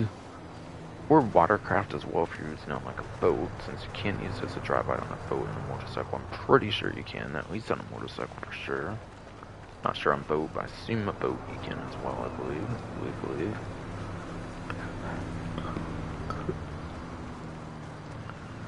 But yeah, very good if you use it on a motorcycle, definitely, to be able to stop moving vehicles easier, of course.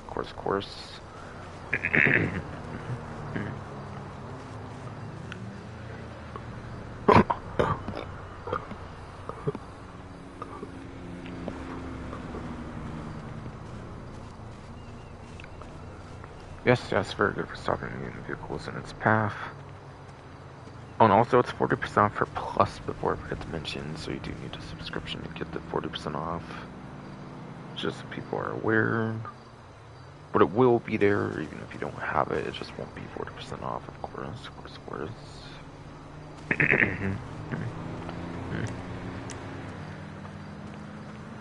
Yeah, it's a very good utility weapon if you use it correctly.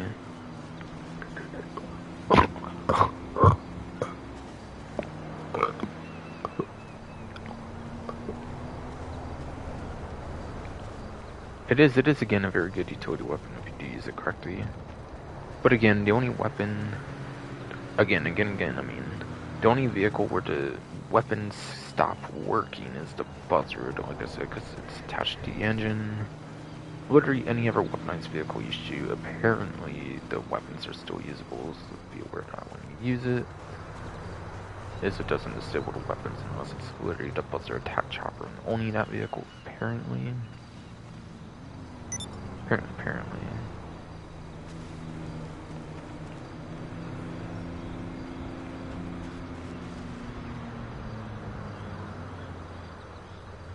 Yeah, very good. Very good.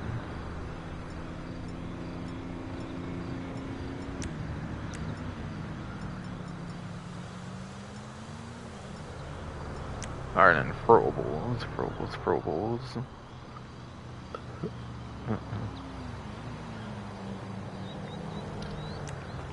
Yeah, pipe bombs. Returning from the Lost and Damned to Grand Theft 4 DLC. Very cool throwback to that, of course.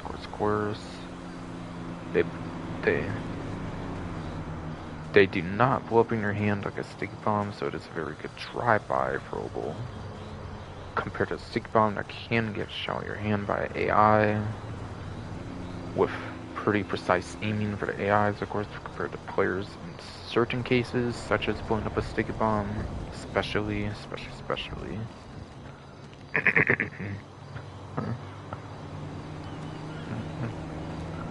That's a good use there for that, I would say. For like a drive-by throwable, that's a drive-by throwable.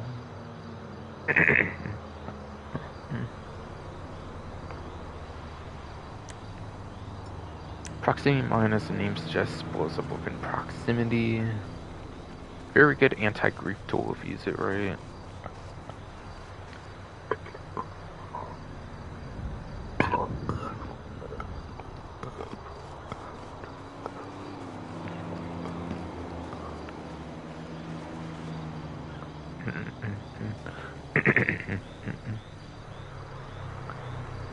Very, very good anti-grief tool, yeah, if you use it correctly.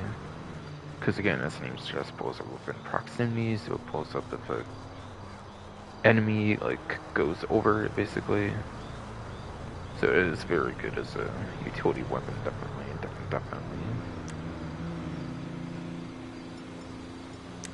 Be a very good utility weapon. That again does well within proximity. It's a very good anti-grief tool.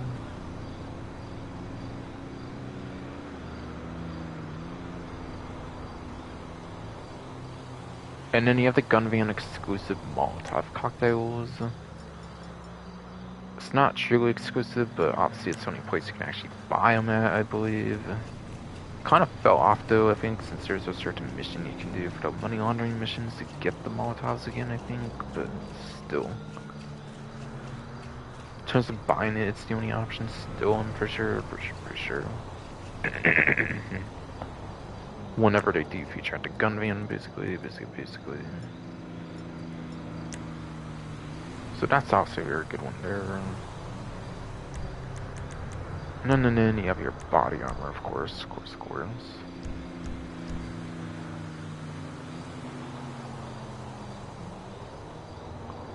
And that does it for all the discounts. Apparently no proper discount once again. Just as a reminder.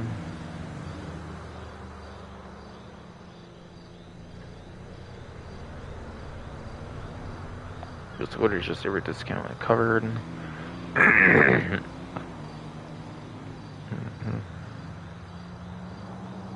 It was quite literally the only discount. Like but no.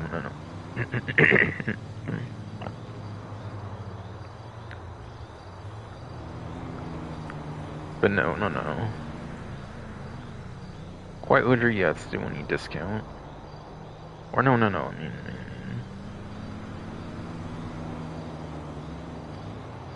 it's not, of course, not the only discount, whatever. Tongue twisty ass row, come on. Yeah, all the discounts I covered were all of them, no proper discount, no. There is very much, in fact, no proper discount, indeed.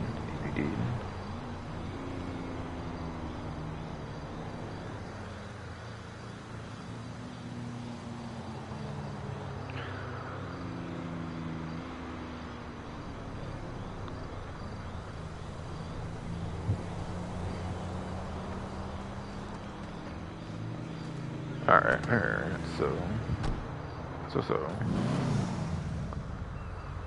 Gonna make sure the string's still going fine, of course. Should be. Yes. Indeed.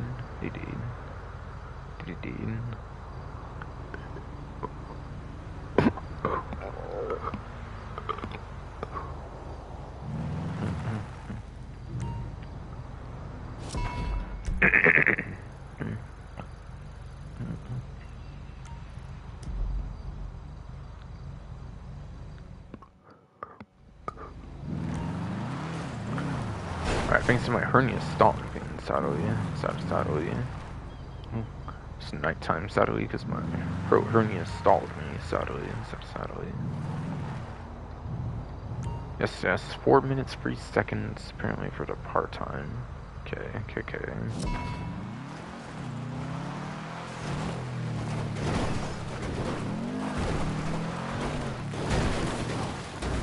Golly, stupid goddamn hernia. Bro, messed me up so long. It's nighttime, of course.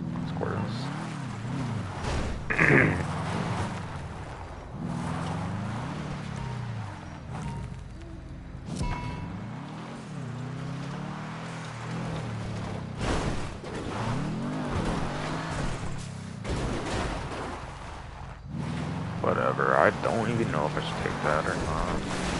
Seriously. Come on. Ridiculous, this shit hurt me. Like, fuck you.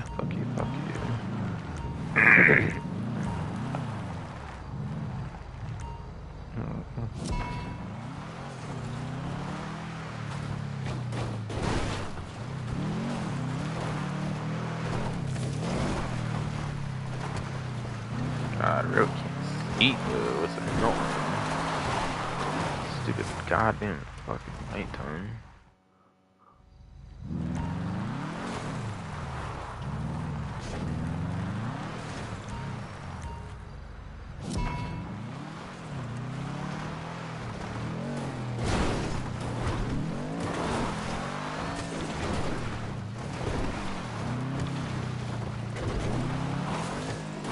God. Jeez, bro. Jeez, bro. Wish I didn't have to wait a billion years for it to turn daytime again, but...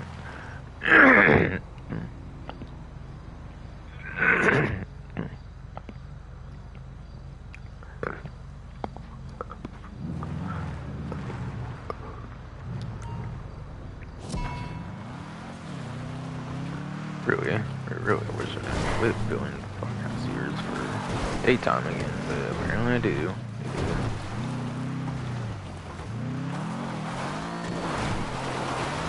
Oh yeah, I feel this vehicle's just going all over the place, so fuck. Oh, I don't know. Till like broke the fuck ever, man. Fuck ever, man.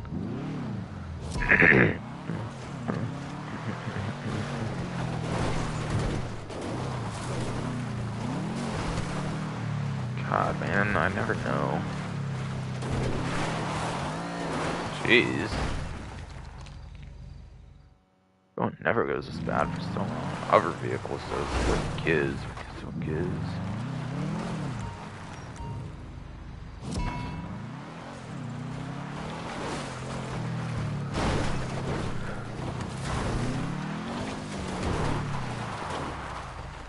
What the hell? I don't even know, man. Just keeps having a mind of his own, I fucking swear. Until I can actually fucking see for shit.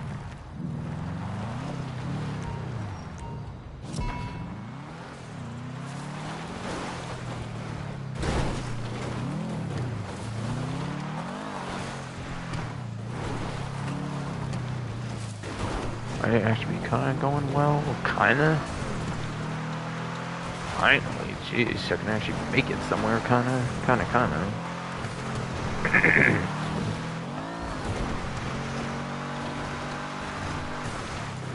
Oh my god. Doing pretty good for once, too. Oh, jeez.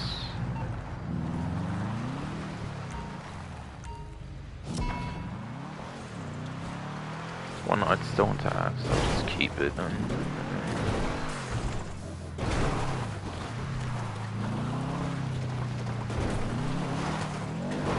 Oh my god.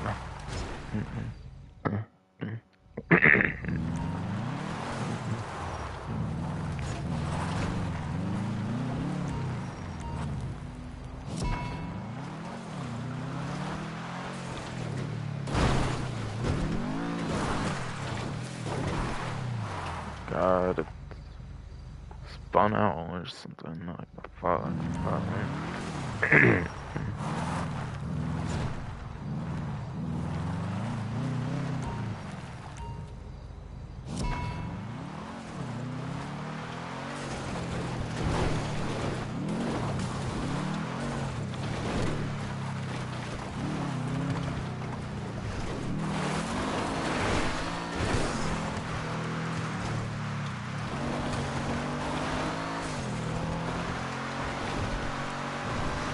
On this one, I guess, because I broke like a bitch earlier.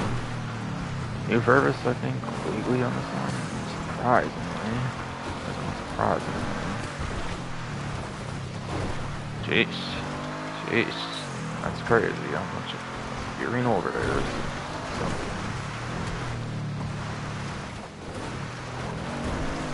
Oh, come on! I was doing so good today. I'm just gonna quit there. What the fuck? Time being, of course.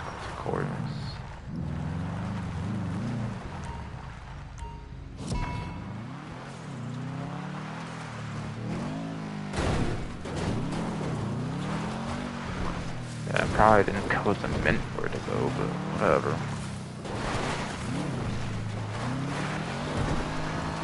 whatever.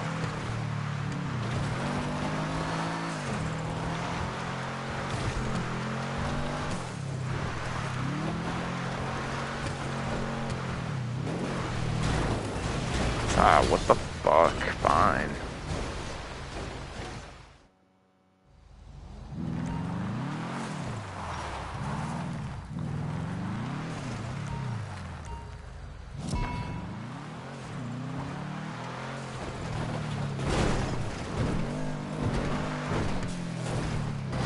Bruh, move.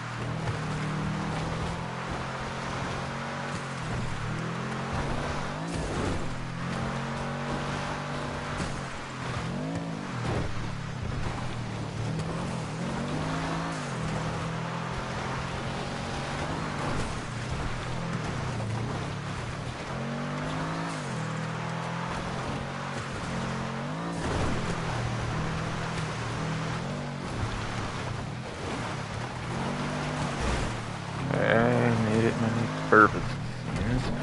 How? How? Really just needs to turn fucking daytime. Jeez. This just keeps happening. Of course. Of course.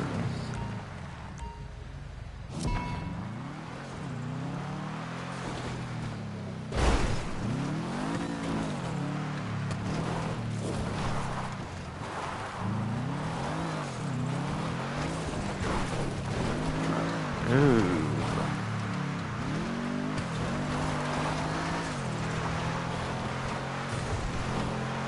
Just gonna try it. Like, fucking fuck it at this point.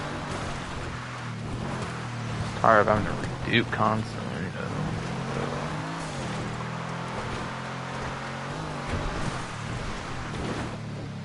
How? I'm surprised I was able to respawn. Wow. Wow. Almost got the vehicle submerged. Ridiculous. I got hernia, bro. Oh, you're fucking fault.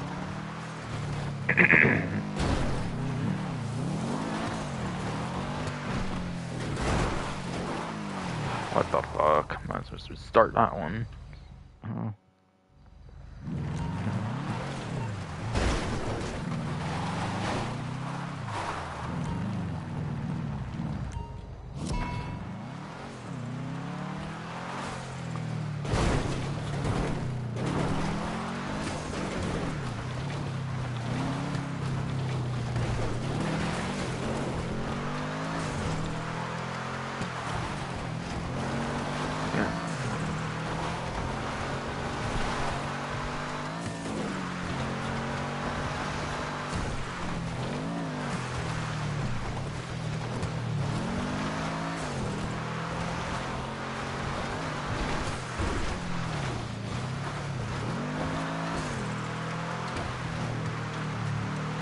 Are we kind of fine, it seems?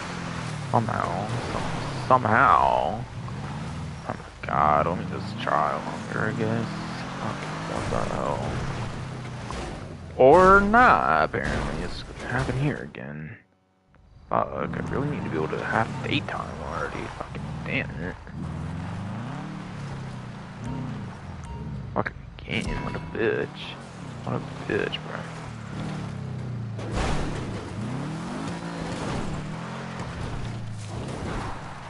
Come on. Really?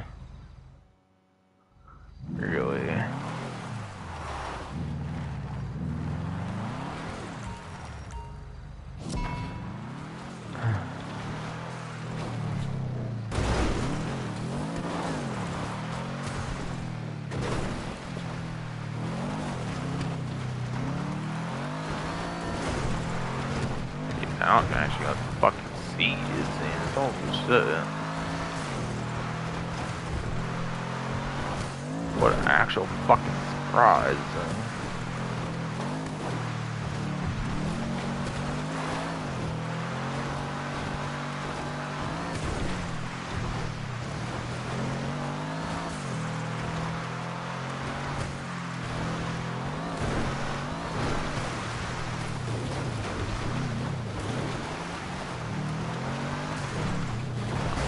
Dude, no! No! Why? I just had it where I could see. Damn it, fucking game. Of course it's gonna happen now that I can actually fucking see and he's not being able to see, of course. Fuck, damn it.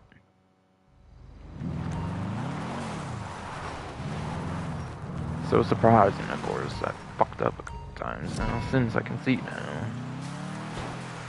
So used to not having that at all. Fuck.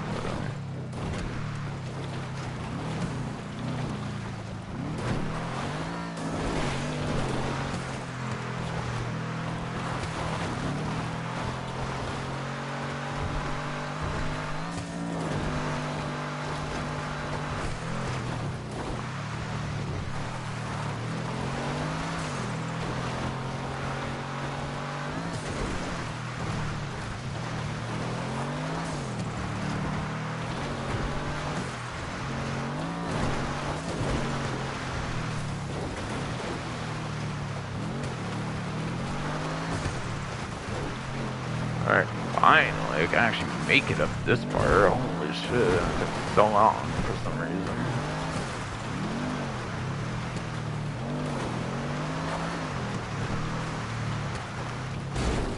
Come on, don't tip over, what the fuck? Now my headlight's destroyed, that's where I'm gonna fuck things up somehow, isn't it? Fuck ever, I'm just gonna try it. Doesn't happen this time, I'm respawning the whole vehicle then. And have my headlights back, of course. Move! Oh my god. That fucked it, pretty much, I'm sure. Wow. Jesus, bro.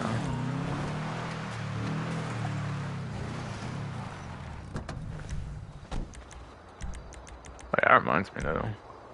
Mom's car apparently got fucking totaled or some shit, though. Damages are too much apparently to salvage it or some shit, apparently. Fun fact though. Didn't even mention it got damaged before, but it happened quite some time ago. Like a month-ish or so. Car cannot be salvaged apparently though. So rip.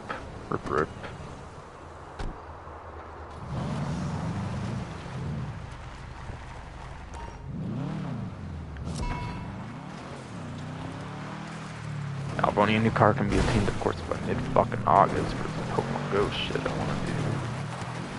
Whatever. Probably not gonna happen, my luck. This fuck-ass world and shit.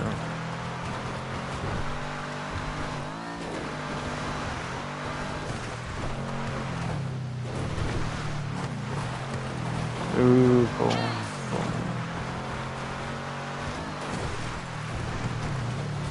Whoa, okay, I'm surprised it went as good as it did.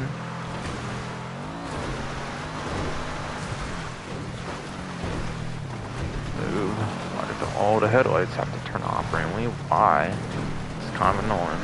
It's gonna mess me up, I'm sure now. Or eventually, of course.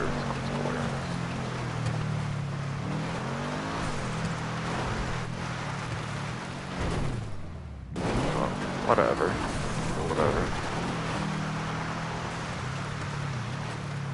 But not necessarily too bad at the time, I feel. For the usual, I think. How bad of times I've had, not 100% at all on that. Whatever. Gee, bad timing there. Could have maybe had it quicker if you've not been there at the moment. Wow. What the hell? Oh, I spun out. Okay, well I recovered kind of quick, so I might be good still. At least have a fair shot still, hopefully. Jeez. Yeah, I'm really not sure I'm gonna be able to do this run without it still. Especially with all the other bullshit. Kind of even too much bullshit happening in this run, so I'm sure.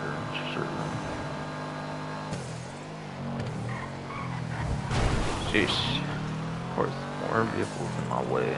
All the time. All the time. I swear the game's giving me the worst timing right now.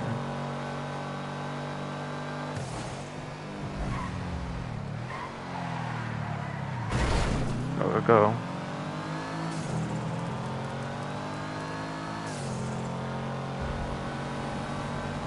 Pretty sure I'm not gonna get it though.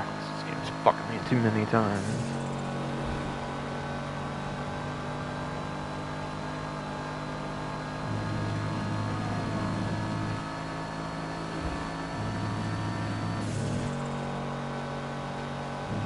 I have to be wrong though, for sure. I'm sure that's gonna happen.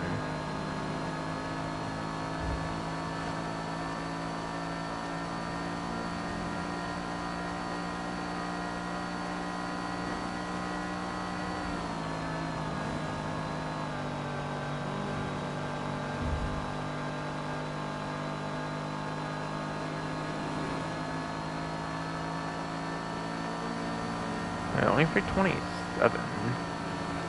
Okay. Not too shabby. I got lucky here at least. Okay.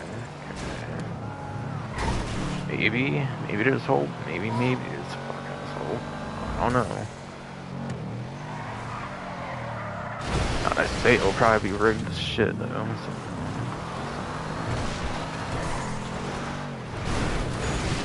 Oh shit. No way I think it's gonna happen. Yes. Thank you. Fuck. The one actual true run I get, I actually got it first try. Let's go. Probably because top speed heavy and being SCB, maybe the town was pretty lenient for that reason. And then go with the 250-ish thousand. I got $12,951,625 apparently. Okay. Alright, now to play the new game mode. Finally.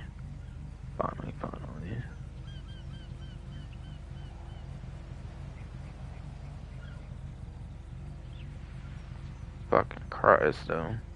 So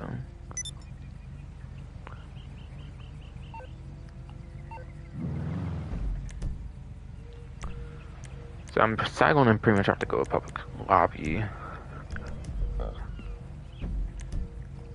I guess I can try, maybe.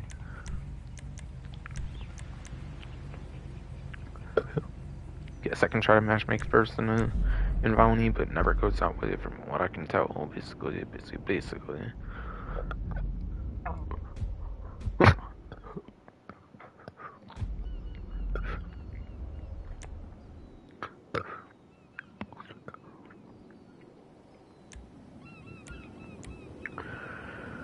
Alright, number of teams, either 2, 3, or 4. Okay.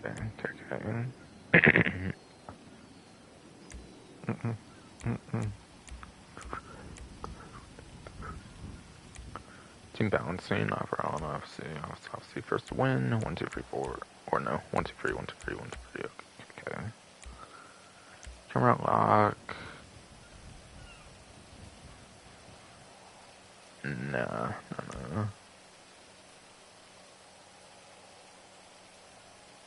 Radio. Auto invite. Don't have anybody concession. Friends.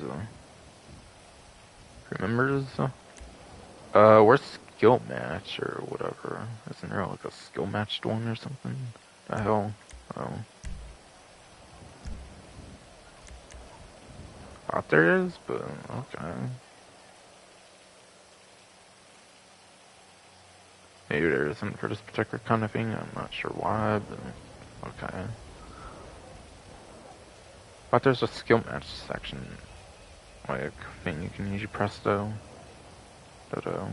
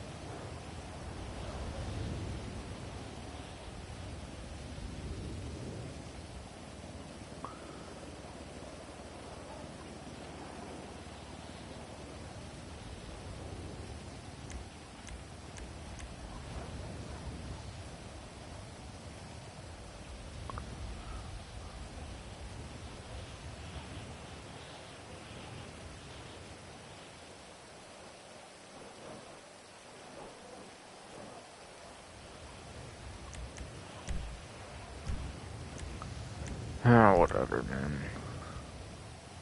Whatever, man. Why do they ever make it where you can't get people in fucking invite onlys anymore? Like, what the fuck? You used to be able to get people in these fucking kind of lobbies years ago. Even when 9th Gen version first came out, until like a little after that shit. Don't know what they ever did for that. No one changed. Basically. So we just want engagements, public lobbies and shit.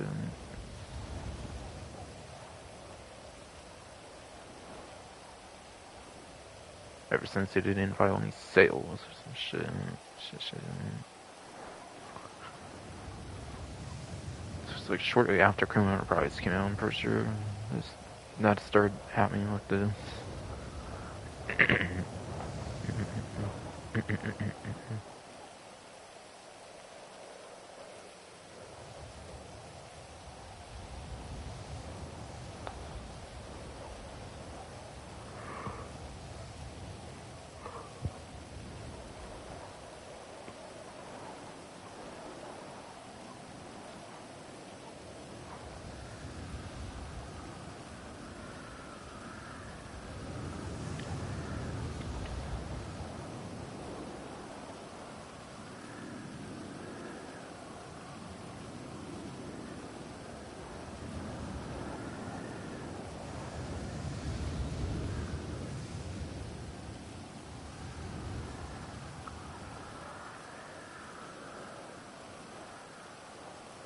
Alright, well, whatever. It's 10:10. I'm gonna use a double-digit time, or the 2 times occurrence time as an excuse to be done, I guess. With matchmaking and invite only, of course. That is, I mean. 'Cause I obviously want to try the new game mode.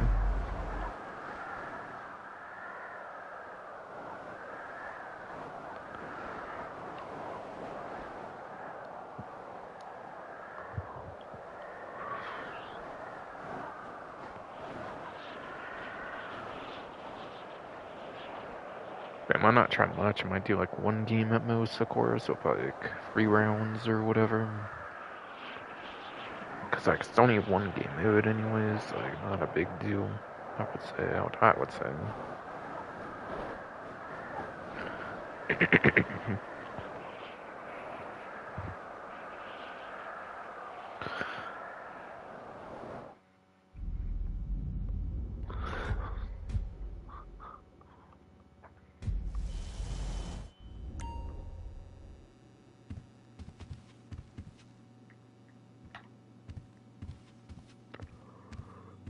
Hey. 20 players, I would have hoped for 30, of course, but whatever.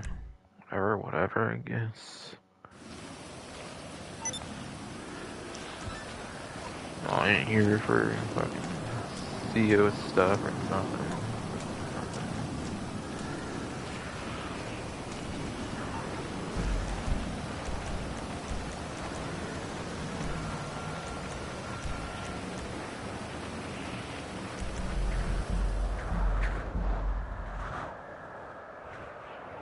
I'd like to be host, preferably, of course. Yeah.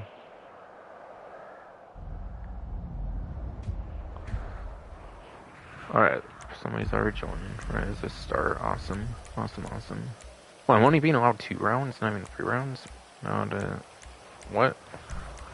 So you can't even do 3 rounds of other players? Like, what? I'm sorry. Yeah, where's skill match or whatever? Isn't that usually setting? Like, what?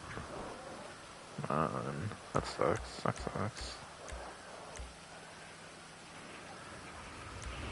Hey, let me hover this shit over or something. All from current session again in case the list gets smaller. That shit likes to happen.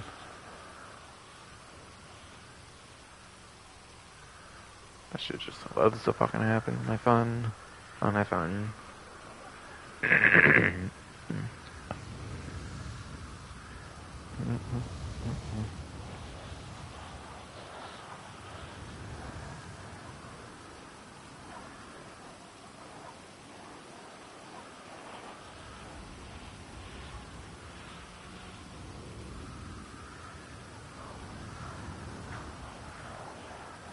Okay, game, come on. Find me people. Bro. Alright, getting somebody surprising me. Holy shit. Hopefully it's not just bare minimal players though, and I'd be ass as fuck, bro. Kinda. I don't know, actually might be more likely to actually get stuff done on it though. But whatever.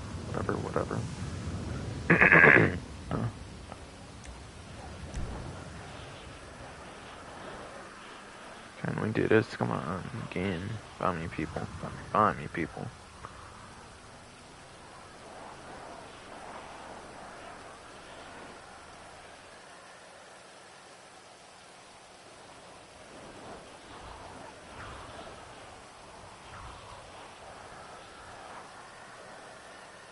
My god, 5 players, bro. That's shit ass, bro. 6, Jesus. Just now? I'll just now? Fucking game. And whatever, bro.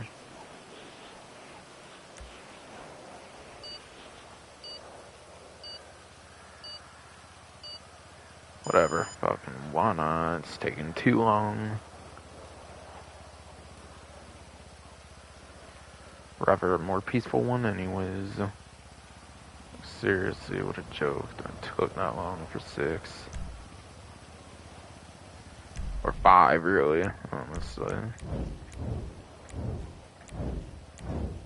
Sheesh, right? 2, 2, 1, and 1. Okay.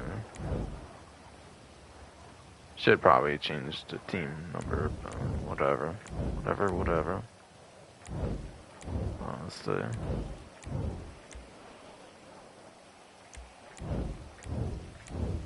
Alright, 1 in orange. Seems okay.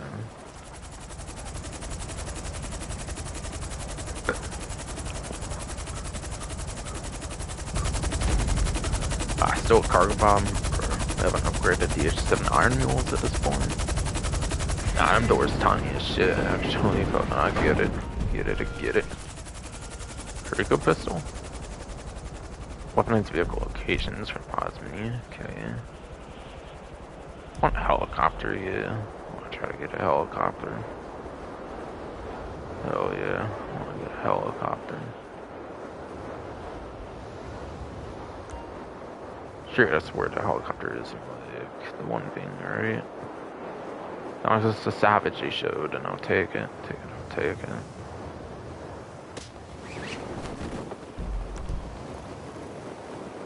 Did I choose the wrong spot? Oh, yeah, I kinda did. Fuck.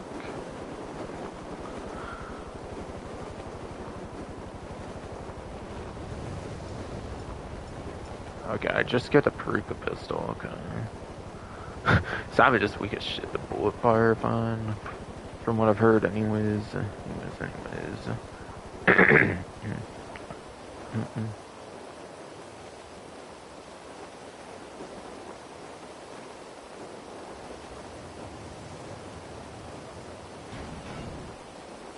I really wanted that, though. Was that the helicopter person? Bro, what a waste of the helicopter, boy. Damn, spectating, they're gonna probably leave then. Embarrassing. I didn't take a helicopter, you suck dick at one.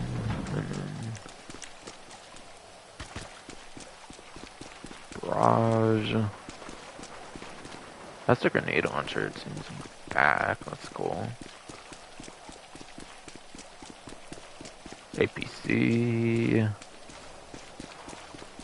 What ammo? Just a regular kind of ammo one, that seems. Oh shit, something's a jolly though.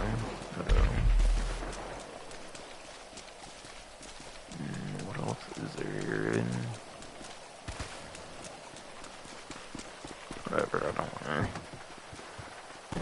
get things too bad here. Okay, why are they on the front gun, bro? Fucking don't we need explosives for some of this shit, bro?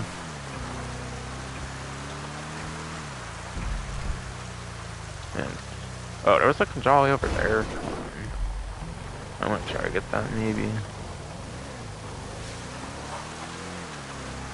If I even can still. It's kinda out of range, damn it, whatever. I'm just gonna try then.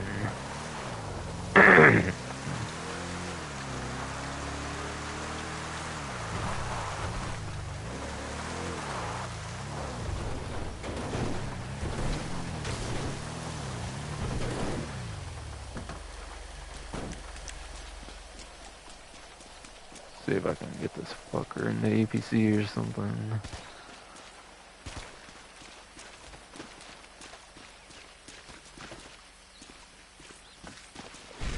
Oh shit!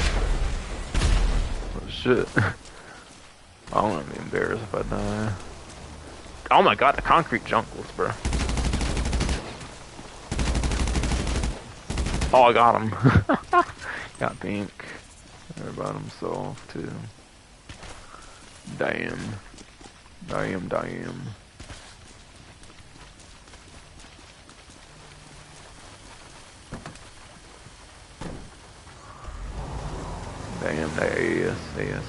yes.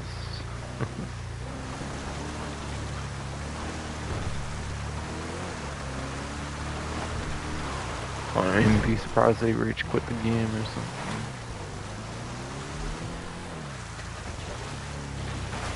Okay.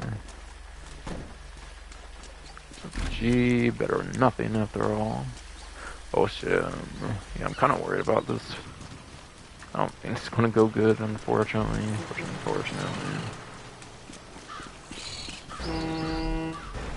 Oh shit. Oh shit. Did I get a direct hit? Maybe? Oh, come on, I'm dead. I'm dead. Shit.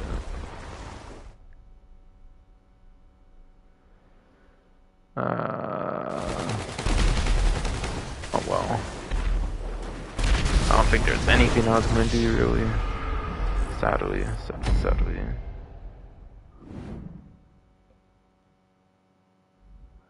gonna try to get the helicopter this time, damn it.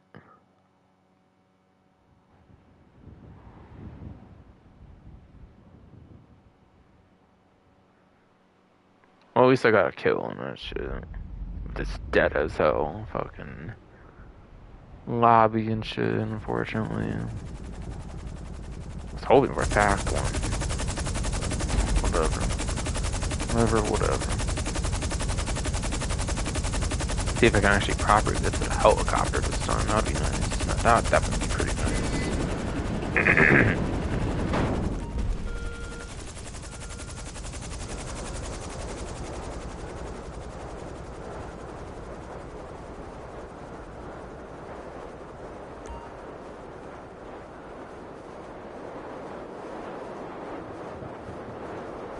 Purple's probably gonna waste the helicopter again. Just watch. Oh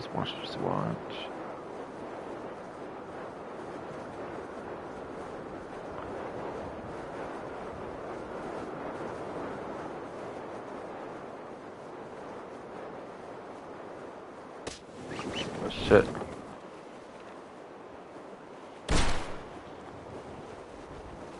Oh shit. Shit, I'm dead.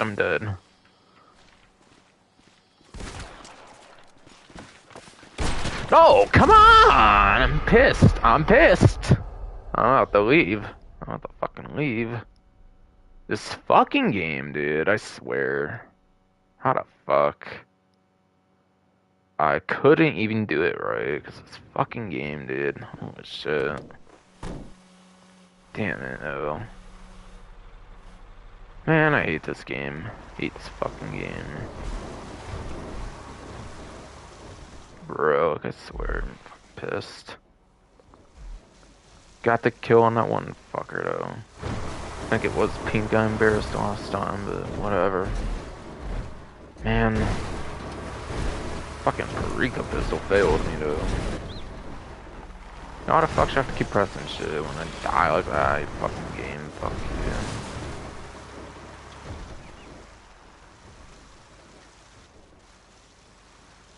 Oh, they in that shit. I'm gonna destroy it, hopefully. This person's somewhat competent. That's the highest ranks, apparently, as well. Just in the same team. Who left them? Purple?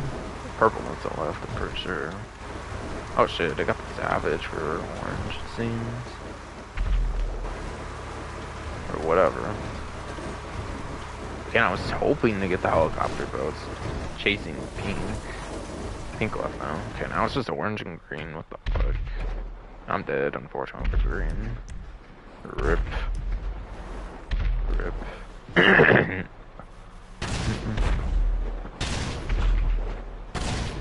Well, yeah, helicopter's gonna be kinda dominating here, isn't it? Damn. Oh, shit. Whatever, man, this game mode. Woo, totally fun right now.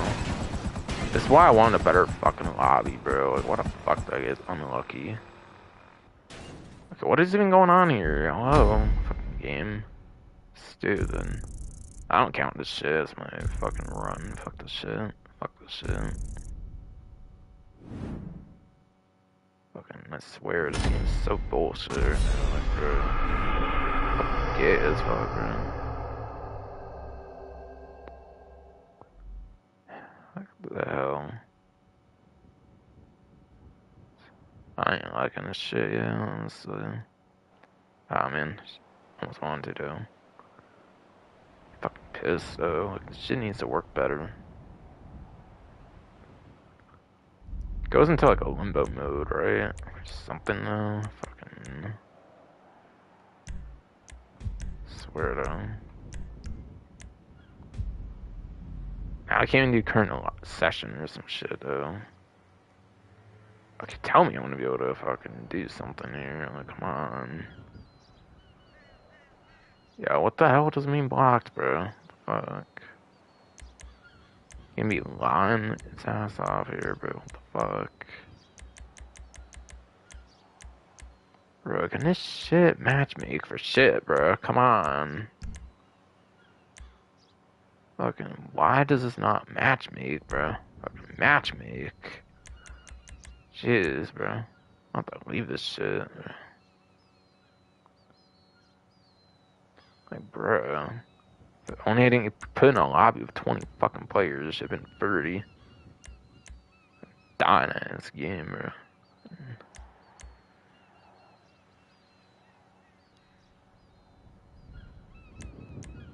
And whatever, man. This stupid game ain't even inviting, bro.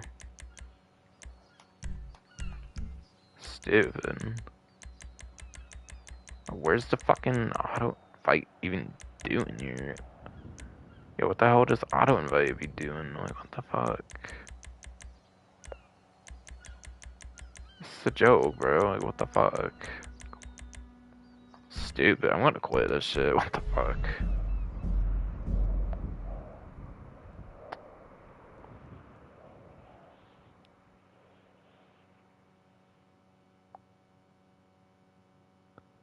There's not even a skill match, bro. Like, how the fuck is there no skill match?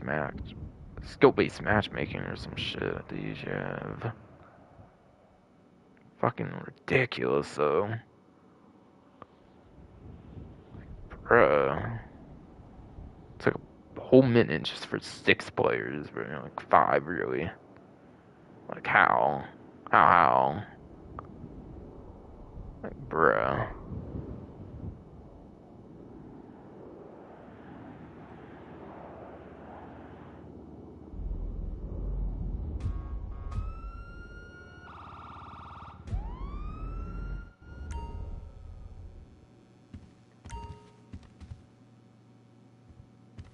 There's a pretty player lobby. Fucking Christ.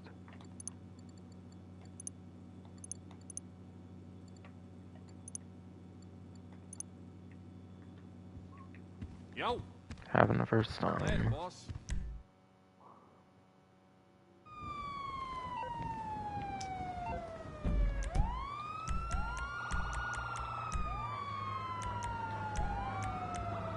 Didn't even put the check mark on there. Broke ass game. Broke ass fucking game. Didn't put my check mark on this shit.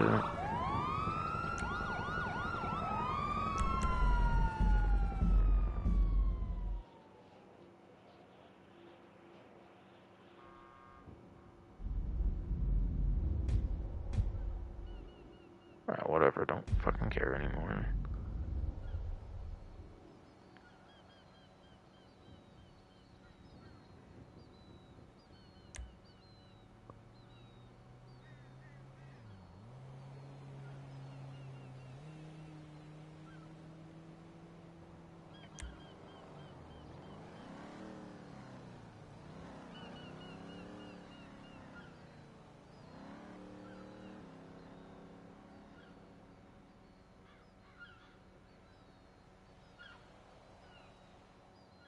Number 6 player with the one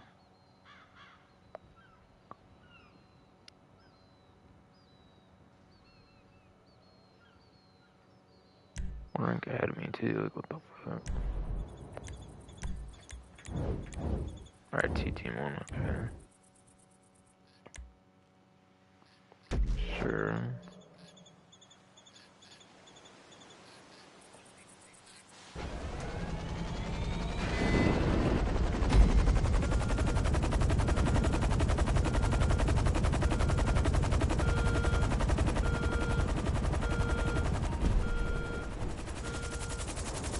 I can't go from me with all that shit.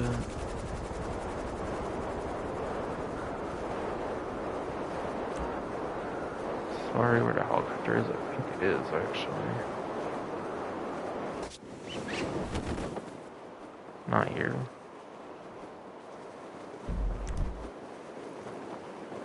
Oh, it moves, I guess.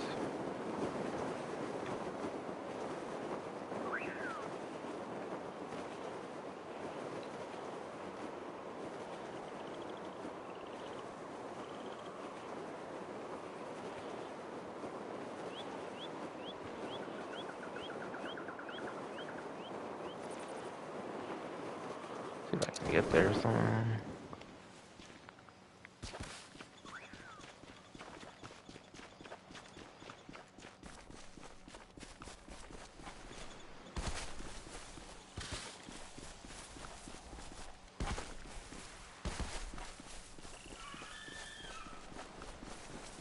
Very much was not expecting to get this so easy, but okay.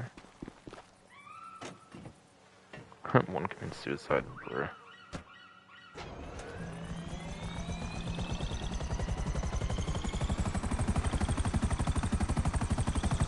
Oh, I almost did a shit myself.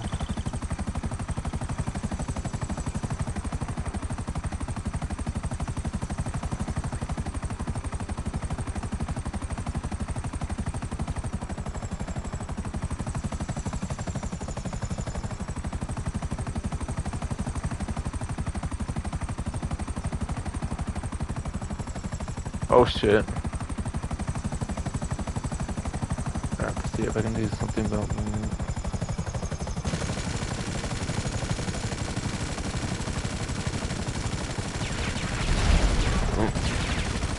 Oh, I got him too, okay. Yeah, this game can be cheesy. Savage, bro. Definitely. Bro. Sure, it's not like all of them go down a bit. The majority of them, anyways.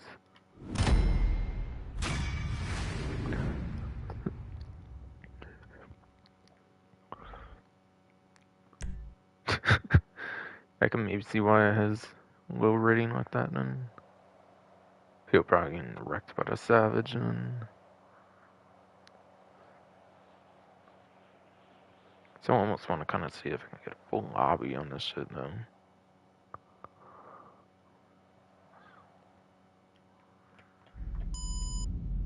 No.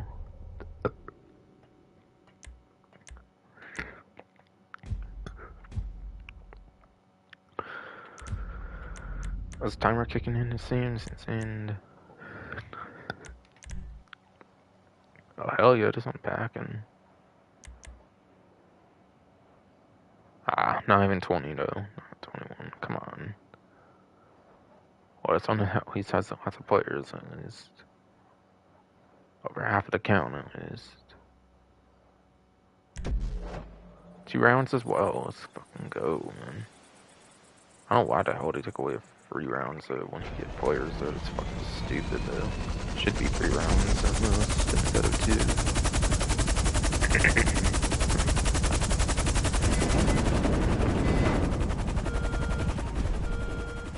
2. Ooh. Fucking pack of sardines. Bitch, bro.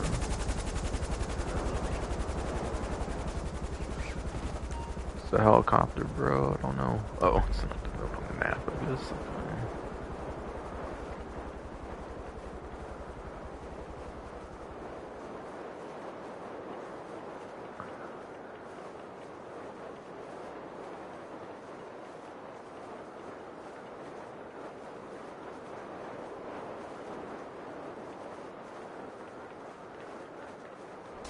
Oh shit, somebody's in out already. Okay, I'm gonna try to get the Kanjali, I think. Meat bearer, so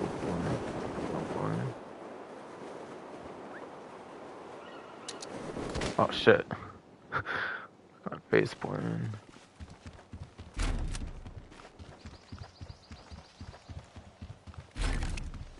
Might want to try to stay in here and alert us or something. Oh, they're all the way over there right now, okay.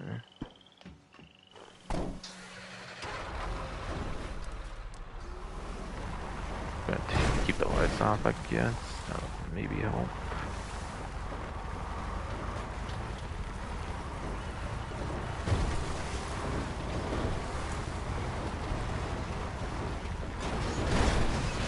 Oh shit, I'm dead. Shit. I'm dying. Oh my god. What the shit? What happened there?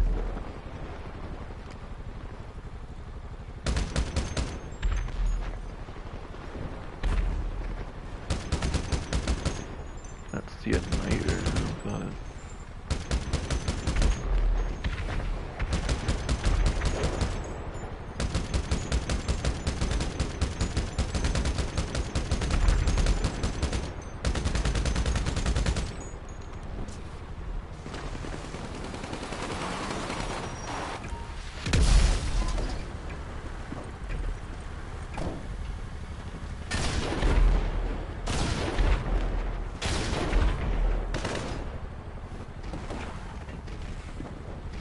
oh shit, I'm dead. Damn. I wouldn't even catch my ass.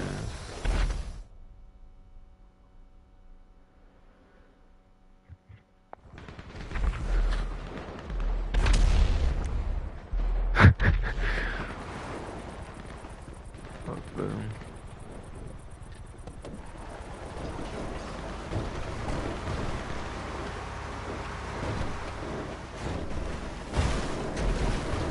So I was trying to hold it, it actually might not be railgun cannons though, it actually might just be the basic cannons, that might be why. Yeah, every time I was holding it,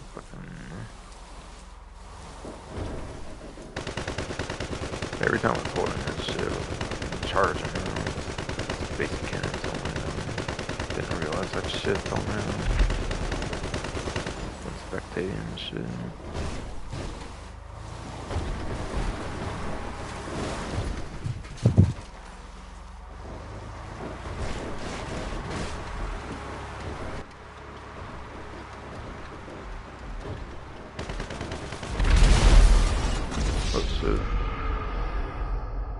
I'm losing that. Right? Yep. Yep.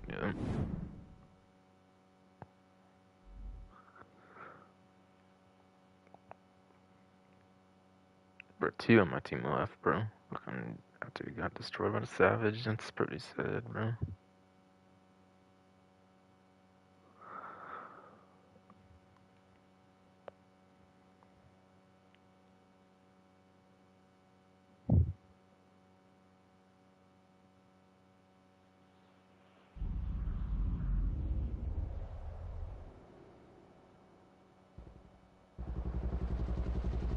Still want to see a full 28 player lobby though if I can, bro.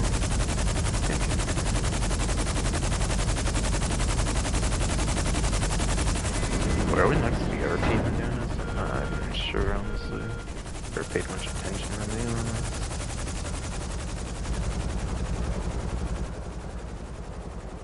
Oh, helicopter. Helicopter's on the map. Right here. Let's go. Let's go. Get it. It's right on the helipad this time.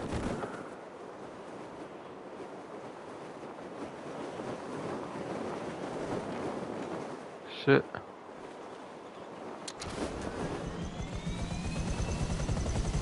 Oh, what the heck? Why am I on the side seat? Fuck, I don't remember choosing that. Fuck. Whatever. Or whatever. Oh wow, they got a helicopter too. Alright, better aim good things. My character's stupid ass and get on the fucking rocket seat. Was I on the wrong side to get in that shit? Or like, I don't feel like I was.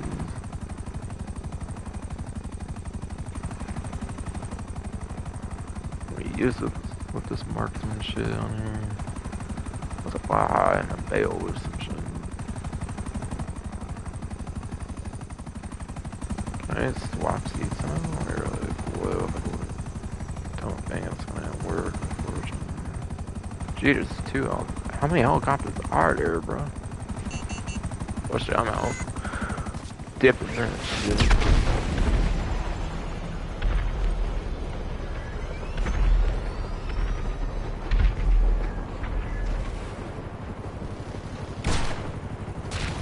What?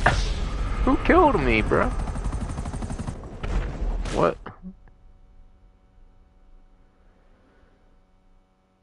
They get my ass with a cannon or some shit? Did they get my ass with a cannon or some shit? I don't even fucking know, bro. Bro, for someone died too, goddamn. Fucking useless, though. My character didn't fucking go on a passenger seat. I told her to. I just went on the damn side seat. Perico pistol, fuck that shit.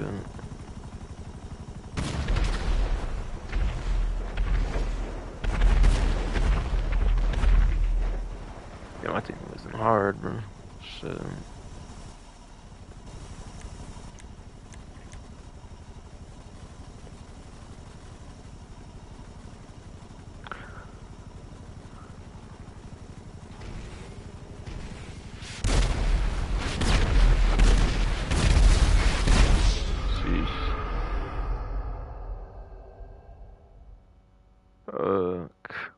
With a triple K and shit. Fuck, man.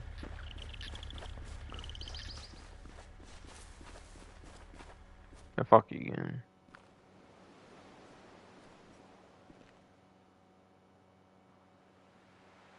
Damn, this person all alone. Gotta deal with 4 people by himself, bro.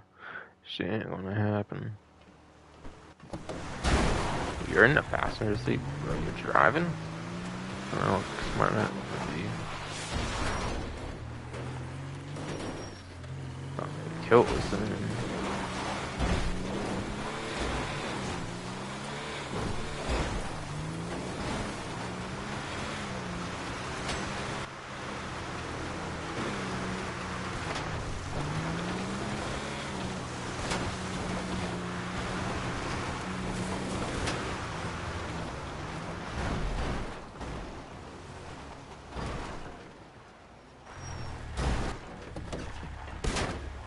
Yeah, they gonna die. Wait, they killed him? No way. Not a fuck. Oops, funny, this person won some. Yeah, no. Of course not.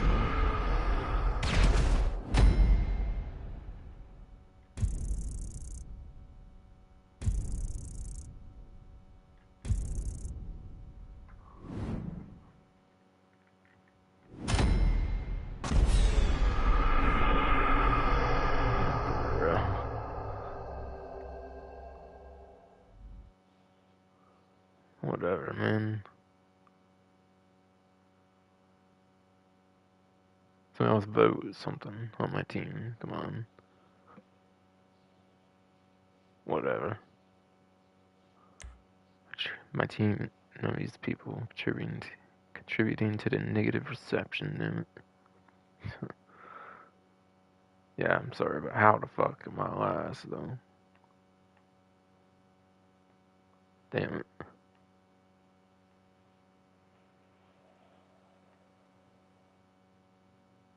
Like, how it just goes in an infinite loop on the same mode, then it's kind of sad.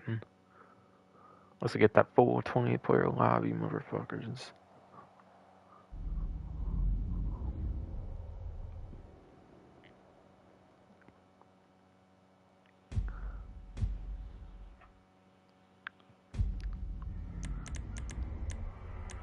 Oh my god. Alright, good. Still hosting time on this one, apparently. If this can actually get somewhere, that'd be nice.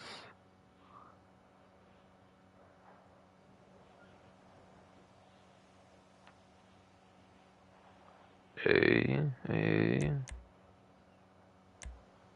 Bro, why niggas gotta leave, bro?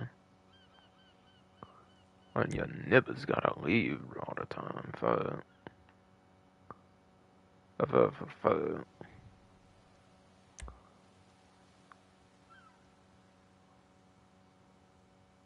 Bro, we get more than like 15 player suites, come on. Motherfucker. Dude, this one's in, where's the last one? Come on. What a joke. What a joke. God. Embarrassing. 17 players, or 16 again. God.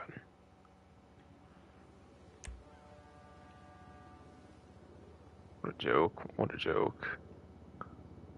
Oh my god. Seriously.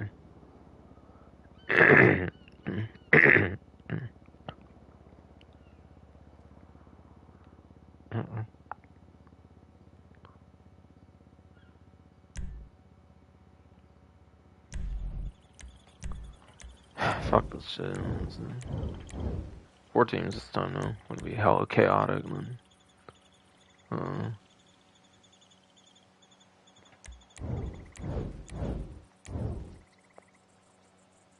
I don't even rate my team, come on. Embarrassing. Alright, finally. Come on. My whole team's ready. Everybody else just jerking it off though on the other teams. Green. Bro, who the fuck is trying to make my team? Orange. Well, if you want to be on orange, bro. What the hell?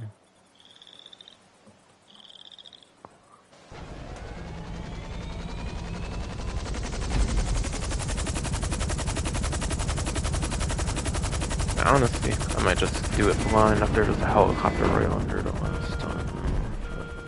Get lucky, I get lucky, but I wanna let down.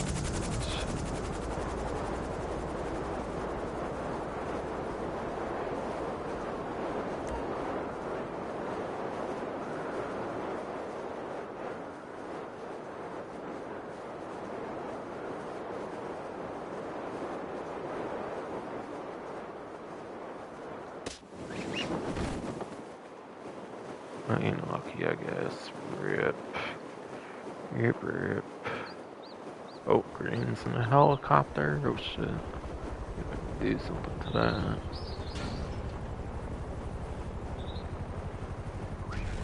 Don't even know.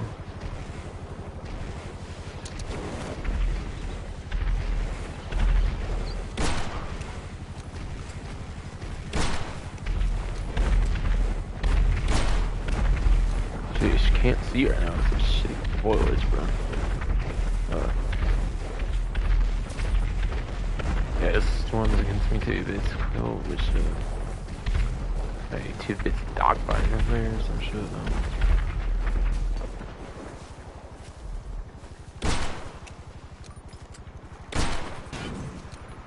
Oh shit, I'm dead. About to be dead.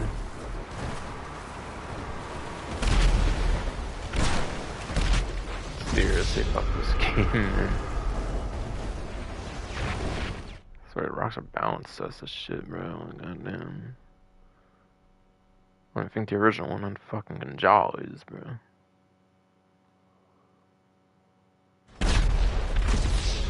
Charles might be the most fucking savages, honestly, man.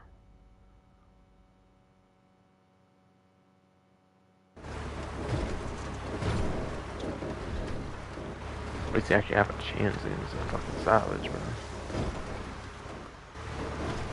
Charles got too much armor and shit, man.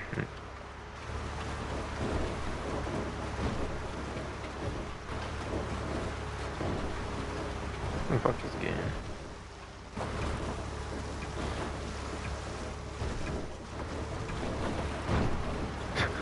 What the hell is that time? Why is there even a time limit? Shit just ends anyways.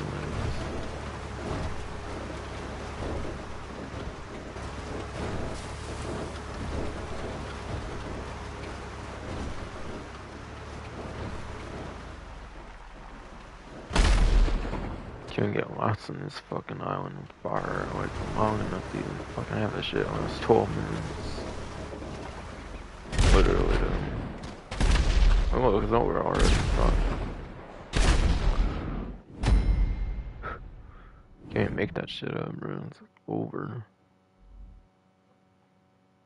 I don't even need for time limit.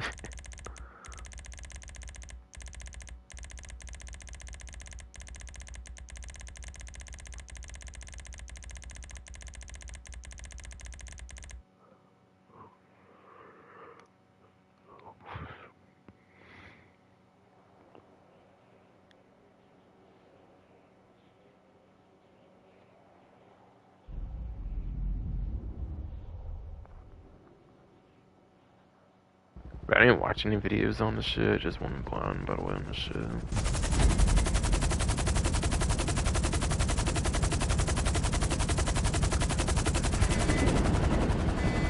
I feel like I should watch Gilly Minister's video on that shit. Stream now or something. Should do.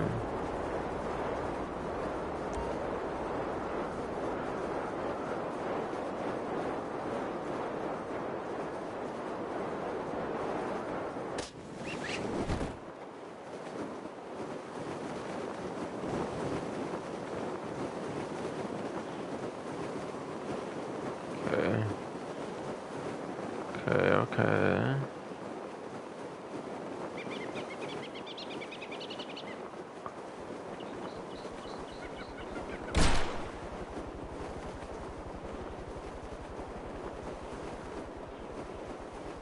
Oh god, a helicopter from green. Oh god.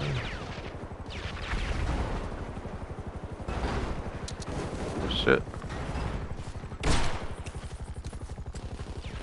It's peach jitter, bro. Need to find some shit. Contra Crete has junk. Damn, suicide. Became pilot or some shit.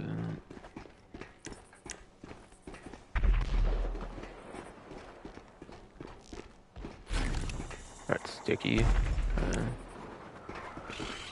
How that gonna go, frankly.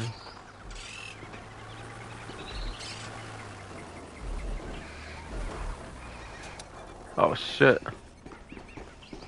Got failed this shit.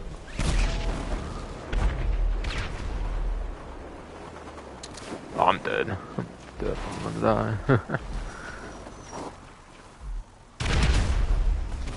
Oh, fuck you.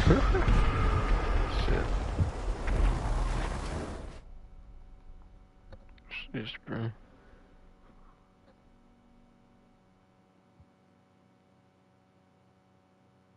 I swear, and if this game chatting this shit, they win this shit, man.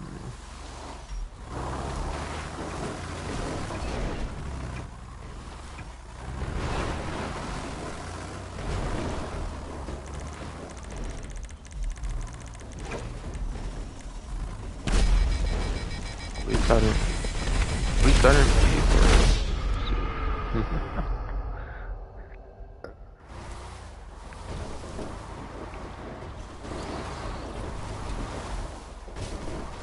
I still want the full 20 player experience though. Fuck. Kind of at least want that. If I'm gonna use this shit.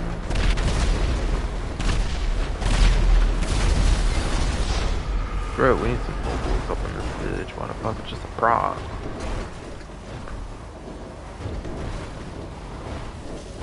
I'm pretty sure there's no fucking mobiles at least. Or no actual prop going in. Don't care if it's a small ass island to clear. Don't care if it's a helicopter. That just demolishes everything.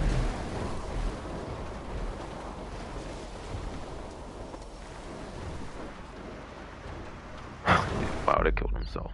Sad. Oh yeah, wait, that's right. There are 2 rounds, so rounds are split up between teams, actually. Right. So it actually can last longer. Still, I think they should let 3 rounds be a thing, even without like other people. I mean, even with other people joining, it needs to be 3 rounds. I'd assume it lists 3 rounds if it just goes away if somebody fucking like joins that shit anyways. Actually dumb, I feel. It's actually dumb, I feel, though. If there had to be another opportunity for this shit, let's go.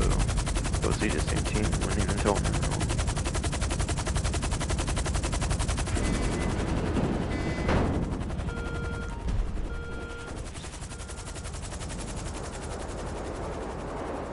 Okay.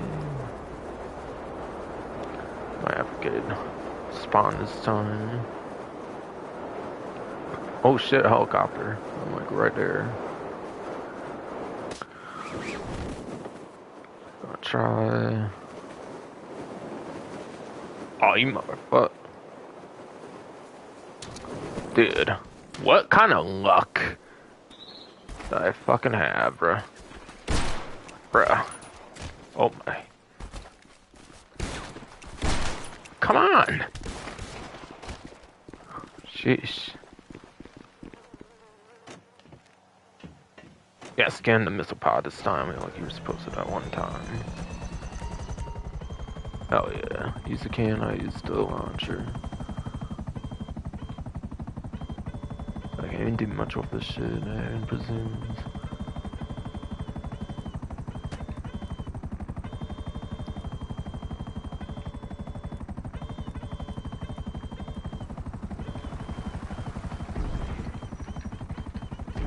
Not even doing anything, bro. Like, what the fuck? Get hit by anything? I don't know. Jeez.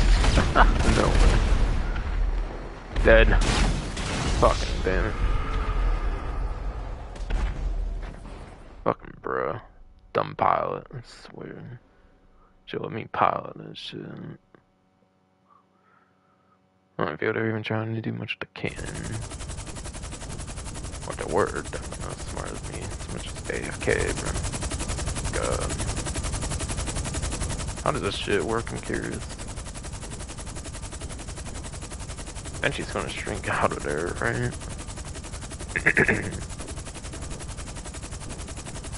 Eventually they're gonna be forced out, surely. Surely. Probably just die or something. Surely they have to think of that, right? Right?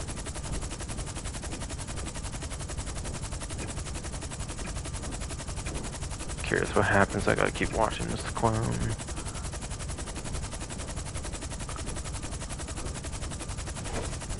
Oof. Yeah, I can see it in there.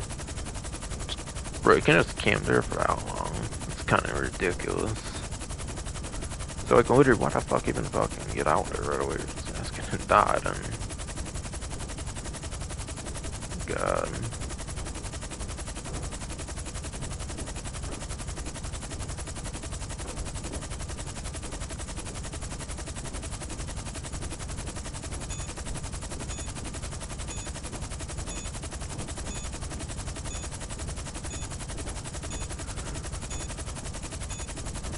Yeah, fuck you game, if this person gonna do this shit, I should be able to not even touch my controller for fucking like 5 minutes. On a game mode. They're gonna die anyways. Okay. not inactive again. Damn. Lightning, man.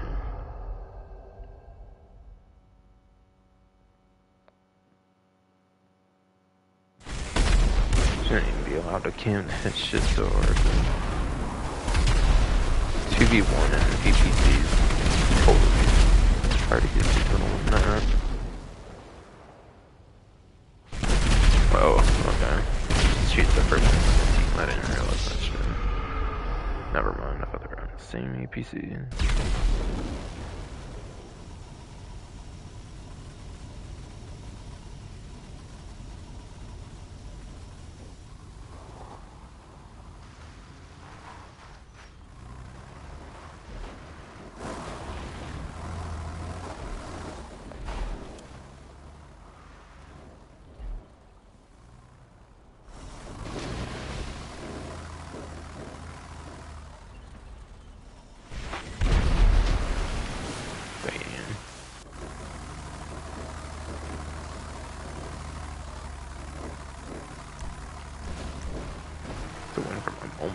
Shit, those sides right out one time. We're just barely playing.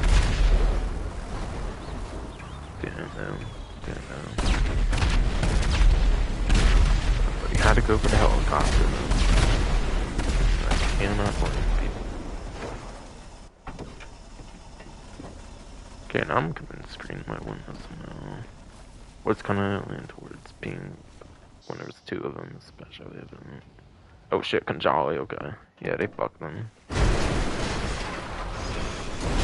I thought they were being dumb there, but I guess not.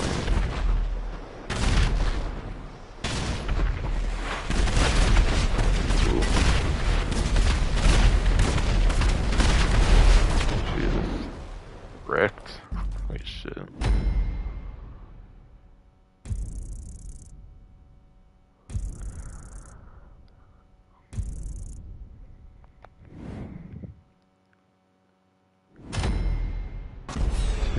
It's okay.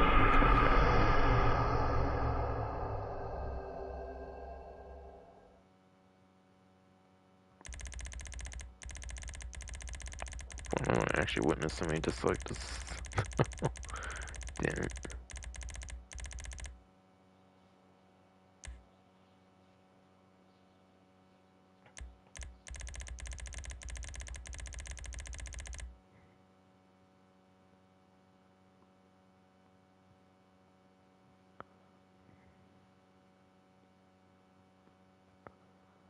Bro, wasn't there like 16 of us and then there was 7? Boy. The boy.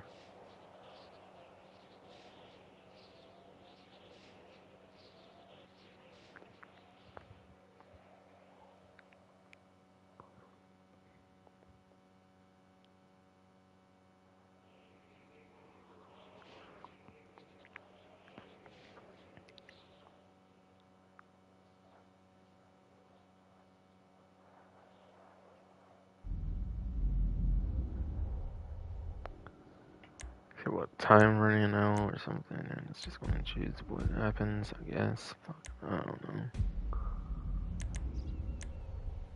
Alright, there. Okay. Call. Try to get more, come on.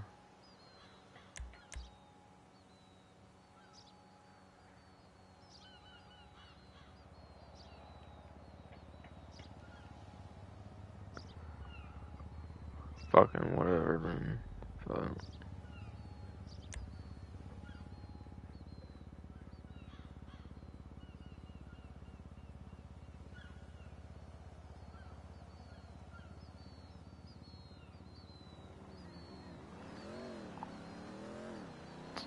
Why is it 6 players?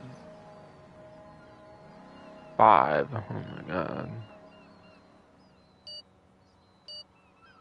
Alright, kicked on call. We can have our bare minimum 4 players, motherfuckers. Okay, back to 6. Weird. What the hell? Can't unlucky with a 6 player again? Like, I didn't have 6 before. Oh, all of a sudden.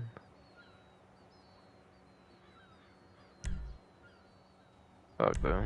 Can't do anything with so many people though. Seems anyways. If I already ever won, it was 4 teams, because that's what I chose. Yeah. So it can be a little different, I guess.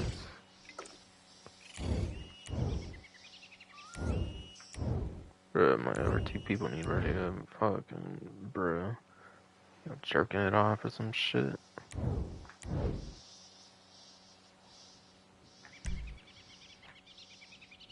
Ready up, fuckers. My god. Bums, bro.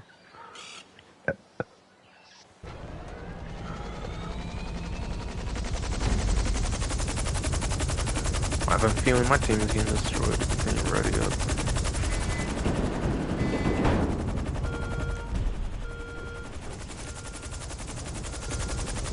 I literally the only one that jumped.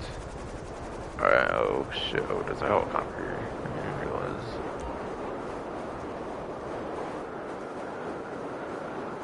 So did I?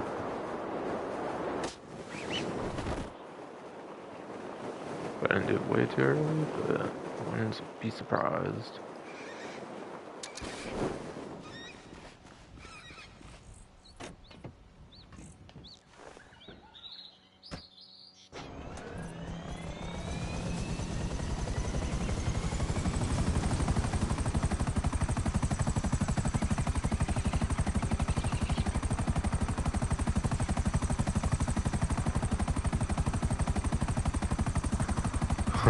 Just use first person, for all the other bullshit that we're dealing with.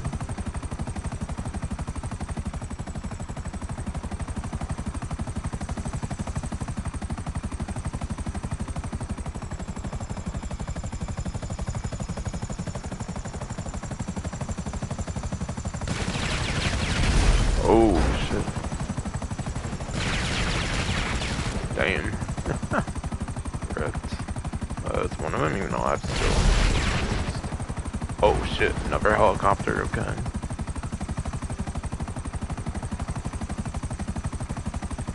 But I wanna see if I can dogfight this fucker. Give him an actual shot here. So just destroying him outright though or something. Oh, let's cool down, bitch. Damn, you suck.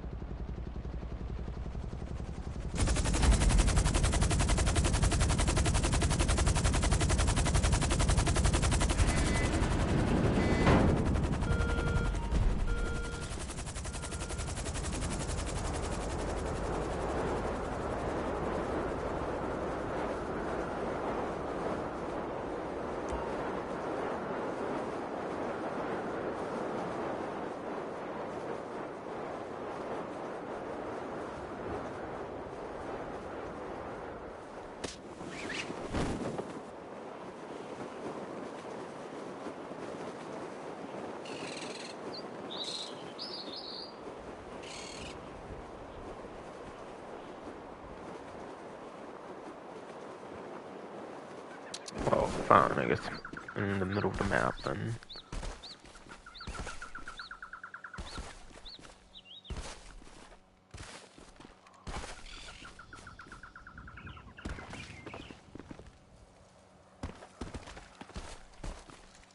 Well, I was kind of a dead spot. Yes. Yes, I guess.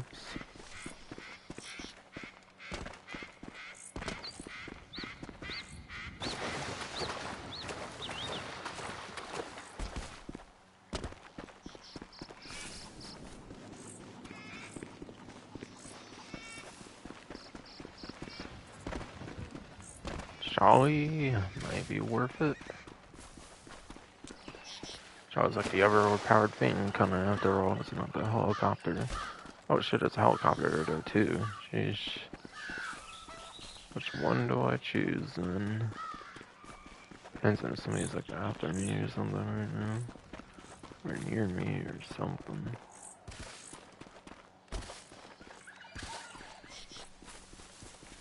Come on, for the concrete jungles, motherfucker. Move.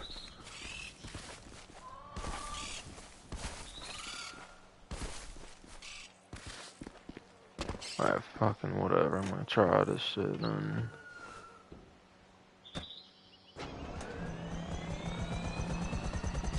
Oh yeah, I don't know, light the fuck up out of everybody now.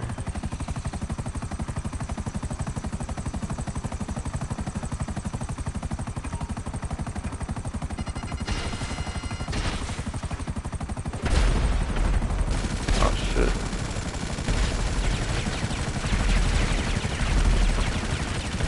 Oh, fuck.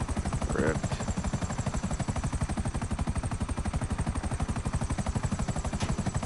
Okay, I got sniped. Oh shit, yeah, this fucking snipe.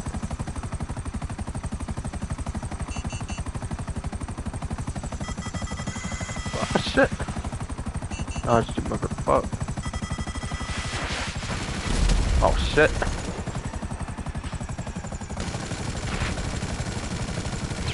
Oh, get wrecked.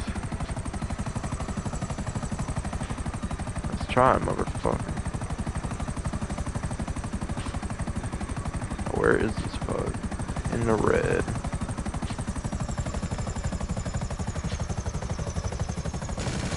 Come on. Dead.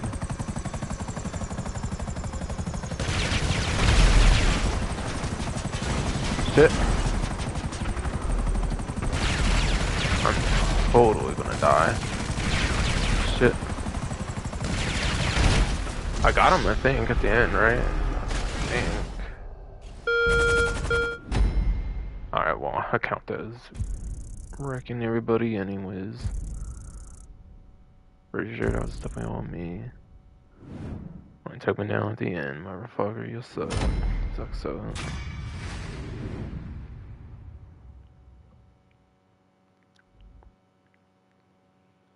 Hell yeah, I'm gonna like this one. Telling me a motherfucker salty. Haha, I did. Wrecked. Wrecked. Okay, I don't think it's gonna be any better than that. I'm gonna fucking quit, I think. Yeah, mode's an unbalanced shithole, though. But mode's an unbalanced shithole, though, that's for sure. Died, but doesn't matter, though. I won at the end. Fucking bastard was hiding and shit. Fucking, I wish I'd realized sooner. I whenever he got that death, then. I wish I hadn't even counted. I died after. I say.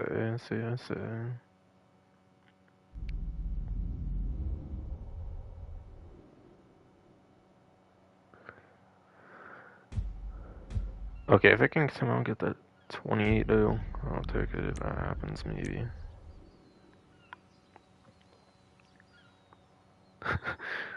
Before I get kicked for being too good. That's the host is on my team from before.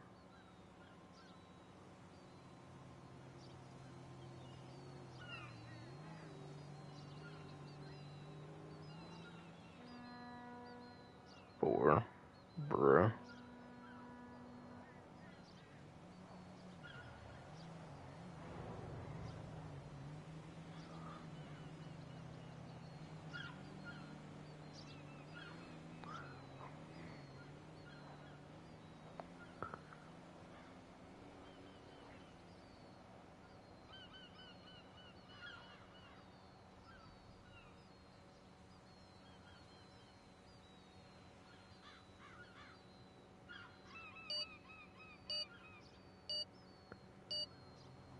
Yeah, nah. Bare minimum. No. Wrecked everybody on a 6 play. Just do even harder on 4. Even if it's every man for himself.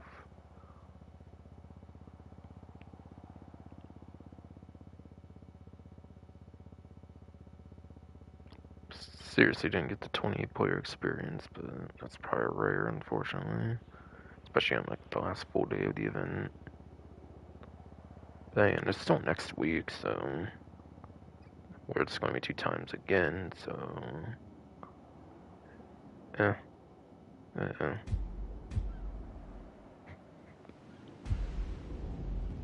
82K right now, okay.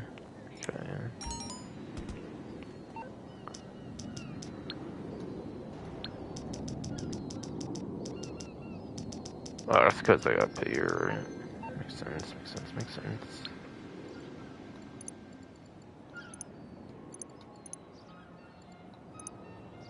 Alright, with that, I got $13,074,325, whatever. Cool. Checking the stream again, definitely. I think. But yeah, I dominated crazy on that one, so I really don't think it's getting any better on that one. And King can say I died all. King can say it. I died all at once, but nah, not happened like after that shit, man. I dominated. Fuck this game. Fuck this line ass game. Yes, that's probably gonna be it for the stream though, for sure. Next stream. It's probably gonna be for next event, and if it's a generic event, then I'll probably try to fit the Mr. Favor work then compared to this time around. Hope you enjoyed then. And then